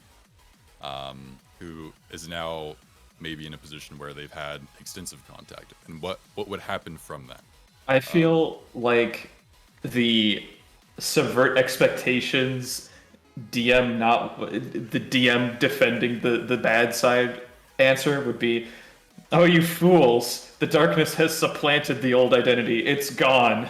But I don't know. I suppose somebody, so the theoretical here is that, say somebody is given a false identity and personality, and then that false identity and personality plants itself into the in with a dark cult and goes straight up the ranks and eventually gets to a position of power and knows a lot about the darkness's plans and whatnot. And then what you do is you dispel the false identity and personality. And so the question is, what happens then? Right, because with an evil that powerful, you can never, as far as I understand, not just from this roleplay, but just, fantasy in general. You can never, unless you've got the greatest poker brain of all time, trick those entities into, if they can see into your mind a little bit or do other kind of mind fuckery and stuff like that, you're never going to be able to know something and keep it hidden for very long, right? It's going to figure that shit out by the nature of what it is, and it's been around a long time and it's very smart and all this kind of stuff. It's like me. But if you don't know, how will it know? I think the only way it could is if it detected the spell, which maybe it could. I don't know what its limitations are. I was told, at least back in year 2, that when it corrupts, it kind of corrupts absolutely. Like it gets into your soul kind of stuff. Oh, Now, I would argue two things, or one thing actually. Use a soulless entity. That, and also Specca exists, which she was a person with 2 souls. Mhm. So you can put another soul into another person's body. So you can technically do the same thing, quote unquote. It was just the question whether or not it would do both souls or one, depending. Actually, no. This is Giga Chad brain time. So you don't create a false identity. You take a pre-existing evil identity and put it into something, and then and then later down the line, you just replace that horrible identity with the original body host and be like, "Hey, buddy, now you have all their memories. Can you tell us what's up?" God. Oh my god. It's totally not ethical. Thanks for the raid, Leggett. I hope you had fun today. It is totally not 100% not ethical. So just do it to someone you don't like. Yeah, exactly. Exactly. That's anyone ethics. I don't like is evil, right? That's how this what works? Zane. That's what Zane is. They're just a deep plant, apparently. True. I don't know. Ethics only exists for people I like. The Stark method. Oh God. I have to play the opposite end of the spectrum. The correct one, the one I believe in. The one where it's like everybody gets a chance. Oh shit. Yeah, man, that shit's wild. Daka, that sounds like a them problem. Shizu had an ethics, very short ethics discussion today, where she was like, "All life is equal, and it's okay to kill it." Huh? Did you say No, all that's life, so true. all life was equal, so it's okay to kill it? Is that the correct? Yeah. Basically, well, what she meant was that, if you kill, a mindless creature in self-defense, it's the same as killing, a sapient being in self-defense. I feel the same way. In terms of the value of their lives. What's interesting about that is that people don't really act like that's true for most of the time, because I feel like people add worth to an entity based on its intelligence and sentient or perceived sentience. That's an easy one, Wicked Proxy. You just don't subscribe to any ethics that that gets people unnecessarily killed. Giga Chad.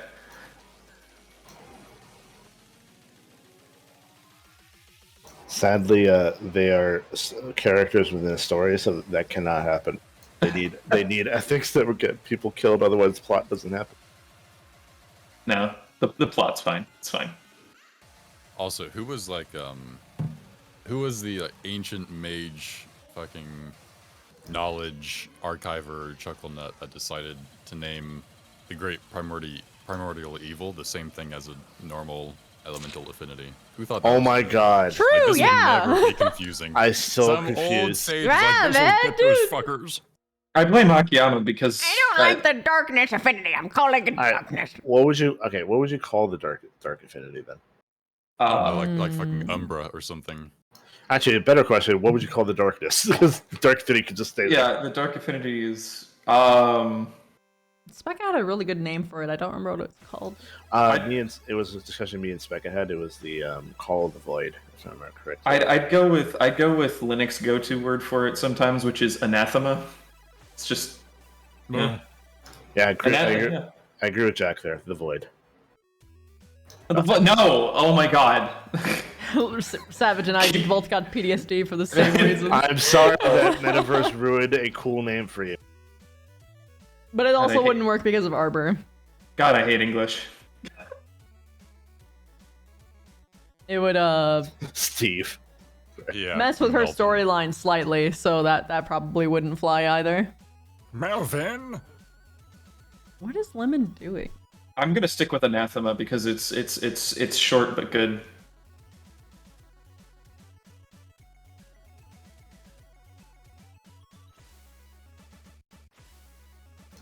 Anathema was pretty good.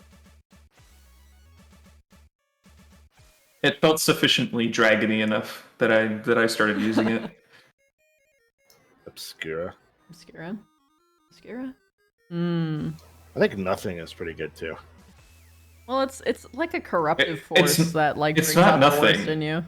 So it's not nothing, and it's not just darkness. It's chaos. That's the one I wanted it to be when I first was getting into A, because like me and Spec had this discussion where we were talking about like a certain phrase in French. I forgot how to say it, but like essentially just means a call to the void, which is like that slight inclination in your body to do the, like I think it's the most, what do you call it?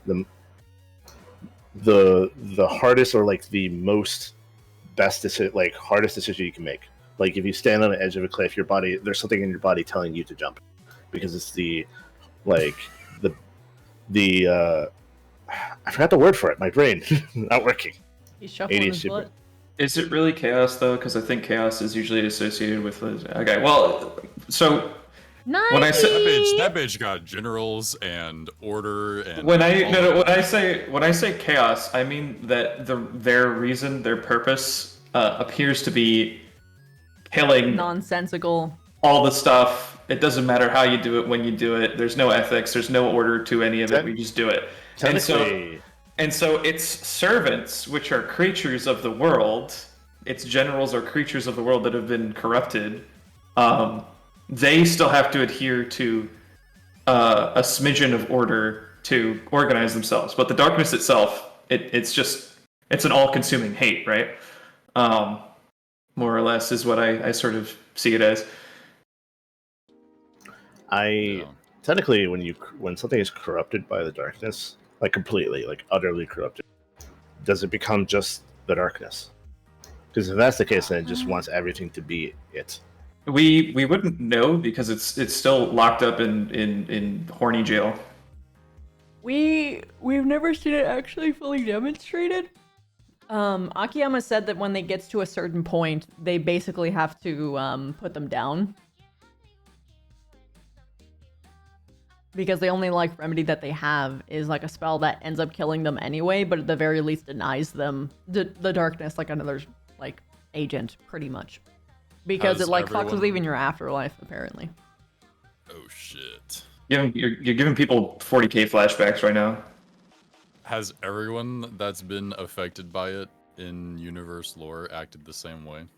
Are they all just fire and brimstone and they all become Skeletor? Or is it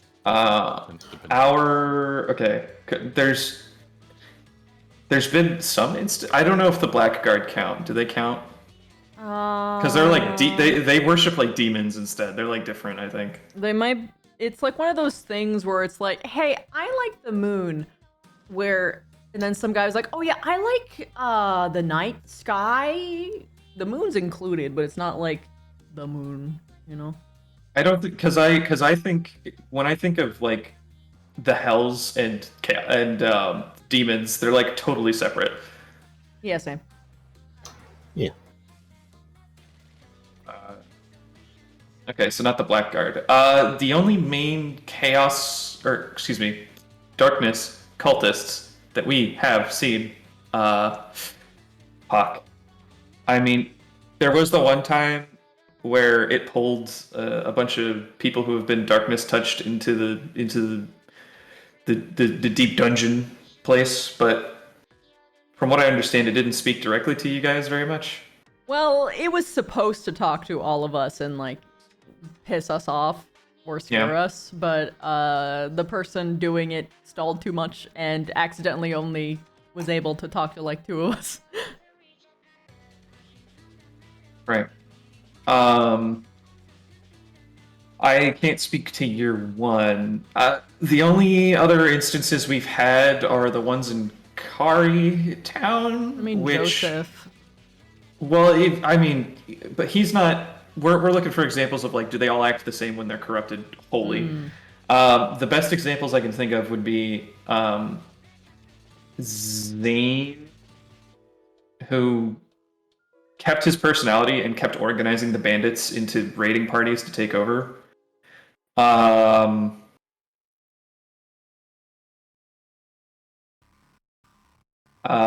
Whoever that necromancy cultist boy was that was raising all those rats probably is darkness related. I'd go for that.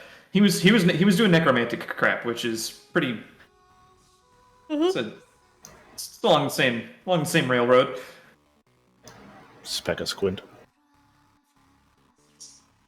Listen, man, I'm Linux biased right now, so can't be helped. You're always in character. Yeah, exactly. The only other instance I can think of was that cultist on the top of the Ascension right before Akiyama. They were like very clearly being influenced. Yeah. Where they were just like, please no, and then they immediately swapped back to like someone who was like basically controlling them, and then. So the darkness overrides the host personality. Or, in the case of Zane, it merges with it. It might be because Zane's general personality was something they could bend without like having to supplant. I think it was because Zane was already fucking dead.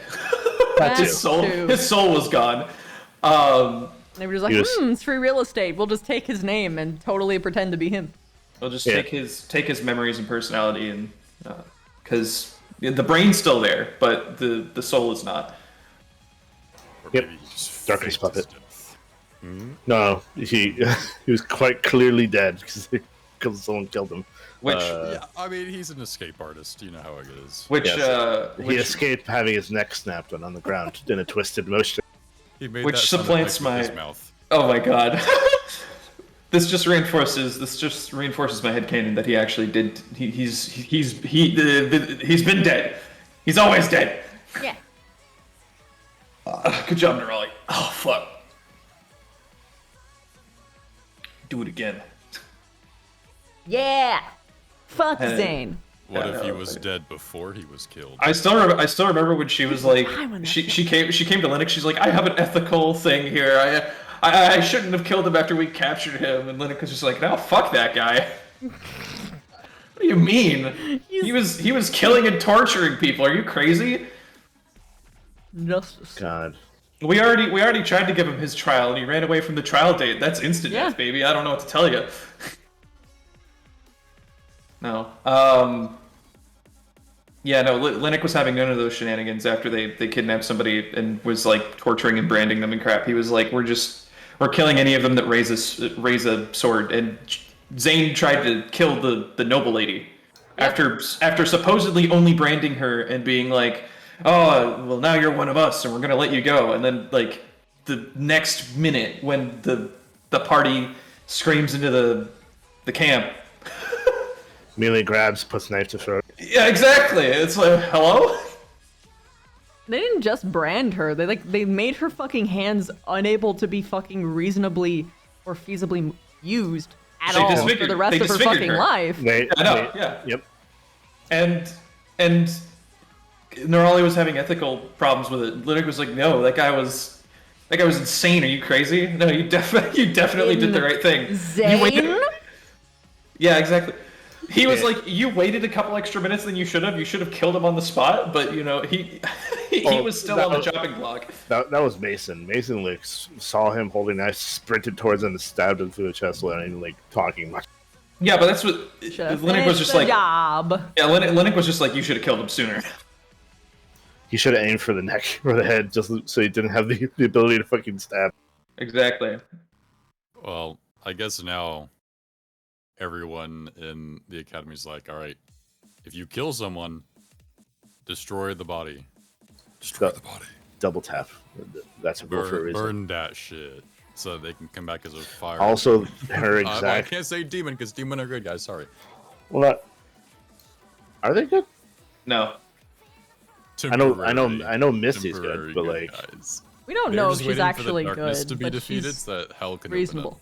Well, I would say that she's not good because she feeds off of negative emotion. Yeah, if you're crying in front of her, there's some part of her that is being sustained by that. Yeah, it's like a built-in racial trait that she isn't good. Question mark. Also, to list her exact injuries, she had her back slashed by a hot knife, and then branded, and then the brand was cut with an X, and then her hand was tied to a high, and then her throat was slashed. It actually reminds me of a talk that people have had before where they're like, when you make a fantasy species, you can't hardline them towards one alignment or another. But then there's also species like hellhounds, which supposedly feed off of negative emotion, and it's like, is this the same? Is this what is this? I don't actually remember. Technically, the way you feed has no marker on who you are as a person. Well, it actually reminds me a little bit of like changelings from My Little Pony, where you can't be a changeling and be a good ling ? And if you do decide to become a good ling, you literally change your entire species. You become like a fucking beetle. Dumb. I don't like that. That's so dumb. I hated that. Changelings that are the first changelings. Oh my god, I've had this debate with Uzu before. She's like, I like the new one. I understand, but I'm just saying, it looks a little racist. Looks a little sus. Oh yeah, no, it definitely does. It looks a little exactly what you were about to say. That's the thing. Yeah, no, in like season 4 or 5 of My Little Pony, the changelings, which up until this point are like black carapaced, like blue-eyed bugs, when they decide to share their love, they metamorphosis into like giant deer beetles with like dragonfly wings as their tails. It's really weird.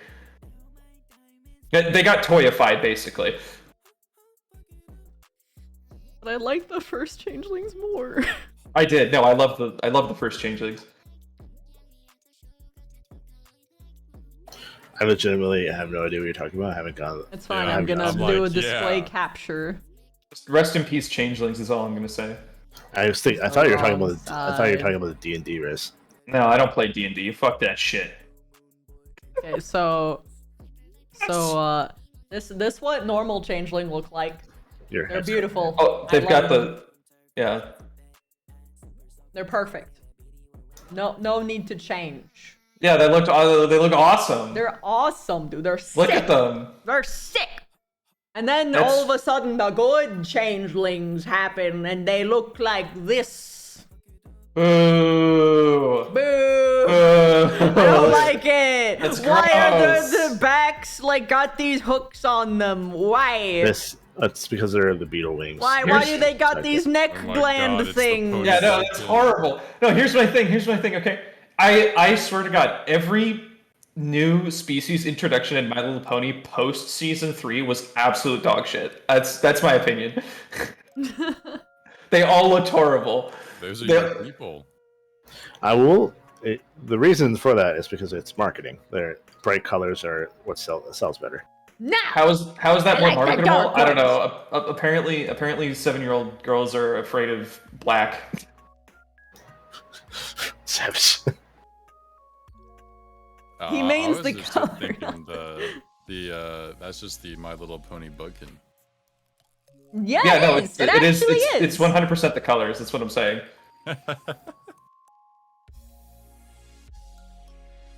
Kids have a basic brain, small brain. Small brain. Small brain. You like the hippogriffs? That's okay. I just The hippogriffs are good. when you say hippogriff, like it's supposed to be like a mix between like a friggin' like a horse and a griffin. Yeah, Horse and a raven. And then you go look at the MLP hippogriff, and it's like a mix between like whatever the land abomination is, and then like a sea pony. Oh no, there's hippogriffs that are oceanic as well. Aren't those kelpies? Yeah, the kelpies. That's what I'm talking about. You remember the MLP movie where they could swap between the two? Yeah, That's what I'm talking. That's what I'm talking about. The hippocampi are the seahorses, but that's not that's not hippogriffs. Yeah, but they were one thing. Like they're the same thing. It's Oh, magic. they actually aren't even called hippocampus. Oh, no, they actually say the story of the hippogriffs. Never mind. The wiki was just like, oh, they're all mer ponies. I'm like, oh, I think well, they that changed makes them sense. because they didn't want evil characters in MLP. They just wanted to change the changelings to good. They could have been good and still looked the same. Yes. Yep. It's so much cuter. Imagine like I'm bringing this display back. Imagine you got like these little dudes, these little like, but then they get like actual love and affection. Yeah. Like voluntarily given to them, and they're like little blushy, little like, wait, what's this? I've never had this happen before. It would have been amazing. It would have been like a great thing. There was so much potential for them to explore, like people who have like trauma and like difficulties, like with like friendship intimacy or any kind of intimacy. You just made me think about this. That would have been, if that had been what had happened, where they just decided to be good, but they were still like changelings. It would have been like another like 10,000 creatures that had just jumped into Equestria, and they don't have any emotional like experience, so everything's gonna be like a big deal to them. They're gonna be like, yeah, why are we jealous? Just imagining a montage where they're teaching them about like their basic jobs, so like farming and stuff, and they're just losing their mind because it's something they never experienced before. We had farms, but there were ponies in them. Yeah, they had were- like little chrysalises, like Also- in the Alien series. It's amazing. Also, Chris, you just explained like a species of cinderes. Look at them. Well, yes. No, they literally are a species of cinderes. The bugkin are a species of cinderes. They should have been. That's what they should have been. Well, no, they actually are. No, he's talking about the pony thing. Oh, the Not- ponies. not Yeah, bugkin. yes. I agree. I'm glad the Would've been so queen much didn't turn good. I don't. Her design was never that good. What? I disagree. I didn't like the hair. I didn't like the mane. I loved everything about her design. She's kind of lanky. But that's the best part. Those lankies, you know, she's got Celestia syndrome, you know. She's like the only one who doesn't have Celestia syndrome. What? Okay, all right. Twilight got Celestia syndrome. We can disagree.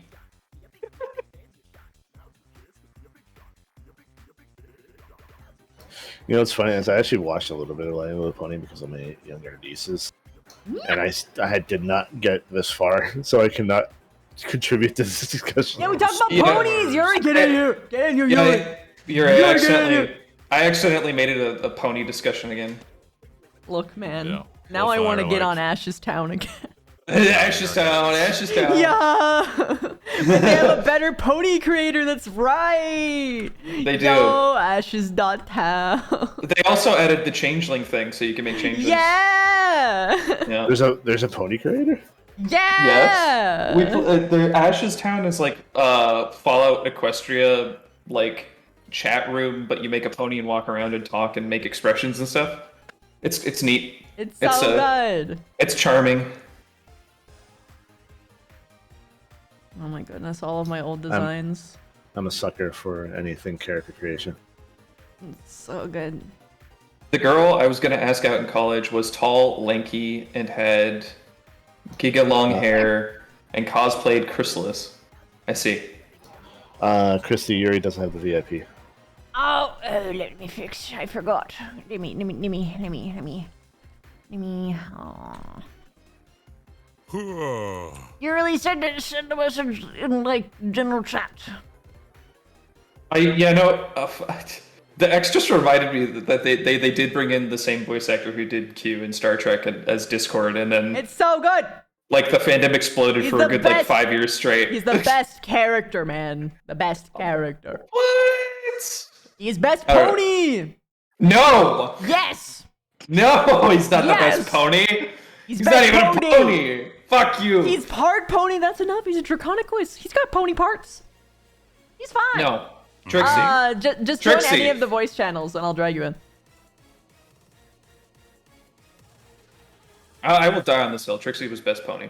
No. Yes. She really was. She My was top five, amazing. What do you?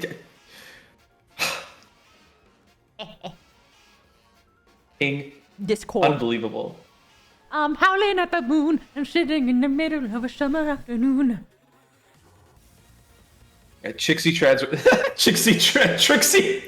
Fuck, I'm tongue-tying myself. Oh, my apologies, Yuri. My Trixie. Discord, yeah, just any of my voice channels in my Discord. Trixie Chads representing. That's correct. There's not a lot of them out there. No, there's a lot of people who like Trixie. It's just that she's not like the best one. No, she's a person. She's personality dependent. I've done the research. All right, so she only vibes with like 3 of like 12 personality types. Christy, she's in voice launch. Aha. Trixie X Linux? No, please. No. I don't know if the world could No. handle those two personality types in the can't same room. She would totally enable him to go right back to his I am amazing. Look at me. And then he actually would become what people thought he was in year 2, where he thought he was better than everybody. Hello, Yuri. Hi, Yuri. Oh. Sup. Who is best pony, Yuri? You need a high IQ Best to reckon. pony for me? Ooh, like what are we talking here? Like main 6? No, just all. Background? All? Out of all of them? You're gonna have to give me a minute. That's because I fair. gotta think. I gotta think. I have a thought in the meantime. I'm a Discord simp. Oh, it's Trixie, Discord man. sim- Oh, of course. It's Trixie. I don't know why. Anyway. Fluttercord is the best ship. Trixie was actually for ships. I do have my favorite ship, but I actually do not like Rarity. Absolutely despise her, but I love Rary Jack. I love Applejack and Rarity. That's fair. A lot. Ship dynamics do I be see. hitting different I sometimes. love the country girl with the fashion preppy girl, you know. Yeah, I get you. I see Yeah. you. I see you. I'm making a pony. But man, all around pony. Oh man, you gotta make me think. God damn it! Just after 6 hours of roleplay, how you gonna do this to me? When I watched a little bit of it, the character that I liked was Rainbow Dash. Of course. It's one of the that's one of the standards. She's pretty universally awesome. I remember telling Christy that. And she Joke just looked at me. intended. Yeah, exactly. She just looked at me and went like, that's a Sundari, right? And died What is? alongside. Yeah, Rainbow Dash. Rainbow Dash? She's a sporty sun type. I'm trying to think if she ever got like a crush or anything. Think of how she like reacts to So okay, I think I have it. I think you might disagree with me on this, but I feel like I'm the only one who really liked her. Cause she's my vibe, okay? She's like, I love mean characters. I love Gilda. Gilda was my favorite. I love how big she was. Gilda? Oh, Gilda, the Griffin. All Do you right. not remember her? It was Rainbow Dash's friend. She was like a real jerk to Fluttershy. She showed up for like 2, maybe 3 episodes. Same voice actors for yeah, the Griffin. Yeah. Yeah, I really liked her, but I guess for someone who's not really like popular, I like Vinyl. Ponies can have beards. Vinyl Scratch. Yeah, ponies can't have beards. Yeah, go look up Star Swirl the Bearded. Sorry, this video laughing. The way you said that. Oh. Ponies have beards? Wait. Ponies have beards? Beards? Yeah. Holy shit. Gilda, I don't even remember how. I think the way she talked was she would like come on screen and be like, "Oh, Rainbow Dash did something stupid. Rainbow Crash, can't believe you managed that," and then she'd like fuck off. It's the same voice actress that does what's her name? It's the anime Revi, is that her name? What's the name of that anime? I can't think of it. Remy. No, it's Remy. This pony creator is way too in depth. Rainbow Dash did not have a crush on anyone, but the fans kept Black Lagoon, yes. That's pushing it. her It's with the same, Rarity. It's the same English voice actress, I believe. Link that shit. She's doing the face. Yeah, I'm pretty sure she's Revy. Yeah. Kitty. A baby. Guess I'm getting a hamster soon. I'm getting a baby. Oh my gosh, Mochi's doing the face. Chat, this is the face she does. This is what I'm talking about when she's doing the face. Why Has her does she fucking do mouth that? hung open. I don't know. She okay? My hun said it's because they smell. It helps them smell better. A creature. There are ponies with shark tails. There's all kinds of No, that's not canon, but it's an probably option. Made up. I think the only EJ Pone 3. Hold on, I'm gonna think. The only pony. Same blanket. The only My Little Pony species that's in question of existing or not existing are the bat ponies, because they show up. There's only Flutter Bat, which is different. It's like a disease, which is obviously not a species. And then there's the 2 bat guards who show up with Luna at the Nightmare Night thing, and the creator, the 2 story writers from season 1 and 2 were on Twitter, and they were like, "Yeah, we consider them their own species, but it never got put in the show anywhere, so it's not technically canon." There's 3 pony tribes, not 4, which means that the bat ponies, if they do exist in My Little Pony, aren't considered a pony tribe. They're just ignored. The secret tribe. Yeah. I think the bat ponies are just a Halloween thing, but that's the thing. The people who wrote the episode said, yeah, they're their own ponies. They're their own species. They're not a costume. Are you talking about the... I'm looking up a picture. That's adorable. When Fluttershy turned into a bat? Yeah, there was that. Yeah, okay. The Flutter Bat episode where she. I loved that. She apparently still has it. It's like a thing that just pops up randomly. I will. Okay, but I do have a question. Favorite princess? Luna. Luna. Luna? Yeah. Okay. Luna. Of course, Luna for you. Why wouldn't? That was pretty. I like Cadence. I like Princess Cadence. All right. Because she has my favorite song, which is "This Day Aria." Which Yeah, is that really is a good one. Yeah. Also, I would argue that her turning into. Is there any other bat ponies? The only other two are the two guards that pulled Luna's carriage. Were they quote unquote infected, like in Ken? We don't know. They just showed up as like a background prop for like 20 seconds.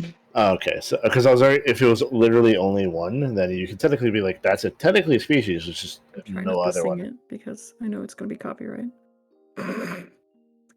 My lips are like, do it, do it. Oh do yeah, it. I know. Ranger, I'm getting the feeling that you watched MLP once or twice. I watched through the first 3 seasons twice, and then I watched the rest of the seasons all once. I barely made it through the last 2 seasons. They were not. Yeah, I've watched the first few a couple times. I watched the first couple of seasons. It was not bad. Actually, it was pretty good. When I watched it, I was like, this is a pretty good kid show. Like, this is something I would not mind my child watching. I started watching it when I was like 15, so it hashed out well. It was fine. Since I wasn't here for like part of it, what about of the main 6? Main 7, 6? whatever. No, main 6, no main 7. Something. I will not accept. Oh, I'm a boomer. Of the ponies. Yeah, of the all of them.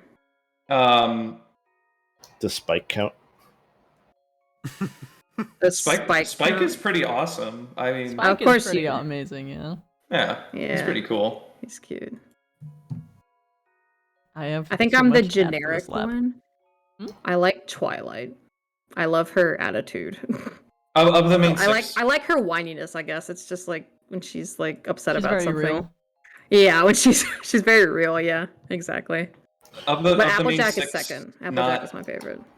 Whisper, I read your comment and my brain connected it to the Tangled animated series, and then I got irrationally angry about Variant again for no Yeah, fucking reason. same, dude. Every time.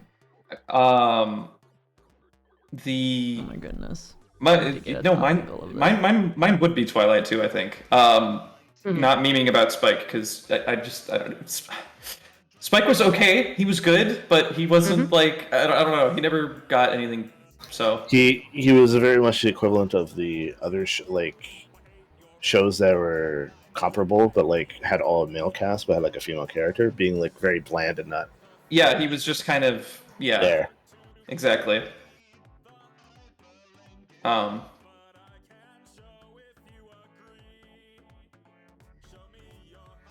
For me, in my heart it's Fluttershy, but like wholesale, the writers kept on giving her the same fucking lesson to learn over and over Stand up and for yourself. over and over again. Stand up for yourself. Maybe people just weren't standing up for themselves enough, and the writers just had to keep reinforcing it. It's okay. Anxiety is a persistent issue. It doesn't just go away. She is in general my favorite especially because of all of the Discord episodes. Oh, yeah. And like even the first one, she was like the only one that was actually resistant to like his bullshit, and she was just like, "Why would I do that?" And he was like, "What, motherfucker!" And he had to infect her directly using a higher level spell. I could vibe with Fluttershy with the tea drinking and like taking care of animals and crap, but like her personality could be overpowered so easily that you just don't want to. Yeah. I just Also, speaking of Discord, Chrissy, fun fact: my brother's favorite character when we watched together with our nieces was Discord. Enough that when he had the opportunity, he actually got a Discord statue. That's amazing. Also, Twilight's my second favorite though, because in general her episodes are usually one of the best ones, and she has a lot of issues that I personally relate to. Both of them do really, but you know. Yeah. my second is Dash, but that's par for the course. Nice. Oh, I didn't know Emily Blunt did Tempest Shadow. Anybody who's known me more than 10 minutes can probably get me nailed down. Diamond Tiara. Hey, baby. Diamond Tiara. They're both just duking it out on my lap. Are they bapping each Also- other? Yeah, they're like biting each other, doing like little nibbles while they're like play fighting. See? Call them names. Insult them. Mochi, Lemon. That's their names. Oh, and they keep on alternating between like kissing and biting each other. It's so cute. Wholesale, Chrissy, I didn't realize you had your phone on like your shirt, and I thought you had an R2-D2 shirt. No, that's not a phone. That's my tracker for my hands. Yeah, I didn't know you had a tracker on you, so I legitimately thought you had an R2-D2 shirt because of the blue light and like the black square. Yeah. Look at how chill he is, despite the fact that she's like biting him occasionally. He's just got the chillest face. Assuming we can see it again. Yeah.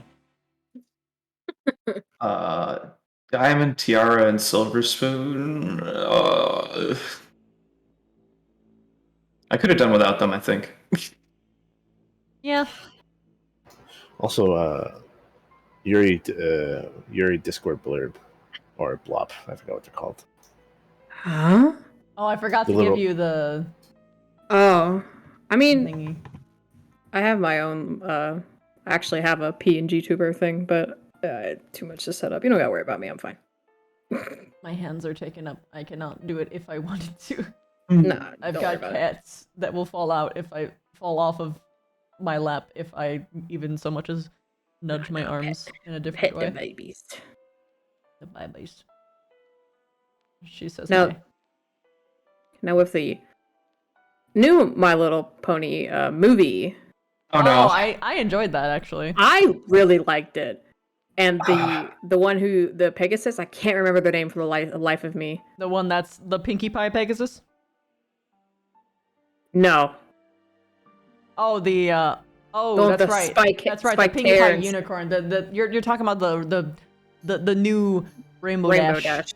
Yeah. That's a great character to me because I love me some beautiful, strong, deep voices. And she's the voice actress was a really famous Vine creator. I can't think of her name right now, but I like the Rarity Pegasus a bit, honestly. And the sheriff boy. I have a question for people who are into this. What did you think of the show where they like went to high school in like quote unquote the human world? No. Please no. No more. No, we're not talking Please. about that. I liked the songs. Oh, yeah, but songs that's are it. great. Was it Starlight? Is it Starlight Shimmer? That's her, right? What about Is that her? name? What about her? No. Is that mustard and ketchup? I think so, yeah. Okay. The new My Little Pony movie was interesting. I the only reason I watched it is because I got roped into it with Uzu. I was very surprised that they decided to have a genocide arc in it. I'm sorry, what? Yeah, the new My Little Pony movie has a genocide arc in it, so that's interesting. But is it the ponies being genocide? yeah, there was a pony that was attempting genocide. My brain just thought of an image. I don't want to spoil it too much. It's all cartoonized, but yeah. That movie. That's literally what he was doing. I know exactly what you're talking about. He was, yeah. It's like, yeah, no, there's like no way. If I had a criticism about the movie, I think there were a lot of scenes that they could have cut out, and a lot of scenes that they could have slipped in that would have been way better as filler. Like literally fucking anything about the history of what happened between 4 and 5, the generations, the old MLP and this MLP, because the worlds are connected. It's been like a couple hundred years. Apparently, Savage, have you been like reading the comics? I have not. That's like the entire purpose of that generation is for them to like find out what happened and why it happened and Okay. why everything was the way that it was. And one of the more recent ones, they actually found Discord again. But the thing is like in Gen 4 MLP, the way that we start is we start with a history lesson. Like it opens up and it's like, long ago there were 2 princesses and then one of them got fucked over to the moon. And then you go through like a 2-episode parter where you find out more about stuff and then you know. Anyway. They kind of did that in the movie. I want an entire history class. No, I wouldn't say so. Where the teacher just talks like that in the most like vague details. Okay, talks to the voice baby. I would say the. It I would looks say so the, soft. Yeah. I would say the new I wanna movie pet the babies. botched it in terms of any history building because it didn't give you any of that. It only gave you like, oh, the ponies have smartphones now. The unicorns, they live in a forest. You know, yeah, that's all I got out of it. Like, and then they had the thing at the end No, with like the very beginning intro bit where they had like Rarity go rabid. What? Yeah. You don't remember? Rarity the go beginning of the movie. rabid. Are you being hyperbolic? What's happening? I No, don't I'm understand. not being basically. She Rarity gets, wasn't like, in the red movie. eyes. Rarity wasn't in the movie. What are you talking about? The very beginning intro. The very beginning. Oh, I know what you're talking about when they're play fighting with the ponies, the main six. Remember? When that they're was play an fighting? intro with the history of the world. You're talking about the doll fight. Yes. Yeah. I don't know. I don't know. I didn't get anything out of it. It was literally talking about the history. Also, Yuri, you're gonna get a kick out of this. Guess what I can do with this? It lasted like 60 seconds. And touch his belly. He doesn't care. I want to touch the belly. I'm gonna go find it. I'm gonna go find it. Off the belly. I'm gonna go find it so I can critique this.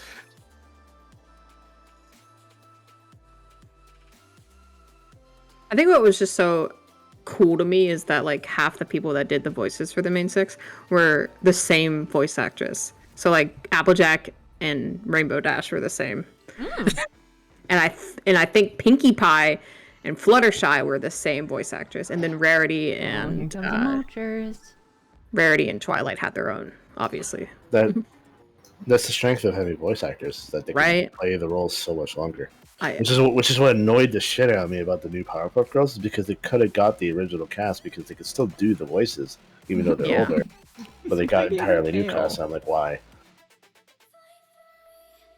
Okay, no, I found it. Here, look at this. That's not history. That's not a history lesson. I just watched it. That's literally 45 seconds of Gen 5 main cast going, we're gonna spread friendship, and then the girl just being like, yes, Unicorn's evil, so Rarity's the evil one. That's not a history lesson. That just tells us that there's prejudice now. Yeah, well, that's enough. That's all that you gotta say. No! I refuse. They love There's no each substance. other. Oh my goodness. The little Issa babies. Are they siblings or? Yeah, they're siblings. No. They're bonded pair. That's good. Yeah, It's cute. they're from the same litter. Nom nom. They play in.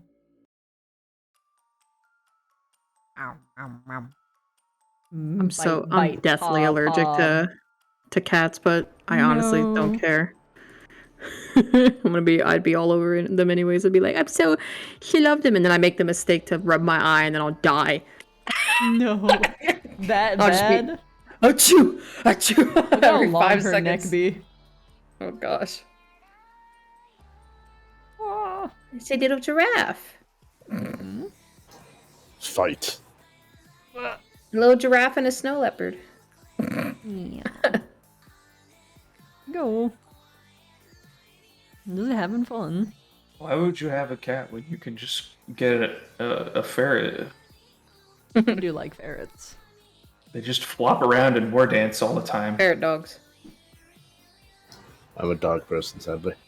I was a dog person, and then I had Jack, and then I was like, oh my god, all of the conspiracies from the dog owners that I have swallowed down for years. It's false. Sort of. Not totally, but a little bit. I remember telling you those stories about that one cat that I had to deal with. Yep. I will also Recently. say I have talked to cat people that have very wild conspiracies about dogs. Yeah. Now I'm just animal person. Give animal. Love animal. Although cats are much easier for streamers in particular. Because dogs Low maintenance. No, they're less noisy. That means I can do a ham cam. Yeah, but here's the thing: when I sit down and When I sit down in VR, Spock just comes over and sits in my lap. So These guys just walk over and sit on my lap too. And they're little cuddle bugs. And cuddly kitties. cats are not your alien overlords. All right, they did the science. They did a study where or not a study. They did an experiment where they hooked up like to a cat's They did a brain. study to make sure cats weren't aliens. Yeah, they did a brainwave thing to monitor like what a cat thinks about when it's like doing stuff, and the study came back and they were just like, yeah, cats don't really think about anything. They don't think very much. They just stare at stuff and don't think about it. To no good face. What I remember a very similar study where they actually tracked the brainwaves and the eye dilation of dogs, where they showed them a series of pictures, and they put in pictures of their owners, and that's how they concluded that dogs actually, one, recognize you, and two, actually really care, like they have the emotion. Yeah, they have bad eyesight though, so it's kind of funny because dogs will like look around and be like, "Which one is mine?"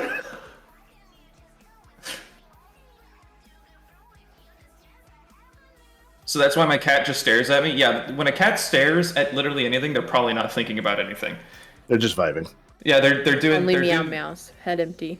They're doing that thing that thing that dads do, where they just stare off into the distance. Monsieur, have you ever seen the cat Uni on Twitter? Uni. Their name is Sea Urchin. Send it to me because I'm better memorized with visual. Okay, so this is like my obsession right now. Like I love this cat way too much. They are a munchkin kitty, but they're the most happiest kitty I've ever seen. They seem healthy, so that's a good thing. Show me. One second.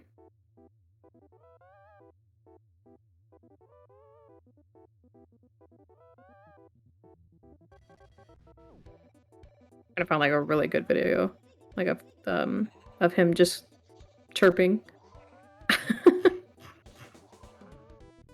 I just found a CinemaSins type YouTube channel that only does My Little Pony. Oh yeah. I've seen that. They big salt. There you go. Just Mochi is trying not to fall. And I try to help. But she's like, ah. Goodness. My sweetheart. Hi. Little Mochers. She's got a crazy face right now. Big old crazy face. Oh, I think I've seen this one. It's Oni. It's my most favorite thing in the world right now. And they have the most cutest little chirp. Oh, sweet baby. How do you feel with birds? Like having a pet bird? Neat. They're not something I'm used to raising. It's a little bit outside of my comfort zone. They are cute though. I used to watch a lot of Jaded, so I see her with her bird, Ari, and that bird is like fucking adorable. In terms they of bond to like one person. In terms of like frequent top 10 pets, birds are technically the most intelligent one you can get. Yeah. God, I can't imagine getting like a raven or a crow, because those things are like God. They're so fucking intelligent. You have to have like a dedicated like barn or some shit for them. I had a bird when I was younger. You can make bird sounds. It's crazy to me. Yeah, Just I don't know if sounds my in general. I don't know if my mic will pick it up since mine's kind of crappy right now. I can try. Yeah, unfortunately, it's not picking up as well. It picks up really easily in VR. Oh yeah. It picked up like a quarter or half It's of it. because of Discord's noise canceling thing that they have. Actually, Yeah, hold on. Let me try this. If you want, you can actually remove the noise cancellation, and you probably can do it, and then put it back on. That's why nobody ever hears me when I slam my desk anymore. Okay, so you can hear that. Okay.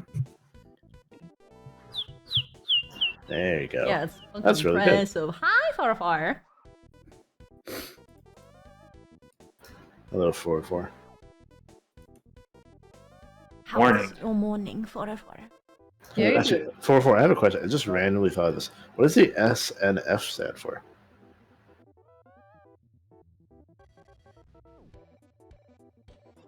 Five Nights at Freddy's. That's no.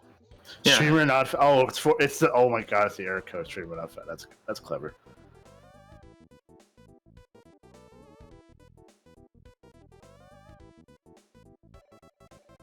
Oh, Lemon's laying on my feet. That's my boy.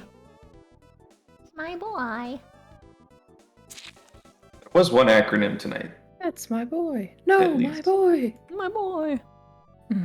The I don't know if you saw it when Chips and Linux were shitposting, but Chips said something about global warming. I saw that. Yeah, and then Linux was like, globe. Chips was like, oh right, yeah, flat map warming or whatever. What is it? Flat warning? Yeah, and then Linux was like, it's a worldly warming, thank you. And then he turned it into a WWE acronym. It's beautiful. Yeah. I don't know. I can't even remember if AA is canonically a globe or not. I don't remember. I don't think if it's ever defined. I hope No, I so, don't think because- I don't think it's been defined. I hope so, because you're gonna have a lot of very specific questions on how gravity's gonna work. I don't know. We'll just go to one of those like flat Earth websites where they're like, actually, it's like a half sphere, and so when you go to the Arctic, blah, blah, blah. We'll just use like some stupid logic like that, you know. Just What the? You know, the way that they explain We the live inside of a bottle. The way that they explain the Antarctic is that it is actually the edge of the world and that it is circular around all of this instead of just being in the south. It's really stupid. Yeah, it's, but I would love the A world to be on top of a turtle, like the legends are, just so Vev could freak the fuck out. That's right. She would literally have a panic attack. Today is Monday, which means that Gandalf gets I still graham cracker. I still cannot I love that I still video. cannot understand that. They're like, oh yes, the clearly round moon in the sky on my flat planet. I think their explanation for it is like it's a disc. Right? Yeah. No, it's just. I think it's just being right for the sake of being right. And the sun is like a spotlight sun. It's like focus. So, Or somebody's fucking You know, mood board, bro. we're actually just the way that they make it sound. It's like we're in like a terrarium. Who has played? I think it's Fable 2. Who's Yes. played Fable 2? I played think it's Fable Fable 2. 2 or Fable. It might be Fable 3. I but played every single do you Fable. remember the part we have to save the princess and you go into the creepy like mage guys D&D session that they have? Does anyone Barely. remember that? Barely. You get It was so shrunk long ago. really, really small, and you have to have a D&D session with them.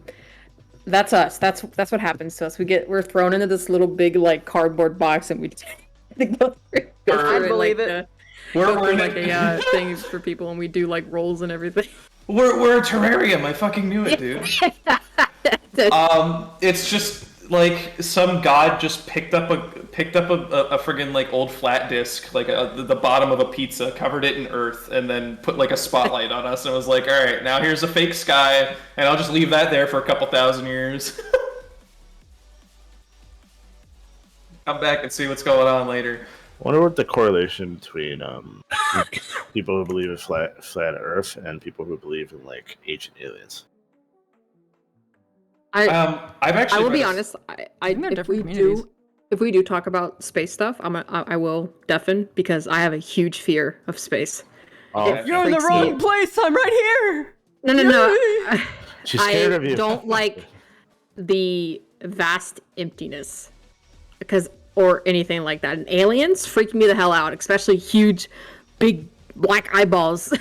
We don't- What I mean is like if you start talking about how we're gonna end up exploding at one point, or the sun's gonna be like Oh, like no. you're eating us. Like if you start talking about how like we're gonna die, please don't. You don't gotta worry about that. I don't want to worry. forever. The I don't want to expir- worry about that right the now. the expiration date is infinity, so you're not gonna be around for it. Let me see. I don't remember what it's called. It's like Aliens. It's the What heat were, death what of were the you universe. talking about? aerophobia. No. I don't know what Me? it is. Yeah, what did you say? I had something to say, but now my I was brain is- asking, what do you think the correlation between, or like the Venn diagram of people who believe in flat Earth and believe in ancient aliens?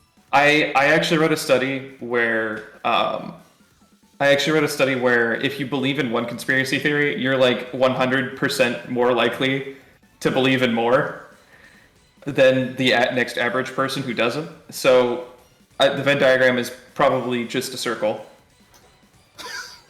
The reason I was asking is you were talking about it looking like a terrarium and looking like artificial and things like that, and then I was like, No, oh, I this swear to is God, connected. it's like these people will be like, yes, the Earth is flat. We're in the Matrix. Space aliens built all our things. And Bigfoot is actually a subterranean race of predecessors. And it doesn't matter if the conspiracy theories don't line up with each other. It doesn't matter if they directly contradict each other. I'm not gonna lie, the birds aren't real conspiracy is probably my favorite just because how ridiculous it is. It's and so I just funny. love it. It makes me wonder. So, do you guys believe in the paranormal? Do you believe in ghosts? Stuff like that? No. I work night shift security in an abandoned industrial complex. So if I did, I wouldn't be able to do this job. I do, mostly because I live next to a graveyard. Like I can look right out my window and see the graves. Mostly because I've seen some stuff. Now I don't know if it's me just losing my mind because I roleplay too much, but I believe in it.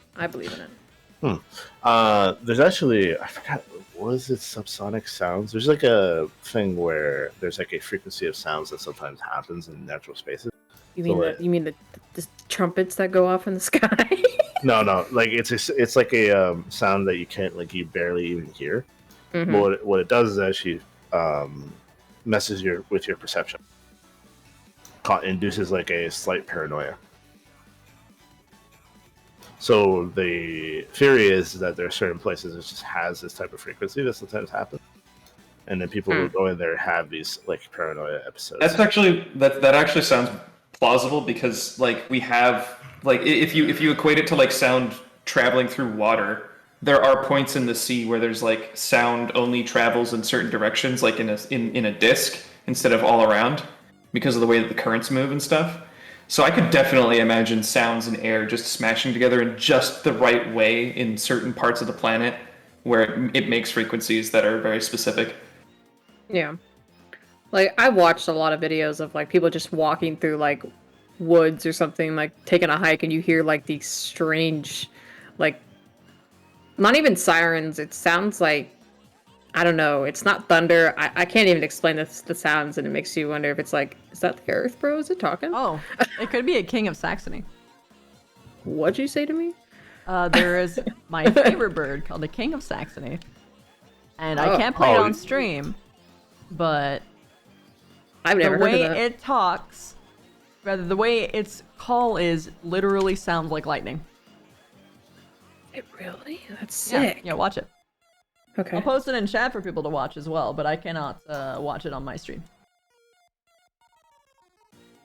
It's very Oh, it has cool. cute little like thingies hanging out Yeah, of I it. know, it's so precious. I love its little like antenna stuff.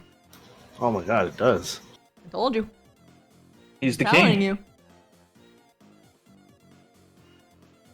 You might actually be right about that. This sounds familiar, but I don't know if it was that noise. You know, He's bouncing on the tree. Look at him go. just because this would be cool if like any of the lightning users in AA turned to birds. It'd be cool if it was this bird. When I when I work at night, I like to shitpost to myself about ghosts. Like I'll be going through like an empty abandoned building with like just like nothing but supplies laying around, and like all the ceiling lights have been ripped out. I have my flashlight on, and I'm like, oh no, the toilet ghost is gonna suck me in. He's gonna suck me in the whole toilet. Hanako's nice. Which I'm sure if I had somebody with me that would totally freak them out if I was talking about like supernatural bullshit all the time. But for me, it's just like I'm taking the piss. It keeps me sane if I'm not listening to an audiobook.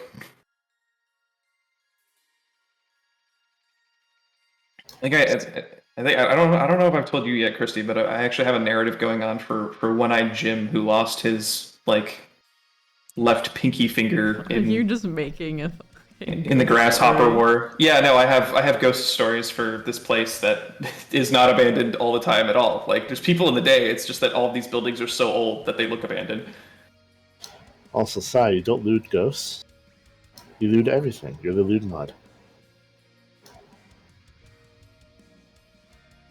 Is boredom the realest danger in security? No. No. Listen, there's always going to be danger to walking around alone at night. I don't think I can do it. Not just because of like believing in that stuff. It's more like I guess it would be the boredom for me, but then I'd start doing stupid shit. I'd start fucking being I don't know, I'd start being like a child running through the halls and be like, this is sick. If you were to take me and like you know how like the Phasmophobia game, like if a company like the Phasmophobia game tried to hire me to do that job, I'd look at the pay and I'd be like, oh yeah, sick, hell yeah, let's go.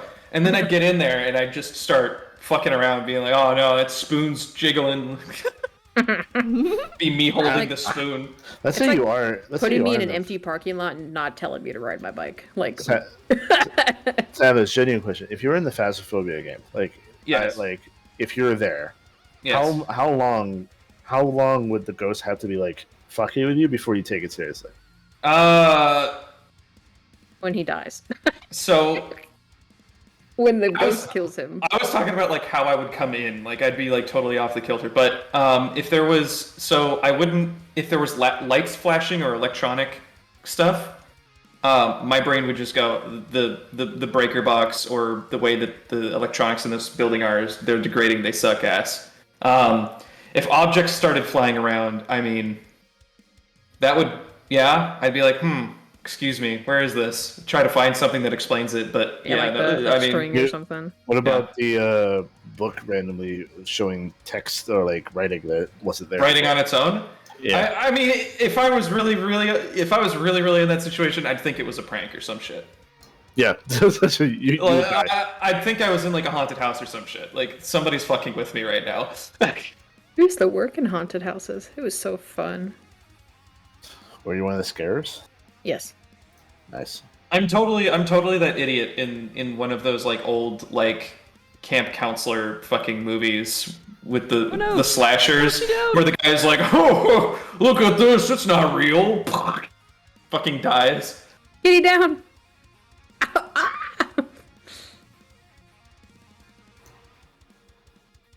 Only Lemon survived.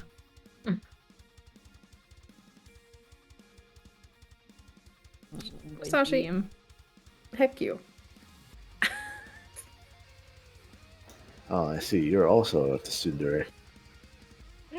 What the? Almost every role player is. What Almost. the? What is? A Tsundere.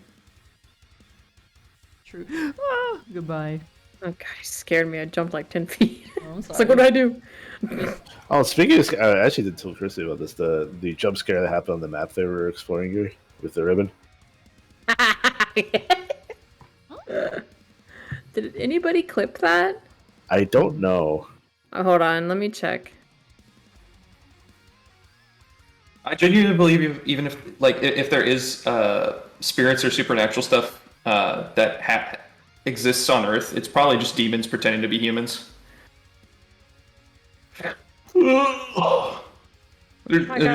Nobody clipped it. So my question, Christy, to you. Same question I gave to Savage. How long until you took the threat seriously?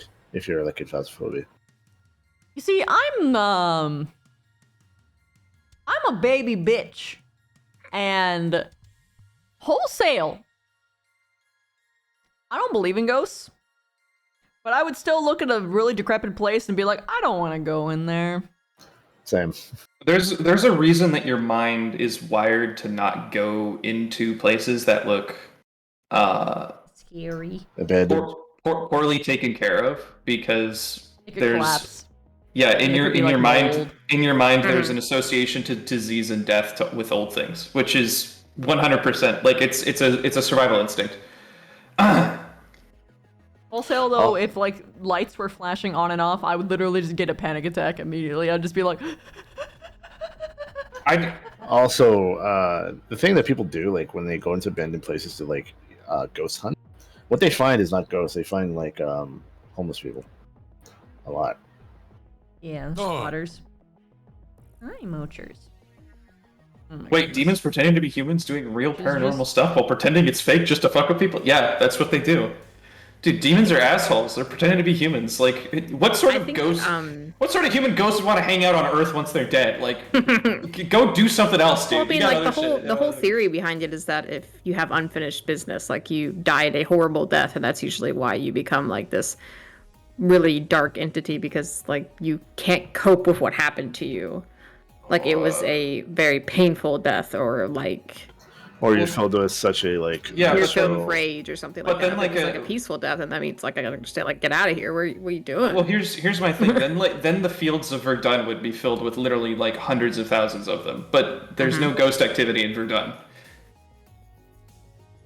I don't know then. Tons of those young boys died way before they had any. Like, there's got to be.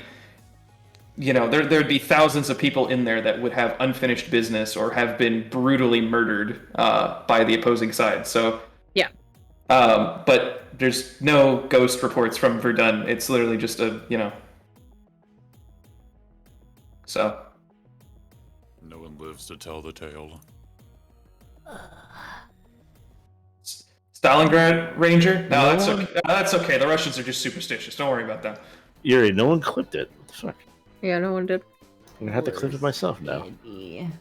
I think if I was like in a phasmophobia kind of situation, I'd probably get all excited when we got like stuff done for the investigation. Like if we get like something talking on the spirit talker, I'd be like, oh, you. I'd be like super like nerding out about it and stuff. Like if like the lights are flicking, I was like, yo, you see this? It's happening. Because I actually watch these guys on YouTube. They're twins and they do ghost hunts together.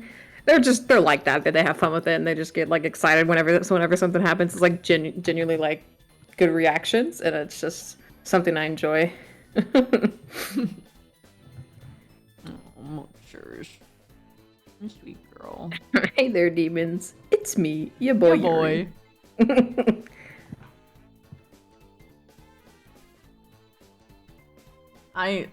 Wholesale Yuri. I have. So, do you know about the fifth F? I do not. So it's first, fight, flight, freeze. Or is it the fourth F? Wolf. Oh, what? Sorry, I'm clipping Is it something. 4 or 5 Fs? It's 5 Fs. If you're talking about your 5th F. Or the 4th F. Is it 4 Fs? I know there's a 5th. Because I think there's Fawn. I only have one F. Yes. You're correct. Oh, faint! That's what it is. Yes, Fate. Fate is the 4th one, and then 5th one is fuck. Yes, I'm the 5th. I only have one F though. I've talked about this. I don't accept any other only Fs. fight. Only fight. Yeah, exactly. I freeze, and then I fuck.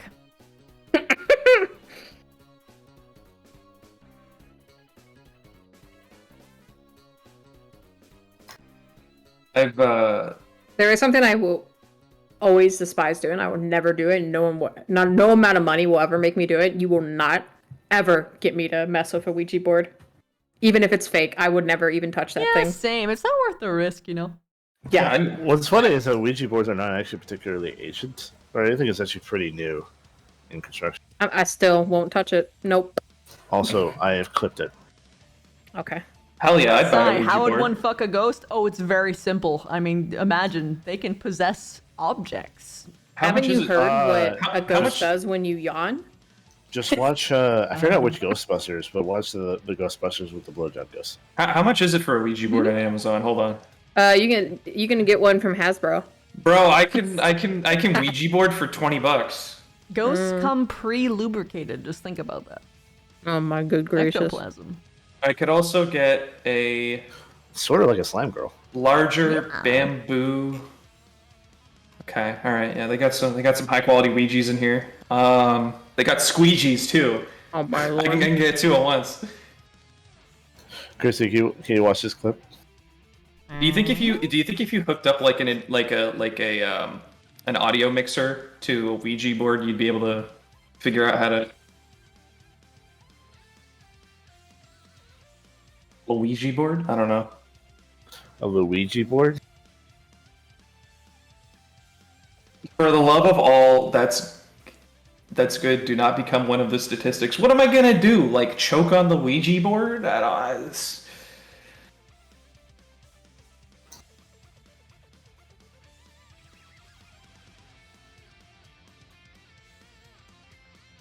Ouija board?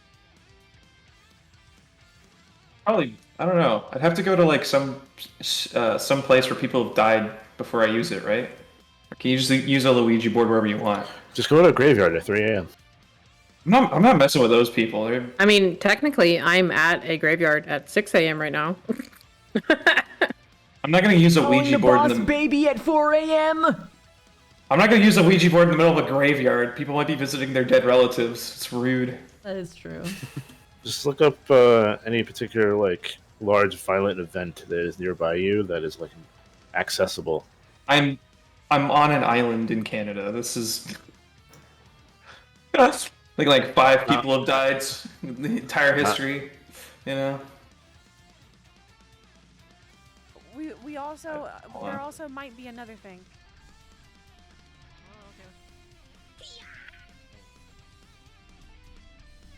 I'm scared.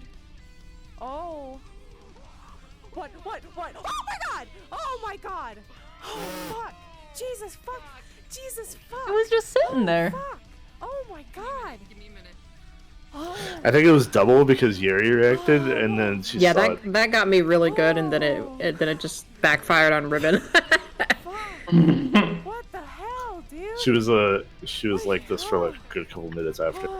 Follow the rules of the Ouija board or suffer the consequences. Are there rules? I did get a GIF though, of them. I will send it to you, Monsieur. Let them out. There are very specific rules for the Ouija board if you're talking about the actual game. I don't need a rule book. You're stuck in the playground. I'll just ask him questions and move the little pot around and see what happens. Oh my god, I love that gift, Figure- Yuri. Figure it out. Just the ding ding ding ding ding ding. Oh my god, I forgot about that. Mm. If I put the Ouija board under a Monopoly game board, will they play Monopoly with me? Yo. Yes. Can I play Monopoly with the ghosts? Don't mess with that stuff, Ranger. But seriously. It'll be Reminds me of- fine. I actually had a D&D character. And before he starts just like getting these weird markings. I could do it as like a YouTube channel, and it's gonna be called like Spooky Board Games or something, and we'll just have it where I'm playing single. 10 episodes later, guys, something's actually wrong. it would be called like something trying to suck me into the toilet at night. No, playing board games at 3 a.m. Playing board games at 3 a.m. That's the name of it, and then we put like Playing board games at 3 a.m. with Bloody Supernatural. Mary. Yeah.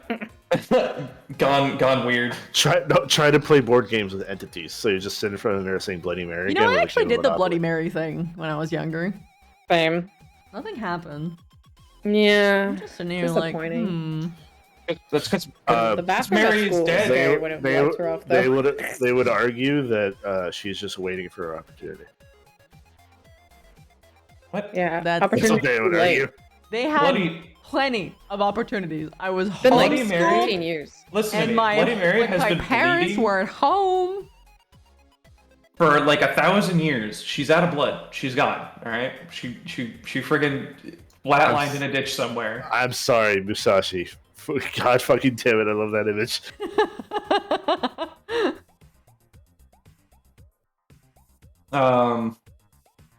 I don't know. Just summon werewolves in Britain or something. Werewolf? Oh, I'm totally down. We're going to Britain right now. We're playing Werewolves London. Britain has way better horror stories than the United States does. And now I don't believe in werewolves, obviously, but I wish I did. And like, if I saw one, I'd be like, yo, turn me in. I'm the same, but with vampires because I want the immortality, yo. I just want to turn into so I can go woo at the moon. Would you actually do that, Ranger? Would you actually talk to like a historical ghost just to argue with them? Probably. Knowing you, yeah. You're If the it- if history it- buff. If the historical figure was aware of Who it, has maybe. woken me from my grave? You. We're going to have a fight. Maybe they rise up like some old warlord, and I'd be like, "Man, you fucked up. You had a chance." Like, what do you mean? I was like, and I'm just like, "Dude, you were sitting on so much coal. You fucking idiot." Also, you should have done this in this battle. Ugh. Just and critiquing then- generals like fucking battle plans. Backseating history. Yeah, backseat. It's called Captain. What are the Savage, if you ever fucking change your username for whatever reason, just make it backseating history. There's actually a term for it in the historical community when somebody like just makes up like a scenario where, oh yeah, this happens and this person wins.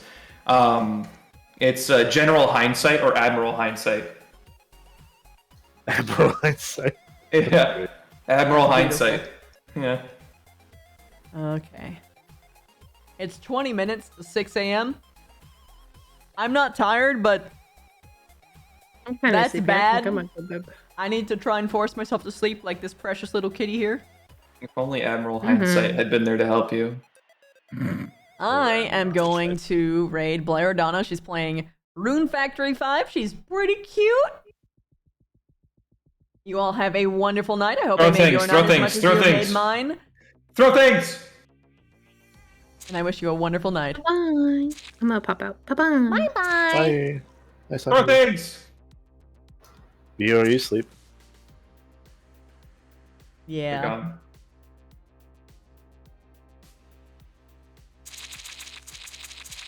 They just barely missed me. Ghosts.